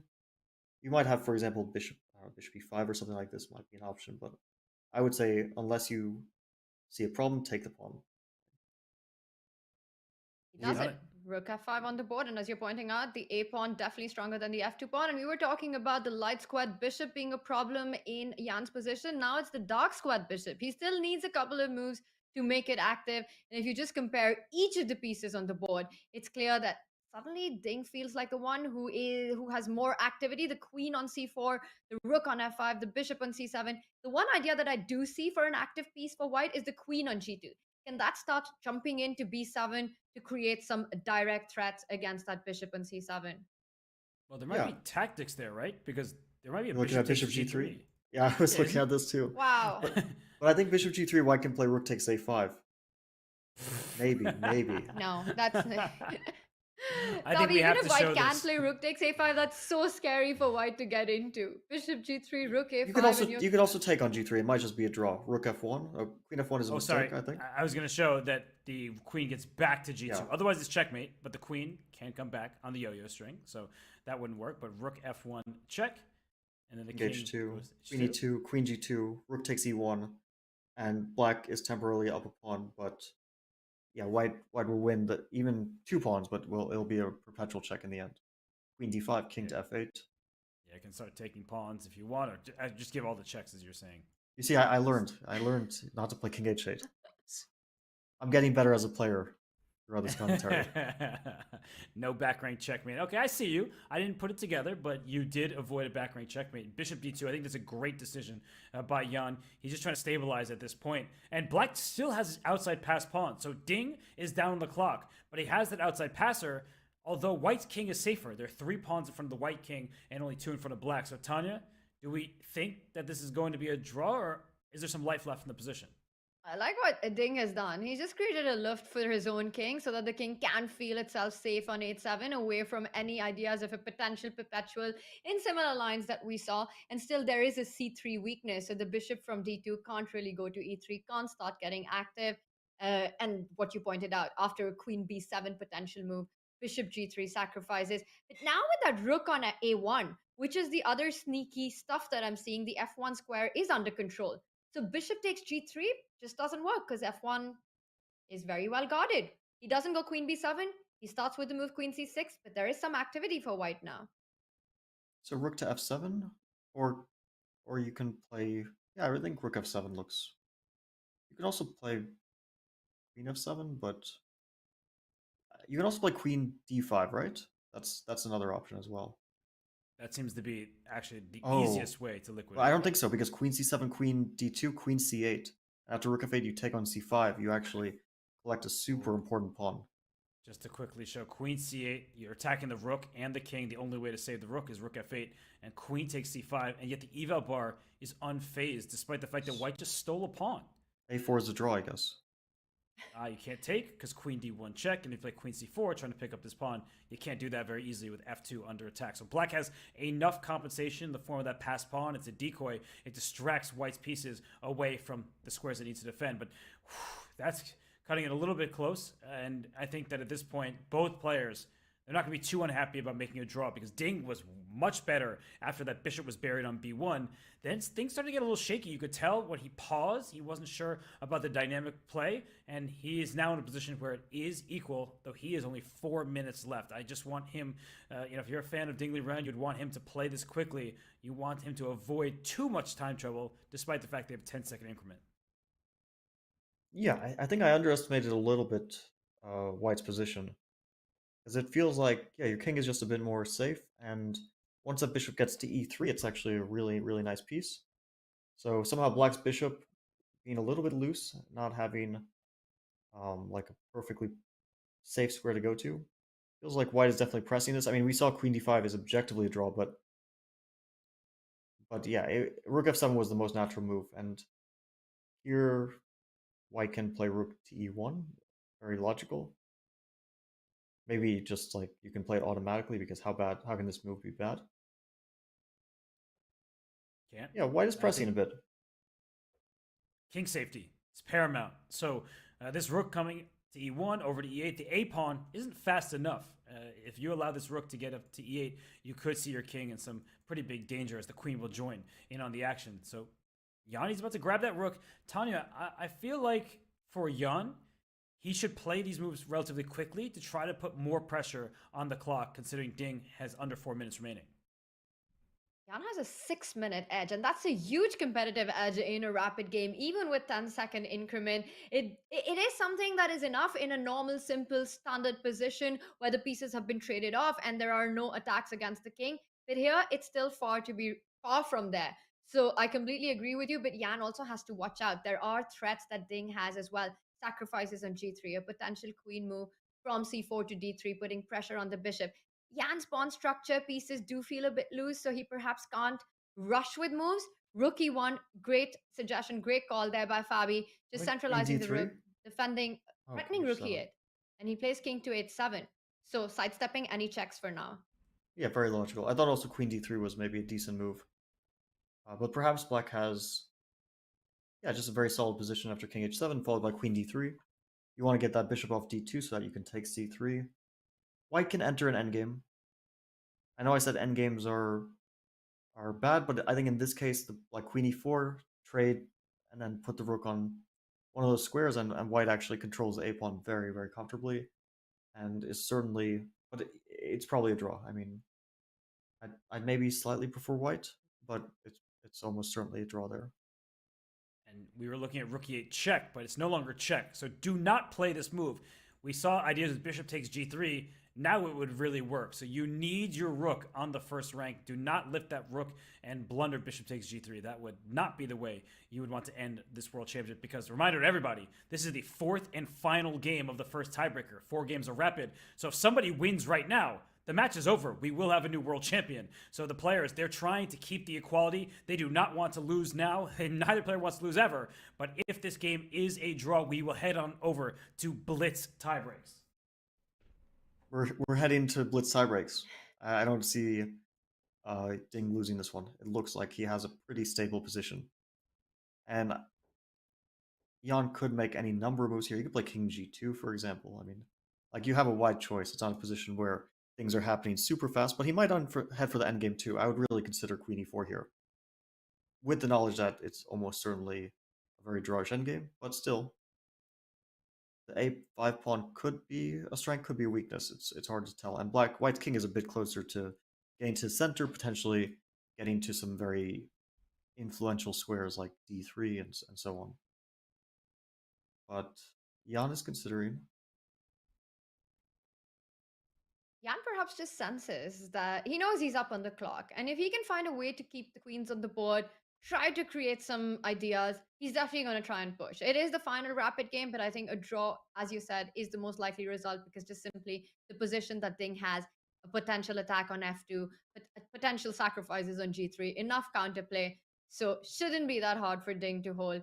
Guys, it looks like we will be heading to a blitz playoff, but there's still time for that. Jan Nepomniachtchi now with a 3-minute advantage on the clock. Fabi, you were mentioning a queen trade, and that goes into a level balanced endgame. But with the a passer, he decides to keep the queens on the board, makes the move bishop to e3. So he's threatening the c5 pawn. And potentially, if black was to take on c3, we might even see a perpetual check on the board. Yeah, I think this move is almost a draw for queen takes c3. Let's say queen e4 check, king to g8, rook to c1. At some moment white can play, but black has queen b4 or queen e5. I mean, yeah, it's very, very likely that we see a lot of trades. Even if white gets 3 against 2, it's still a draw. Bishop d5, maybe it's like super precise to play bishop e5. But, You're going to take it on c3, just says, no, I'll take it later. It makes sense to me. All the trades that happen are going to be good for black in terms of you'll never lose. And maybe if you trade the queens and this pawn survives, black could even be better. Yeah, I like this move. It's saying I want to make it draw when I'm a little bit better. Queen takes c5, queen c5, bishop c5, bishop c3. For sure, it's a drawn position.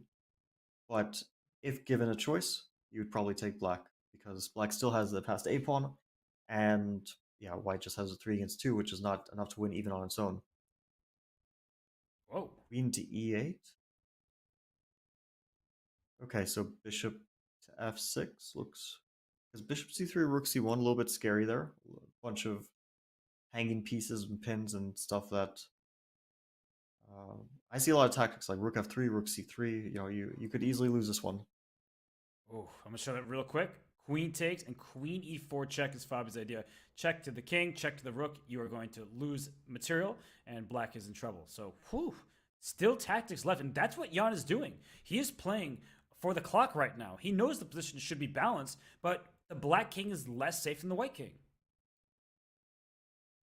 So black can play bishop f6 here. Very logical. one option. Or I think bishop c3, rook c1, rook f6. I didn't see the exact refutation. Because bishop d2, there's a lot of like queen d4 ideas.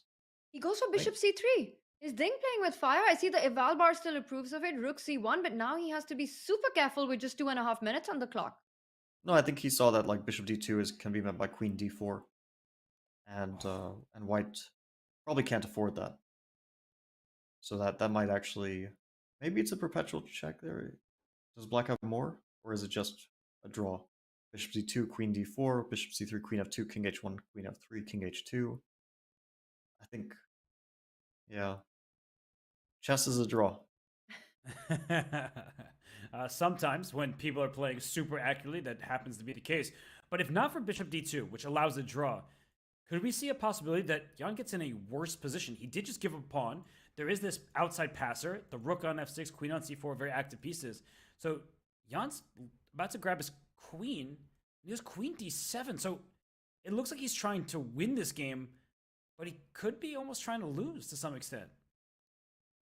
Yeah, he's messing around a little bit. It's actually a very interesting move because you don't allow black's queen and bishop to get free. Oh, but queen e2, you actually do. He probably didn't see that one. It's a brilliant move. And actually, that means it's the only move that allowed black to survive this game. I wasn't looking in that direction. The bishop is now under attack, but he defends it tactically. That was a really nice find. So Tanya, queen e2 played. Ding now down under 2.5 minutes. A brilliancy, but he's in some time trouble. Extra pawn. Whose chances do you like right now? This is anyone's game. It's so hard to pick simply because of Ding's clock situation. Queen e2, a really nice tactical find, getting out of that pin because of the check that you just mentioned. And at any point that black wants to bail out in this game, you can just go bishop d4. Trade off those dark squared bishop and you're absolutely safe in those positions because you'll always have pressure on the f2 pawn. So Ding Liren has got this safe exit idea and maybe he can start thinking about looking for more. Now Jan is down, well, 2 pawns on the queen side.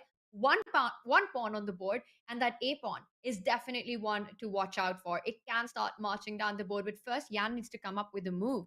And there isn't Maybe, a direct tactic. You just keep everything centralized. You just simply move your queen or queen d5, king g2, and just say, show me the money. Yeah, I think queen d5 is the right move because I think crucially, after bishop d1, you have some kind of queen takes c5 ideas to defend everything. As bishop e1 becomes a threat, you maybe also just have queen e4, but I'm not sure if white. But yeah, queen c5 is super safe there, so we could just see bishop d4 here. A bit of a draw for there for sure. If black decides to go for that. Safest, right? Bishop e1, Yeah. your pieces are getting a little bit loose after queen takes c5. So if you don't want to risk anything, and at this point, Ding probably doesn't have much in the way of winning chances. So play bishop d4, trade the bishops.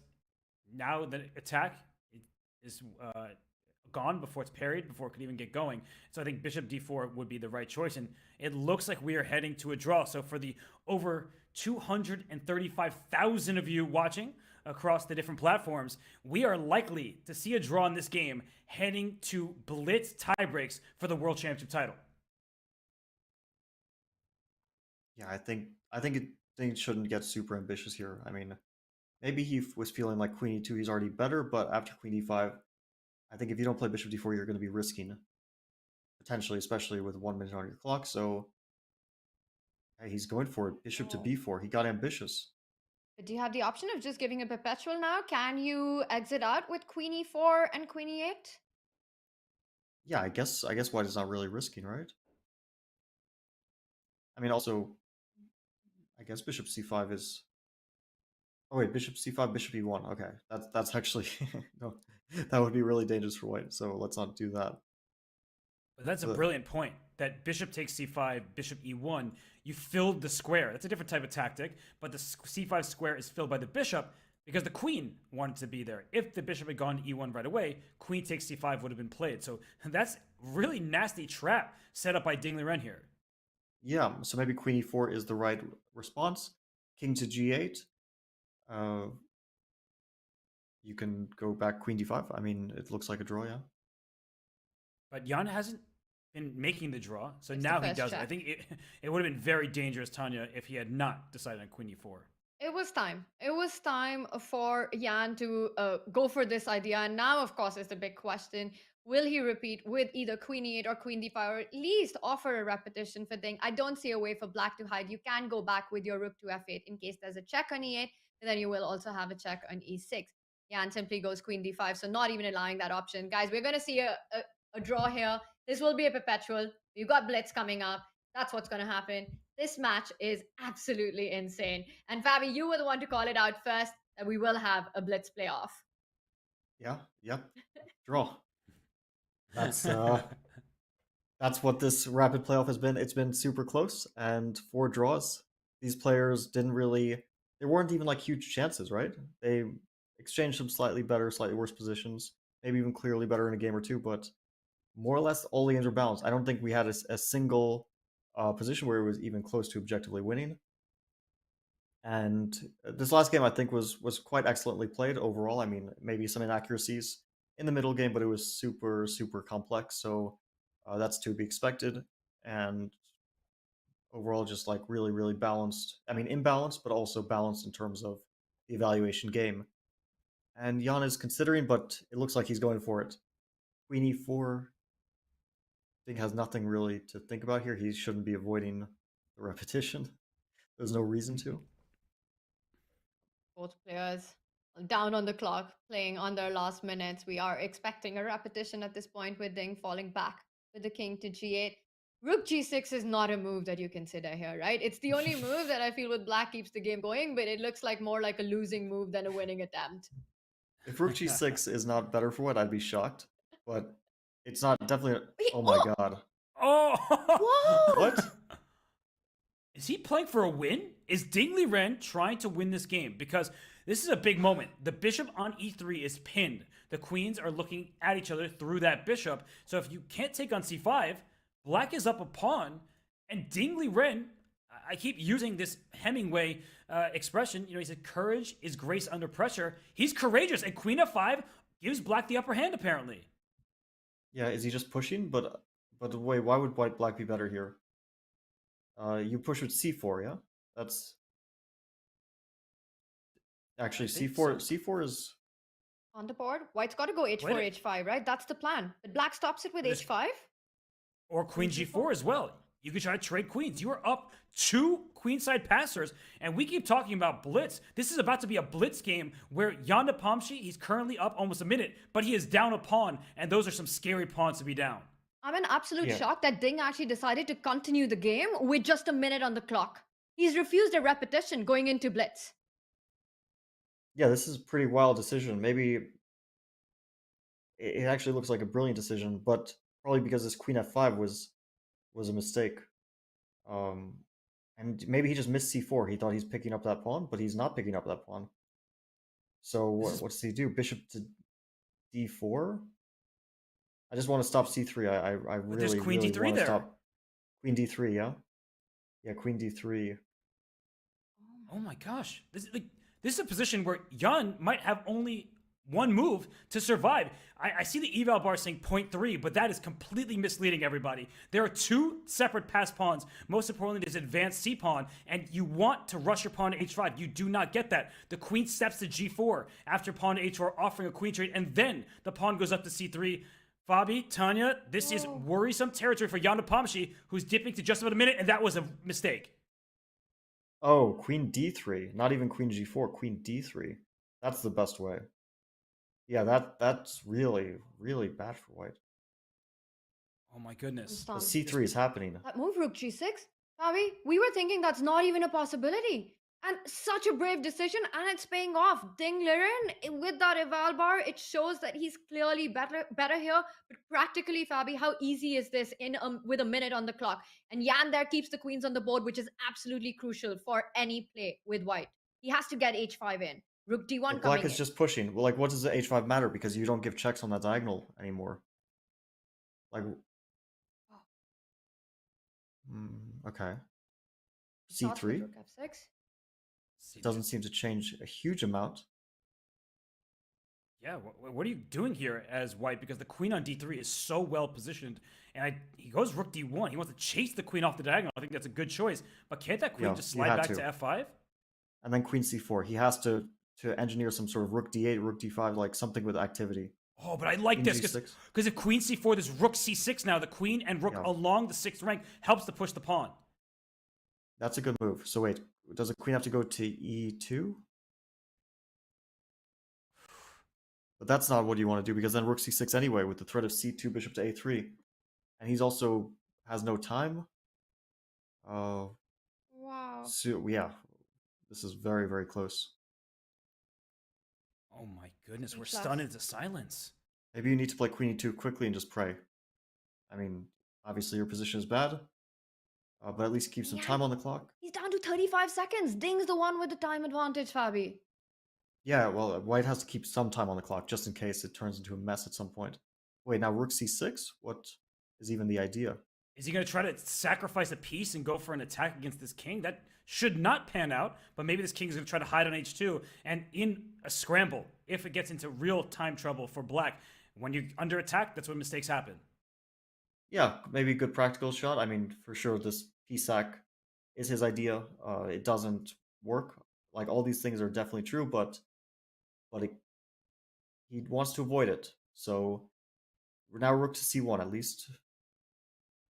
Or wait, can you trade? Maybe you could trade. Oh, and it's given a question mark. You can trade and then try to get your queen back to e4 at some point? Try to make a draw? You just try to, like, hold it move by move. Yeah, queen e4, queen c4. And it's not an immediate draw, but you're saying black cannot easily progress because the... And he finds it. Yeah, queen e4, queen g6, queen c4. Good try. And not only... c2... A good practical try. Sorry, Fabi, but look at the eval bar. It says minus 1.4. Is it nearly minus 4? So Jan may be fighting back in this game just when it looked like Ding Liren would be crowned world champion. Well, it's very difficult to advance that pawn because c2 is allowing h5 ideas. And if not c2, then maybe you play h5 with black here. Maybe you really need to get those light squares under control. Okay, you can give it a check. It probably doesn't change a whole lot. Does he want to start pushing Well, the it didn't achieve a-pawn? anything. Pushing the a pawn, maybe.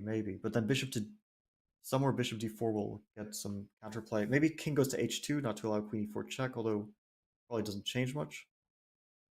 Oh my goodness, king h2 is played. And look at the eval bar. It's going near level. This could be dangerous for Ding. If he's all in for the win, he could find himself under pressure with his g7 pawn targeted by the bishop on d4 as well.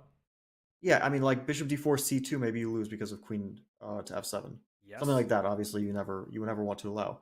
But generally speaking, black does not risk here. But bishop d4, the point of the king on h2, queen e4 was not checked because queen takes b4, wins a piece. 17 seconds, Bishop he makes d4, a move. and that was correct one. Wait, a3 and... Oh, is he going back queen f7, queen b3? Or is it queen f7, queen c4? Yeah, queen g6 is available. I think that's what you were indicating. The pawn is protected. He goes queen c7, which is a mistake. A huge mistake in time trouble from Jan Nepomniachtchi. The queen has to go back to g6. That's the good news for Ding Liren. He has only one move here, and Jan is the one down to 20 seconds and counting down. Wait, bishop c3? Oh, just a2 and queen b1 then. There's no checks. Yeah, that's...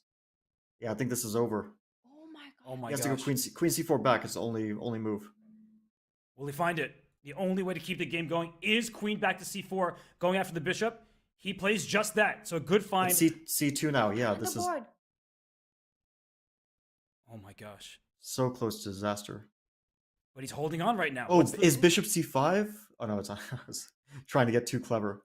Bishop d6. This h4 pawn may be hanging in some positions. He goes king g2, which keeps it at -3. So that's obviously an advantage for black. But maybe it's time, Fabi, for your h5 move, just because you don't want this king to be checked left and right, non-stop. So maybe h5 helps that king?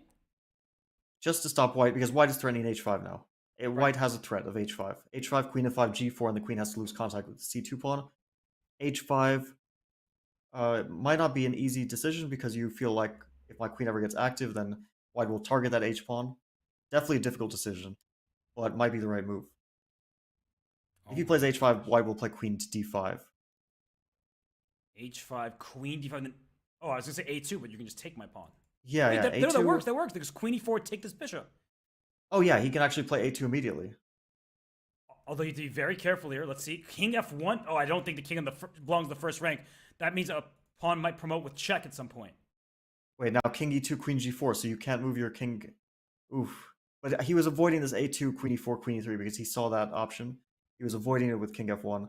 But wait, now bishop to b2 is coming. This is just game over. I mean, there's no more hope here. The bishop on b2, white doesn't even have counterplay. Okay, he's Wow. going for just desperation. But h5, queen f5, yeah, this is... Desperation is not working out. Ding is going to win this match. Unbelievable.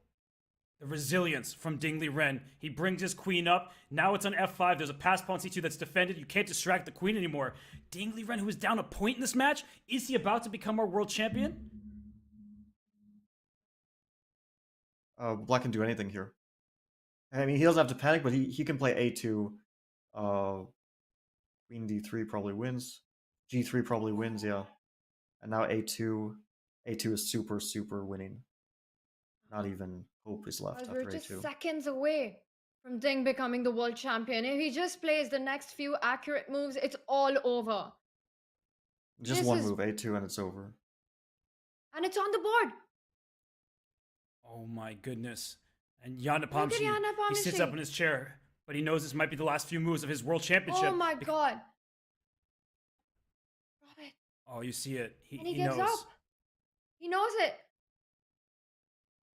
Yeah, bishop takes f4 is easy. Heartbreaking. It's over. Ding Liren is the world chess champion. Wow.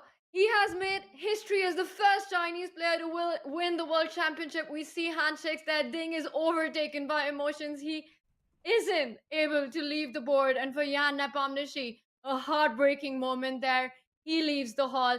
This has been a fight of courage, of grit and determination. And all of that has paid off for Ding Liren. Take a moment and admire Ding right now.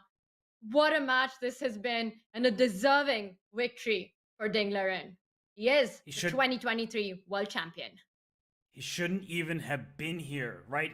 To get to the candidates, someone had to be removed. He then entered the frame by playing 30 games in a month. Then he goes to the candidates. He gets second place. Magnus Carlsen has to step aside, has to abdicate the throne. And then he gets into this match. We see the final score, 2.5, 1F in tiebreaks, but he was trailing in the match until game 12. I cannot believe it, but Ding Liren, a deserving world champion.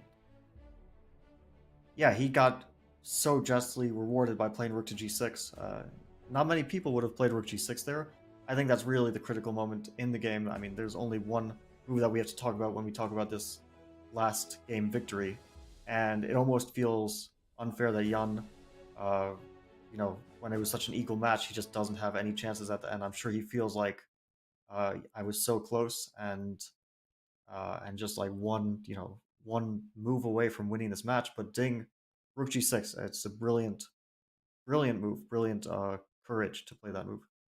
And he played that with just 1 minute and 23 seconds on the clock. Ding Liren has not won a game with black against Jan Nepomniachtchi, and he does it in the most important moment of his life. Rook g6 was truly a moment of bravery and courage, and it really did. He really did get rewarded with this, playing it on a minute when he had the repetition, when he had the option to get into blitz. This was amazing, fantastic chess that we saw. I'm still getting over what we've just witnessed, the turnaround. And Robert, as you pointed out, for the majority of this match, Ding was the one who was trailing until game 12. Yeah, he was trailing, right? He lost game 2 with the white pieces. And when that happened, everyone's looking at this match like, what's going on here? Is Ding Liren going to be able to handle the pressure both on and off the board? And then he was able to bounce back by winning game 4. Then he lost game 5. Then he won game 6. Then he lost game 7 in just tragic fashion where he couldn't move. He was stuck in the mud. And then in game 8, he almost wins, but he doesn't take a rook when he can. And then finally in game 12, when he was losing, he was in bad shape, he was able to fight back, and you saw the emotion. I mean, this move, rook g6, I think that is a move that, you look at the eval bar to the side of the screen here, it says zeros. What did it say before rook g6? It says zeros. So easy to gloss over a game and say the eval bar didn't change, but this is why we play the game. This is why Ding Liren is the world champion. He makes this move, rook g6, and Fabi, what a move it was, because white was not in time to put pressure on the pin piece, and black has an extra pawn. Yeah, when you think about the position before, you think rook g6 is crazy to pin my rook. When you start to calculate what white might have here, and we see that probably white is equalizing, maybe in more than one way, but all of White's equalization attempts, like rook to c2, I see that they don't actually like trouble black. Like black always has a safety net of bringing the queen back, queen d1, followed by queen d6, followed by queen c6. And so Ding absolutely correctly saw that he's not really taking a huge risk with this whole rook g6 idea.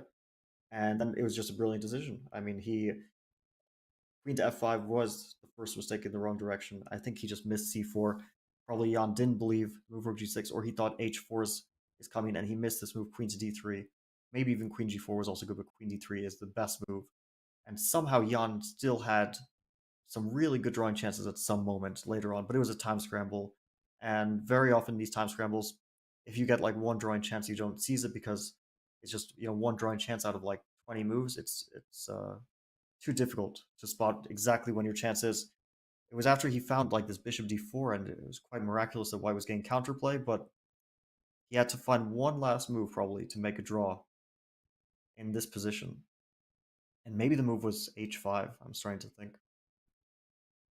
You want to stop queen g6, and the queen can't leave without dropping the b4, the bishop on b4.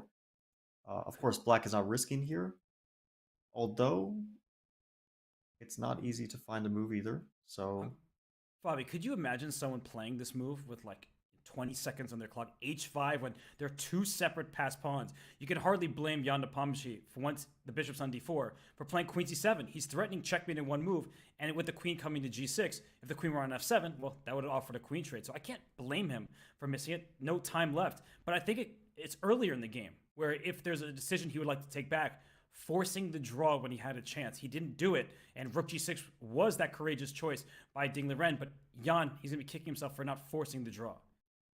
Yeah, he definitely had a lot of moments where he had complete safety and he was still feeling ambitious. What can you say? He had these last second decisions. I mean, they can sometimes come back to haunt you.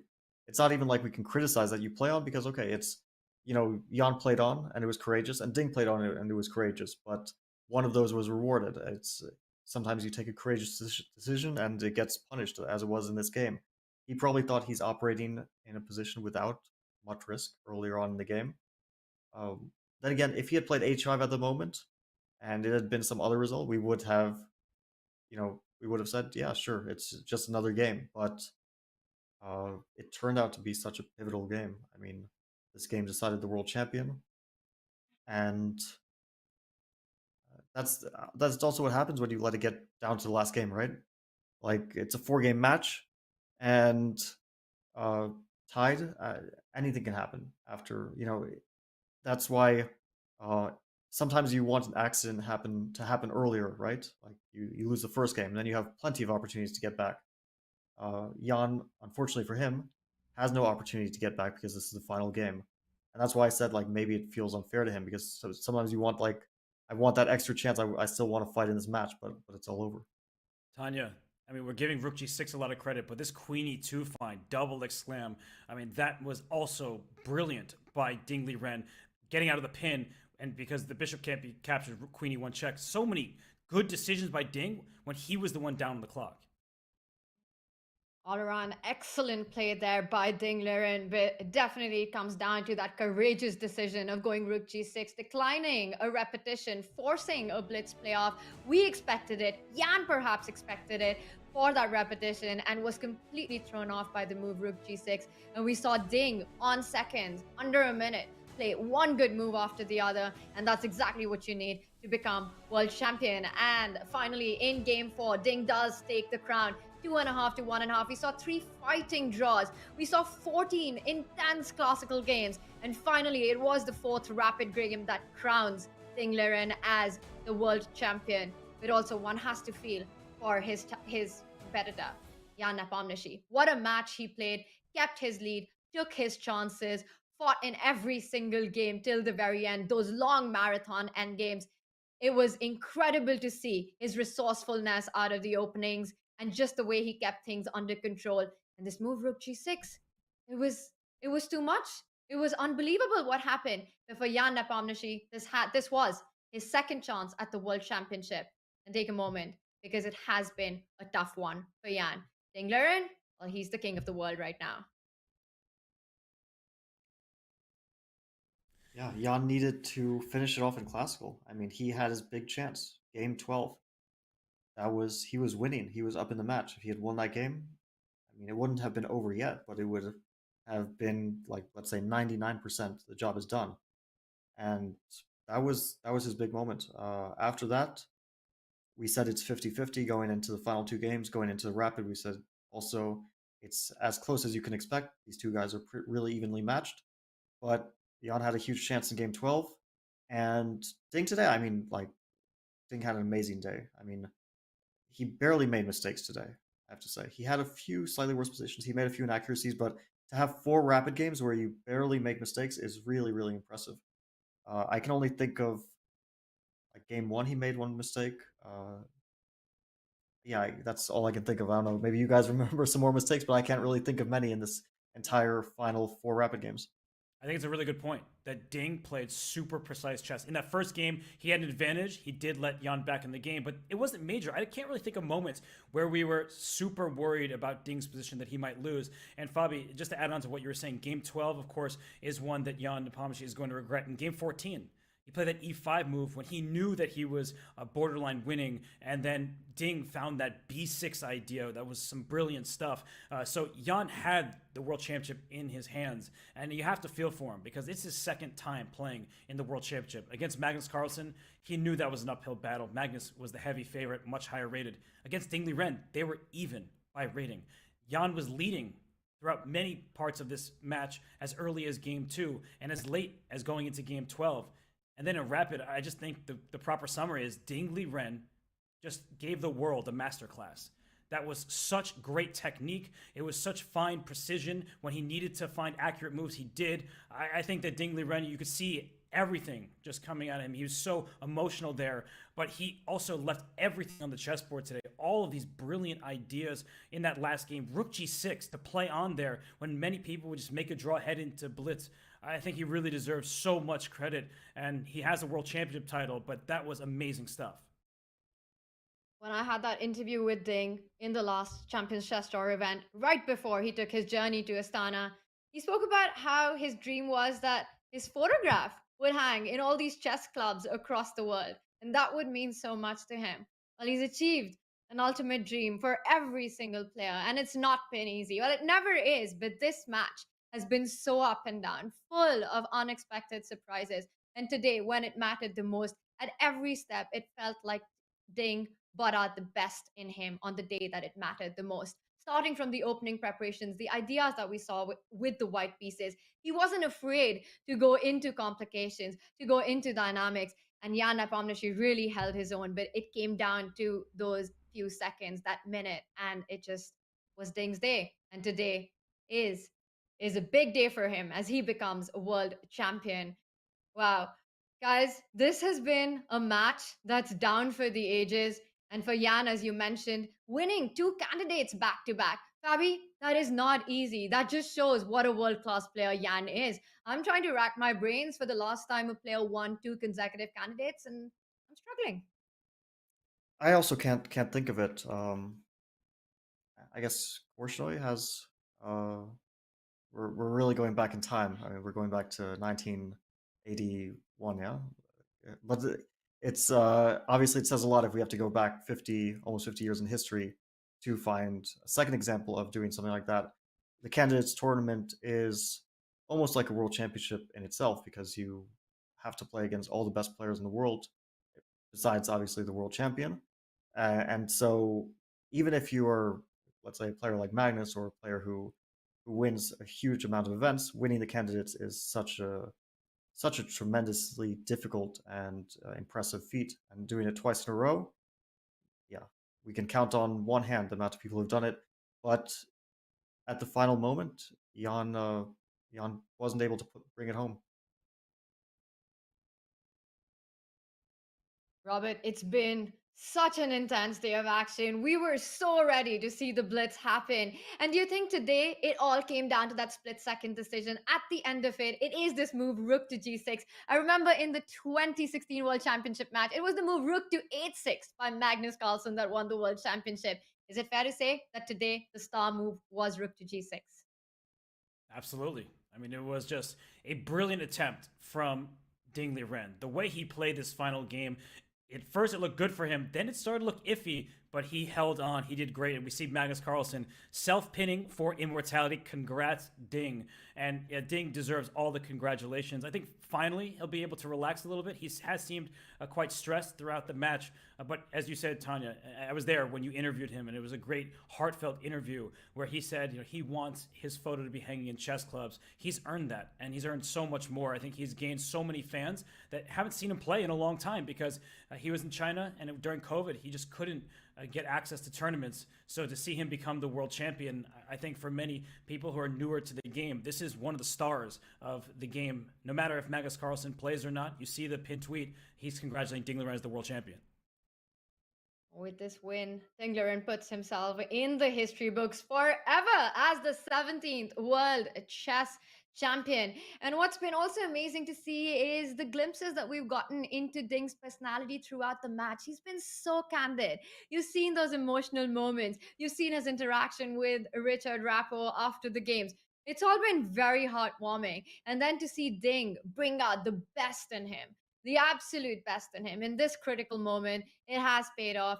What a day it is. And he is the first Chinese player ever to become world champion. It's definitely a moment for national pride as well, Fabi. Yeah, absolutely. I mean, I can't imagine how over the moon Ding is. I'm sure, I mean, he said as much, that it's always been a dream of his to be in the books as a world champion. He joins a list of some of the greatest players, well, not some of, I mean, all of the greatest players in history. And yeah, I mean, his name is definitely in the books now. Oh, and there we see Ding Liren with his fans and Richard Rappo there, who's been such a big part of the success of Ding's. We've seen these amazing clips of both of them, their interaction after the game. He's been a big support to Ding Liren in this match. He owes so much of these big opening ideas that we saw, and we see Ding Liren there celebrate with his core team in Astana. These are some heartwarming moments that I think we will remember forever. We will indeed. I mean, China has won numerous Olympiads. There have been many women's world champions from China. The current women's world champion and her challenger are from China, and the candidates finalists also from China. So they have such a successful team of players. They love the game. They've been working really hard. Ding Liren now with Richard Report. That was a really nice photo session there. You see the people clapping. But yeah, this is going to be a tough press conference for Jan Nepomniachtchi, but a moment of a lifetime for Ding Liren, and he really did earn it. They worked so hard, and Richard Report as his second, he gets a lot of credit as well. He came up with many good ideas. We see Jan there, a very difficult moment for Jan, and Ding Liren as well. Is there? Let's hear it from the new World Chess Champion. We are going over to Astana. Final press conference. We do have 17th World Champion. This is Ding Liren.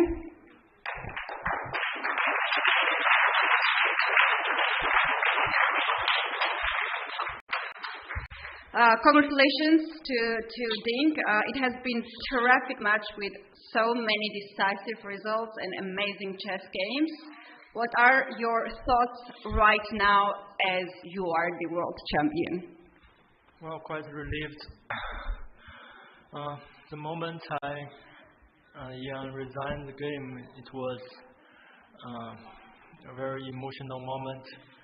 I cannot control my moods, my feelings, and yes, I know myself. I will cry. I will burst into tears. Yes, and it's quite a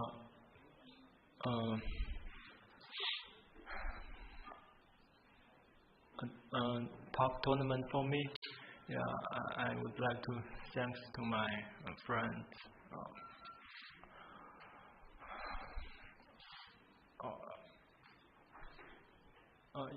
You ask my feeling? How do you feel right now? My feel. No, I'm quite relieved. Yeah. it must be very difficult from both players to talk right now. I appreciate, and all of us are appreciating that you are both here. Thank you very much, Jan, for coming up here. It must be very difficult for you right now to be here, and it has been really close match. Please share with us your thoughts about the match in general. Well, I guess I had every chance. I mean, I had so many promising positions, and probably should have tried to finish everything in the classical portion, because once again it was, I guess, a matter of 1 or 2 precise moves, both in round 12 and round 14 as well. But yeah, once it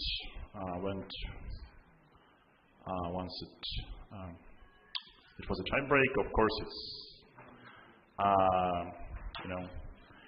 it's always some sort of a lottery, especially after 14 games match, and yeah. So probably my opponent made the penultimate mistake. So that's it. All right, thank you. I would like to give the floor right away to press. I'm sure you have a lot of questions to players. I just don't see all of you, so let's go from this side. Hello, question to Ding Liren. How do you feel about staying in Astana, and especially the weather conditions was quite tough in the beginning? What can you say about this? Did you have your walking in the beginning when it was cold, or no? How was it for you in Astana? Yeah, I enjoy my stay here. Actually, because I like to walk. Also, there's a river near the hotel. Also, there's a park. So I spend some time. I spend many rest days just to sit down on the ground of the park. And sometimes I bring just to spend some time here. And one day it was a heavy snow, and the snow is quite big, and it's quite. So I take a lot of photos here. I really enjoy my stay here. Thank you. Next question. Yes, please.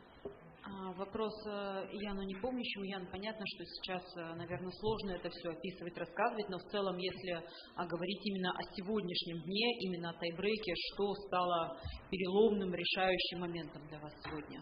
The question is to Jan Nepomniachtchi. I understand it is very difficult to describe everything, to explain, but talking about today's game, talking about tiebreak, what was the decisive, the key moment in the game? Странный довольно. Во-первых, надо было во второй партии распоряжаться преимуществом чуть более аккуратно. Была отличная позиция. А в четвертой партии она была очень сложная. Я думаю, что у черных была инициатива, но, конечно, в конце, до того, как я зевнул ход c4, понятно, что белые ни в один момент не рисковали, но так бывает. Времени уже было мало у обоих игроков, и после c4 как-то тяжело оказалось перестроиться, но, может быть, позиция объективно не очень хорошая. Мне в какой-то момент казалось, что на связке довольно близки белые были к победе, но, может быть, действительно ход в ход все держится. Но, конечно, да, представить, что эту позицию можно проиграть, я не мог, но, как оказалось, можно. Well, actually, the key moment, I think in the second game, I had more chance to win, but I didn't realize it. But then in the fourth game, the blacks, I had to play more accurately, but after the move for c4, then the situation changed, and the time was very little, and it was very difficult to change myself, to change the game. And I made a pin, and white were close to win, And it was hard to imagine that I could lose, but things happen, and it happened how it happened. Thank you. Next question.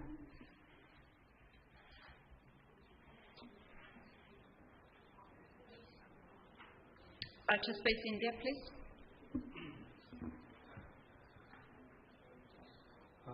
First of all, congratulations to both of you for reaching here. Question to Ding. Ding, in the fourth game, in the rapid, you went for the win when Nepo was holding the position. How did you get the strength to play Rook G6 and go for the win and make this game the last game of a very long tournament? Well, it's one of the two ways to play for win. The other one was to play Rook F7 after King D5, but I guess obviously Rook is better. The King is more safe on H7, so I decided to play for win. It was because when I played Bishop B4, I realized that I could play for win because if we take on C5, I can play Bishop E1 and did not exchange the bishop.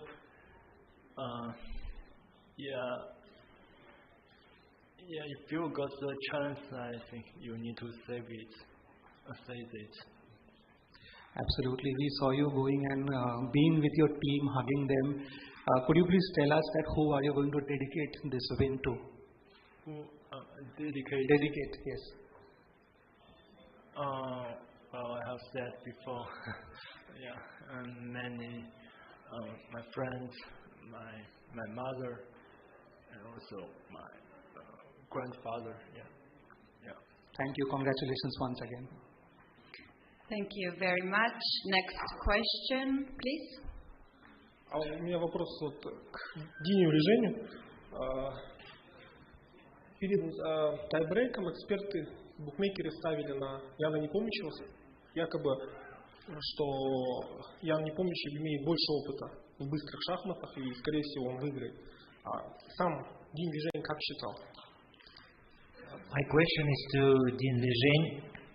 Actually, before the tiebreak, bookmakers they were making a stake for Jan Nepomniachtchi more because he has more experience in fast chess. And what about you, Ding? How did you think before tiebreak yourself? Well, we both have many experience. We are established grandmasters. We have played a lot of tiebreaks in recent years. So it doesn't mean anything. Also, as I said, having a white pieces is not always an advantage. Yes, at some point you will be too optimistic about your chances, and sometimes will backward. Ну, на самом деле, мы оба, я и Ян, мы оба гроссмейстеры, и у нас очень большой опыт у обоих, и мы много играли в разных соревнованиях, в том числе и быстрые шахматы. И вы знаете, мне без разницы, что думали букмекеры, но на самом деле я считаю, что шансы были и у меня. И знаете, что я играл первую партию белыми, и играть белыми это может быть и преимущество, и недостаток. И можно посчитать, что свои шансы слишком оптимистичные, так как я играл белыми, но это не всегда так, потому что всегда у обоих сторон есть шанс. Thank you. Next question, please. Вопрос Яну Непомнящему. Ян, можете ли вы сейчас назвать людей, которые вам помогали при подготовке к матчу и непосредственно здесь? The question is to Jan Nepomniachtchi.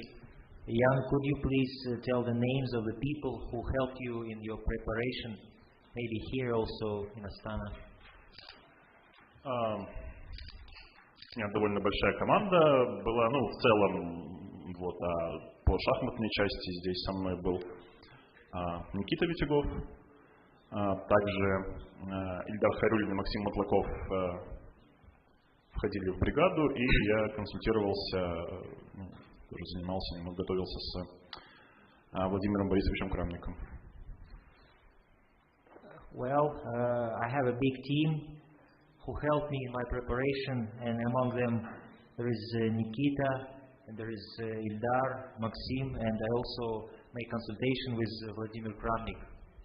So these are some of the people in my team. Thank you. Next question, Maria. Maria, chess.com, congratulations to both players and thank you for this wonderful month of tremendous chess. Congratulations to the new world champion, Ding. I have a question for you. In a recent interview with Sina Sports in China News, I hope the translation is accurate. You said the meaning of life should be in those special, those sparkling moments, not in the daily life, those ordinary days, but in living for those unique moments. I hope it's accurate, and can you say if this moment is unique and special moment? Yeah, it was an interview. I guess I remember it was take place in 2019. Yeah. You know, because I started to learn chess from 4 years old, and I spent 26 years playing, analyzing, so try to improve my chess ability with many different ways, with different tuning methods, with I think many new ways to tuning. Maybe it's not so well known among the elite players, so I think I did nearly everything.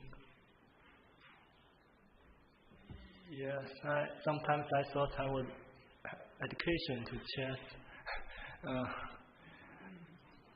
because sometimes time without the tournaments, I'm not so happy. Sometimes I struggle to find another hobbies to make me happy. So also I was inspired by many sayings to achieve, to like climbing mountains, or to strive to the best, or to learn from the best,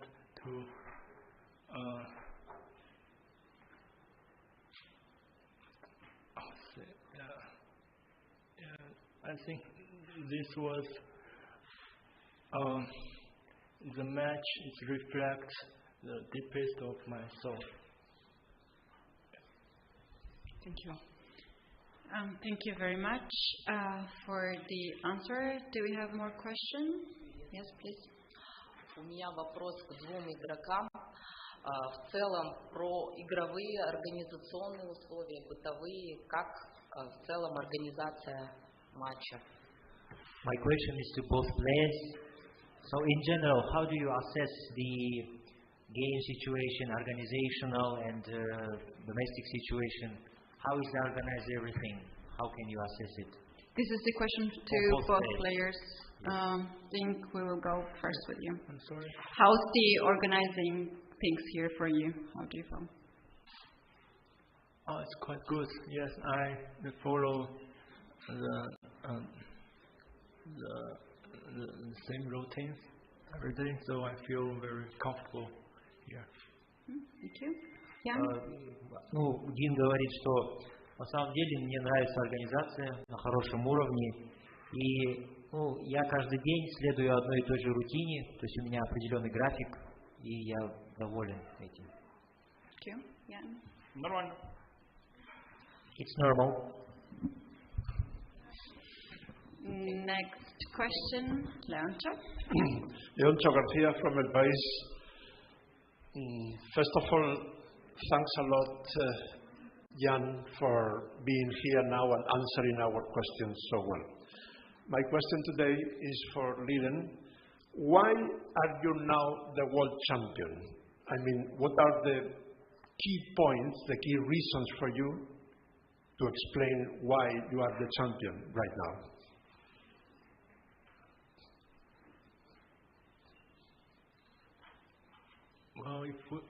if I try to find the reason inside of chess, I think it might be some changing ways.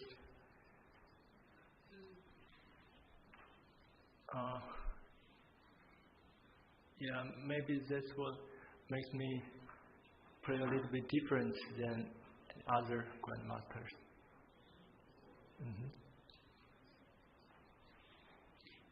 Thank you, I guess. Thank you. Next question, please. Just from Brisbane Times, congratulations to both players. I'm sure I speak on behalf of everyone when I say that was an absolute spectacle, and you should both be absolutely wrapped. This is a question to Ding. Given that you've been through such adversity to get here, the games you played in China to qualify for the candidates, coming second to the candidates, and getting the call up. Now that I wouldn't say the dust has necessarily settled, but the fact that you're now the chess world champion, something you've worked so hard for, like you just said, for the past 26 years, what's something special that you're looking forward to doing with your boy Richard Rapport, who was clearly in your corner from day one? I think you need to repeat this specific question. What are you looking forward to doing now that you're world champion, given that you and Richard have been in the trenches for the past month? Do you know? I think we need second time. A bit slow, please. I don't really catch it. What are you looking forward to doing now that you've won? What are you looking forward to do now as world champion? No, I'm answering the question. Yeah.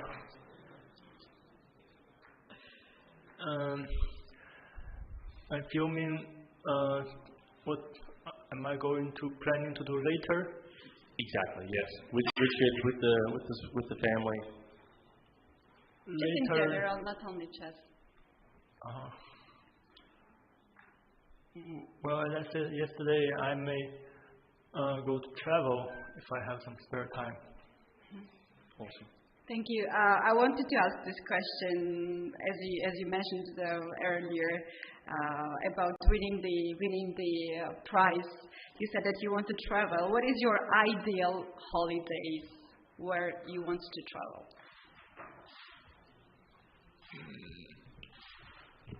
Well, I have a list. I want to go to Turin to see a game of Juventus. My favorite club. Also,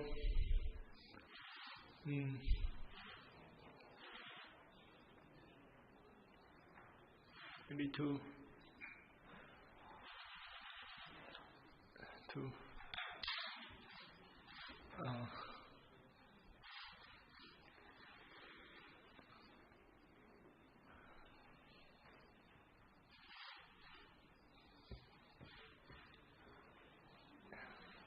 just travel.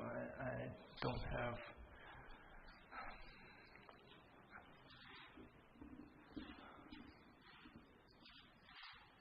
Okay.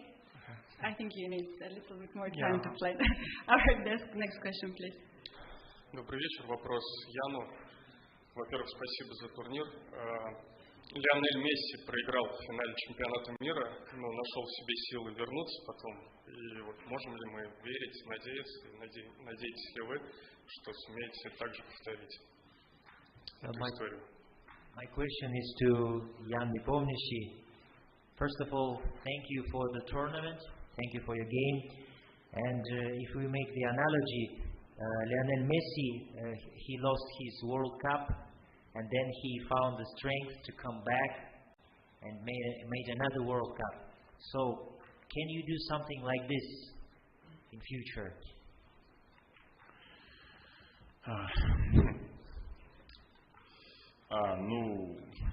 Как сказать сейчас, довольно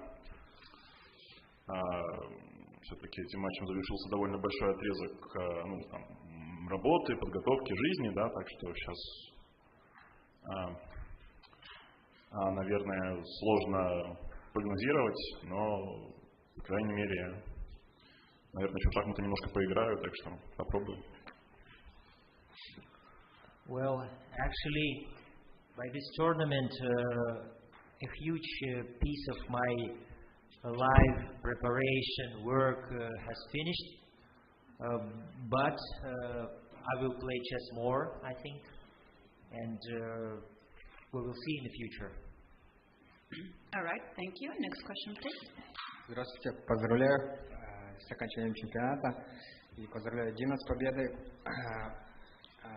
Вопрос Дину, чем запомнилась Астана и будете ли вы чаще сюда приезжать? First of all, congratulations to both players and congratulations to Dean with being a champion. And the question is to Ding Liren. So what was Astana, how Astana got into your memory, and will you come back to Astana in future? What do you think? Yeah, it's my second time here. Yeah, there are many good memories, I think. I'd like to get back here if there is a tournament there. Да, мне нравится в Астане, я уже второй раз здесь, и у меня только хорошие впечатления от города, и я надеюсь вернуться сюда вновь, если будет какое-то соревнование, поэтому с удовольствием бы вернулся. И второй вопрос Дину. В каком возрасте вы мечтали стать чемпионом мира? And the second question again to Ding Liren. In what age did you dream to become a champion? No, actually, I haven't dreamed of becoming the world champion. I just want to, at one point, I just want to become the player plays best, and not to become the world. It's not so important to become world champion. На самом деле я не мечтал стать чемпионом. Я просто старался лучше всех играть, и для меня не так было важно стать именно чемпионом. Just a second. I wanted to ask Ding, as you are the first ever Chinese chess player who won the title. I asked this question earlier in the first day, and now everything is more clear. So, how does it feel? The first Chinese world champion. Yeah. Yeah, I feel good. I think it will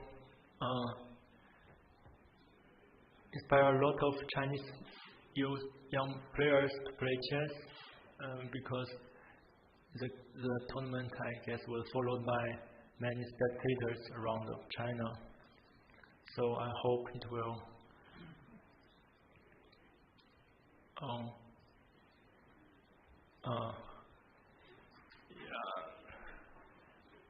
influence a lot of people. Right. And right now I'll ask right away, who are the first people that you want to thank for this victory of yours? Family, your coaches, your team, your fans, maybe yourself? Yeah. I forgot to thank myself, yeah.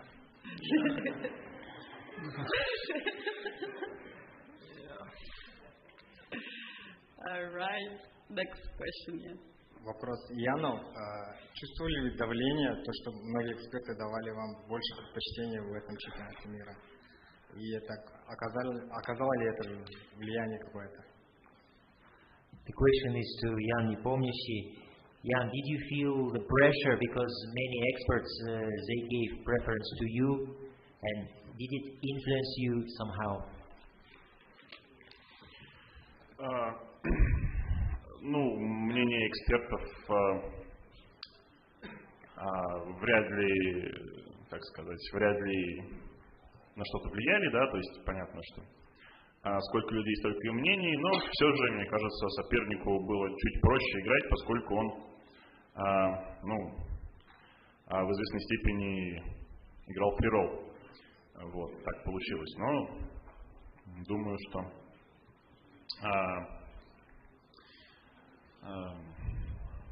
давление было примерно сопоставимо на участников. Well, the opinion of experts maybe didn't influence too much, but I think to my opponent it was a little bit easier to play, because he played kind of feral, like without less risk.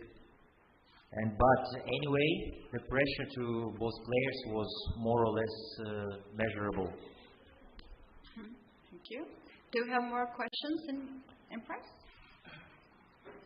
If there is anyone who wants to ask the question, now it's time to come forward and ask the question, please. Вопрос Яну Непомнящему. Примерно год назад вы подписали антивоенное письмо, и где сказали, что дорожите отношениями с коллегами из Украины. Как спустя год сейчас складываются эти отношения, и не было ли давления со стороны, условно говоря, на российских властей или еще кого-то по поводу этой позиции? The question is to Jan Nepomniachtchi. About a year ago, you signed the anti-war letter about the war in Ukraine. And what is the situation now after a year? Is there any pressure from your Russian colleagues or authorities? Я бы не сказал, что какое-то есть давление. А касательно общения с украинскими шахматистами, мне кажется, с теми, с кем общался раньше, я продолжил общаться, с теми, с кем не общался и до этого, соответственно, не общаюсь. I don't think there's much pressure, but about the communication with the Ukrainian colleagues, I still communicate with those who I had communicated before, and I don't communicate with those who I hadn't communicated before. So it's like before situation, more or less. All right, thank you. Do we have more questions from press? I suppose no. So now I'll give time to Twitter segment. Jesse?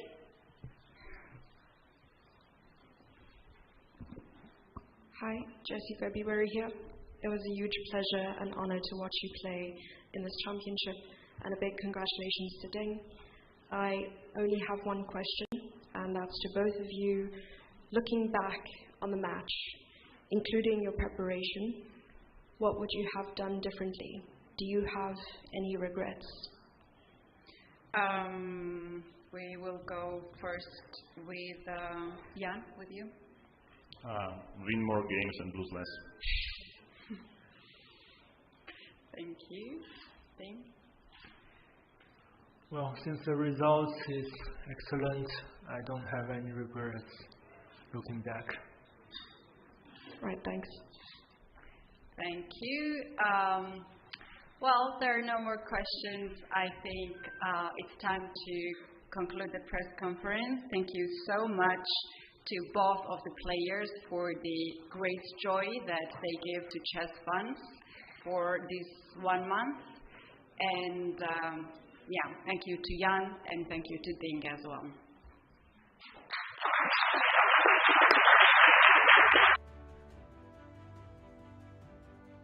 This was moments ago, a moment that will etch itself in chess history. Ding Liren overcome by emotion, the winning moment from the 2023 World Championship. And what a journey it's been for Ding Liren with his struggles to make it to the candidates. He finished second at the candidates. Magnus Carlsen decides not to defend his title. That gives Ding Liren the opportunity to fight for his ultimate dream. And he found himself on this very board and then trailing the match for the most part. And finally, it was in game 4, a rapid day which saw the best in Ding. And now his name is forever amongst the greatest of the greats in the chess world. Ding Liren alongside Magnus Carlsen, alongside Viswanathan Anand and Vladimir Kramnik. Fabi, is this the biggest moment for a chess player? Yeah, absolutely. I think that it showed with Ding's emotions after the final moves of the final game that, this is a dream for every chess player, purely for Ding, and well-deserved. I mean, that final game was really clutch. Really, really clutch final day and final game for Ding. Yeah, Ding played a great match, and they asked him, was it a childhood dream of yours? You asked him in the pre-match interview. He earned this victory. It was the unlikeliest of circumstances for Ding Liren, just the way he even played in the candidates, and then making it to this championship match when Magnus said, "I don't want to play anymore," and then to win this match when he was down, when he didn't lead until that very last game. He won the fourth and final rapid game. The first time, the only time, but the most important time that he led this World Championship match, because he didn't just lead, he won it. What a day it is for Ding Liren as the world congratulates Ding as he makes his name amongst the greatest of all times. He's also being congratulated by the greatest players of all time, 5-time former world champion Vishwanathan Anand there. And now, until the end of time, Ding's name will be written alongside Magnus, alongside Anand, alongside Vladimir Kramnik, and Anand there saying that it's impossible to praise both players enough. Even today, they went at it with full energy, and the fourth game was so draining. However, Ding survived so many setbacks and saves his best for the last.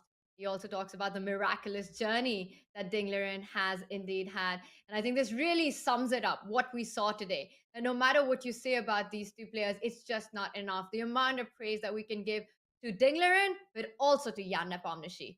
He was truly a gladiator in this fight, Robert. Yeah, I mean, he was. I think Jan Nepomniachtchi deserves a world of credit. The way he played in this match, he was not just taking peaceful games. Even in the game he lost at the end, he was playing a game where he could have liquidated at some point. He could have just forced the draw. And I know he'll be criticized for it because he ended up losing the game, but it was his fighting spirit that made this match so fun. As early as game 2, we saw a decisive game. That hasn't happened in previous World Chess Championship matches in recent years. And then we saw them trade off 4 wins in a row with the white pieces. That's not just one person. It takes 2 to tango. It takes 2 to play chess, and these two played some excellent chess. Jan Nepomniachtchi, I mean, he's proven that he deserves to be on this world stage. He won the candidates twice in a row, and the chess he showed the world here in the 2023 World Championship match, he was that close from being world champion. Just one thing going differently, and it could have been his name etched in history. Yeah, I think Jan, in the press conference, he really pointed to those final games in the classical portion. The game 12, where he was winning and leading the match, and where he could have pretty much put it all away. And game 14, I think he was arguably just as close to putting it away, because if he had spent his time on that e5 move, not played e5, but thought, or at least not played e5 quickly, but thought about that moment, I think he might have come to a different conclusion, might have played the move rook to b3 potentially, and that was really, really close to winning. And Ding was in time trouble. The position was pretty much just losing for Ding. So he pinpointed those 2 moments. I think once you let it get to rapid, when you don't close the match out, when you have multiple chances, then it becomes like also psychologically difficult to be able to win the rapid portion. Of course, it was a very, very close rapid portion as well, and I wouldn't have been surprised at all to see Jan win. I mean, he definitely had his chances also in game 2 of the rapid today. I think he pointed that out, that he had a very pleasant position. It was never like an enormous chance like he had in those classical games, but still, he those were the moments that he pointed to. And the interesting thing is that as soon as Ding, he had less opportunities in this match, but he pretty much seized almost all of them. As soon as he had a chance in this final rapid game, he seized it. The only chance I can see that he really majorly missed was that game 8, right? Where he had a few chances to win. But besides that, it feels like Jan had more chances, but Ding took more chances. We had 14 big classical fights, and we were talking about fatigue and energy and stamina for the players, but it was clear that both Jan and Ding came with a clear mindset today to become world champion. There was no question of tiredness. We saw amazing precision, amazing courage by both these players, and just in those final moments, Ding had the upper hand, and he capitalized on with that brave decision of rook to g6. A truly special, one of the biggest moments of Ding's entire life. And at the press conference, he was asked about what that meant to him and the moment that he realized that he is world champion. Here's what he said. Well, quite relieved. The moment Jan resigned the game, it was a very emotional moment. I cannot control my moods, my feelings, and yes, I know myself. I will cry. I will burst into tears. Top tournament for me. Yeah, I would like to thanks to my friends.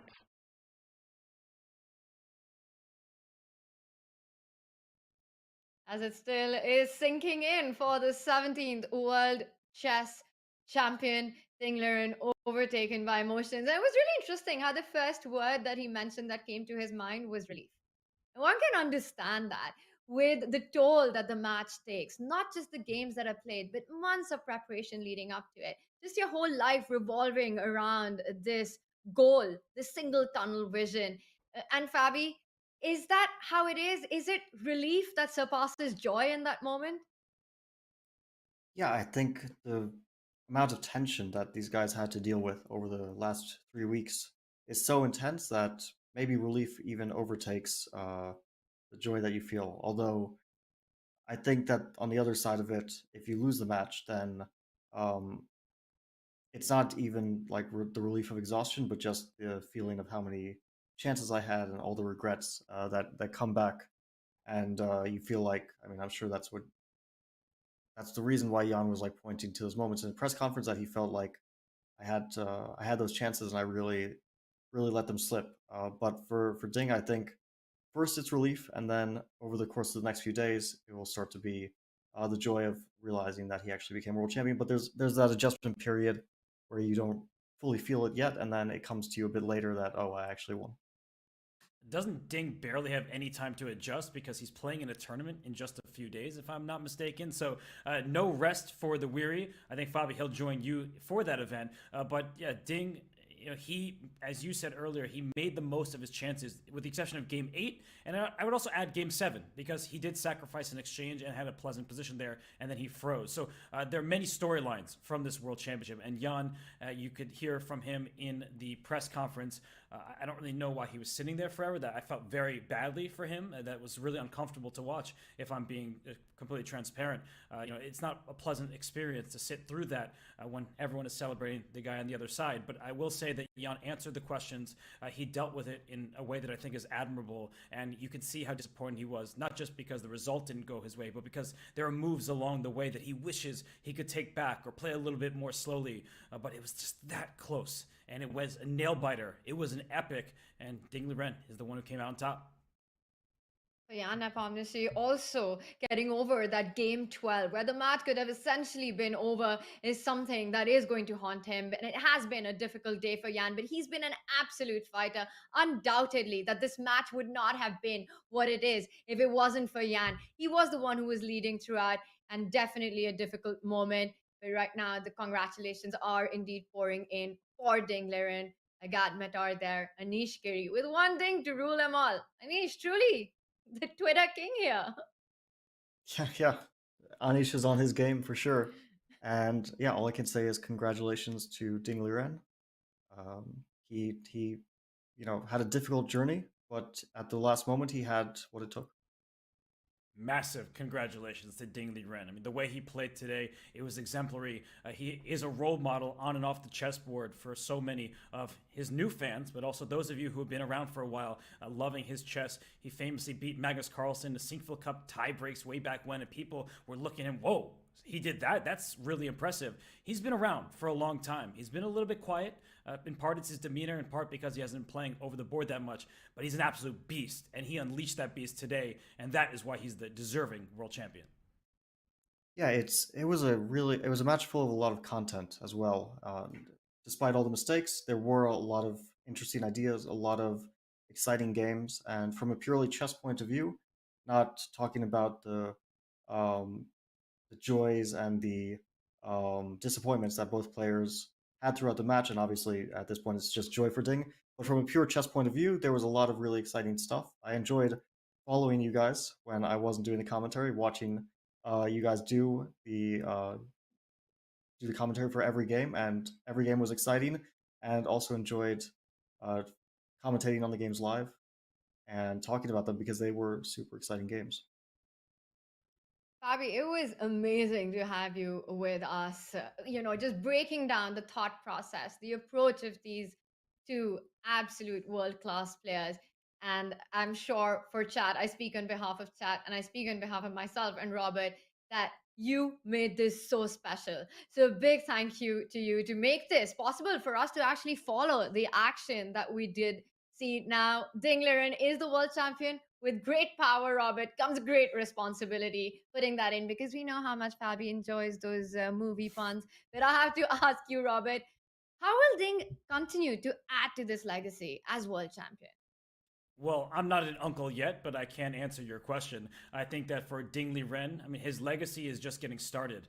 He's been a worthy champion, even if not world champion, for many years now. His rating crossed 2,800, one of the highest rated players in chess history. But now he is the world champion, and there is responsibility that comes with that. And he himself said he hopes that people in China, more people will watch the game, play the game, because it isn't the most popular game in China, and that's okay. But I think there's an opportunity there for him to promote it to everyone in his country. They will, look to him as a hero, and yeah, he's earned this championship. So I think that for Ding Liren, right now, he's not going to focus on that so much. He's just going to celebrate. He's going to sort of just relax for a hot second before he goes and plays Fabiano in a tournament next week. But yeah, he is just, he's just really a great person, and that comes off in every interview he does, and he is just a worthy champion. So you cannot say enough congratulations to Ding Liren. I don't know what his legacy is. I don't want to prognosticate, but I think that he deserves this moment just to enjoy it without worrying about what legacy he'll leave behind.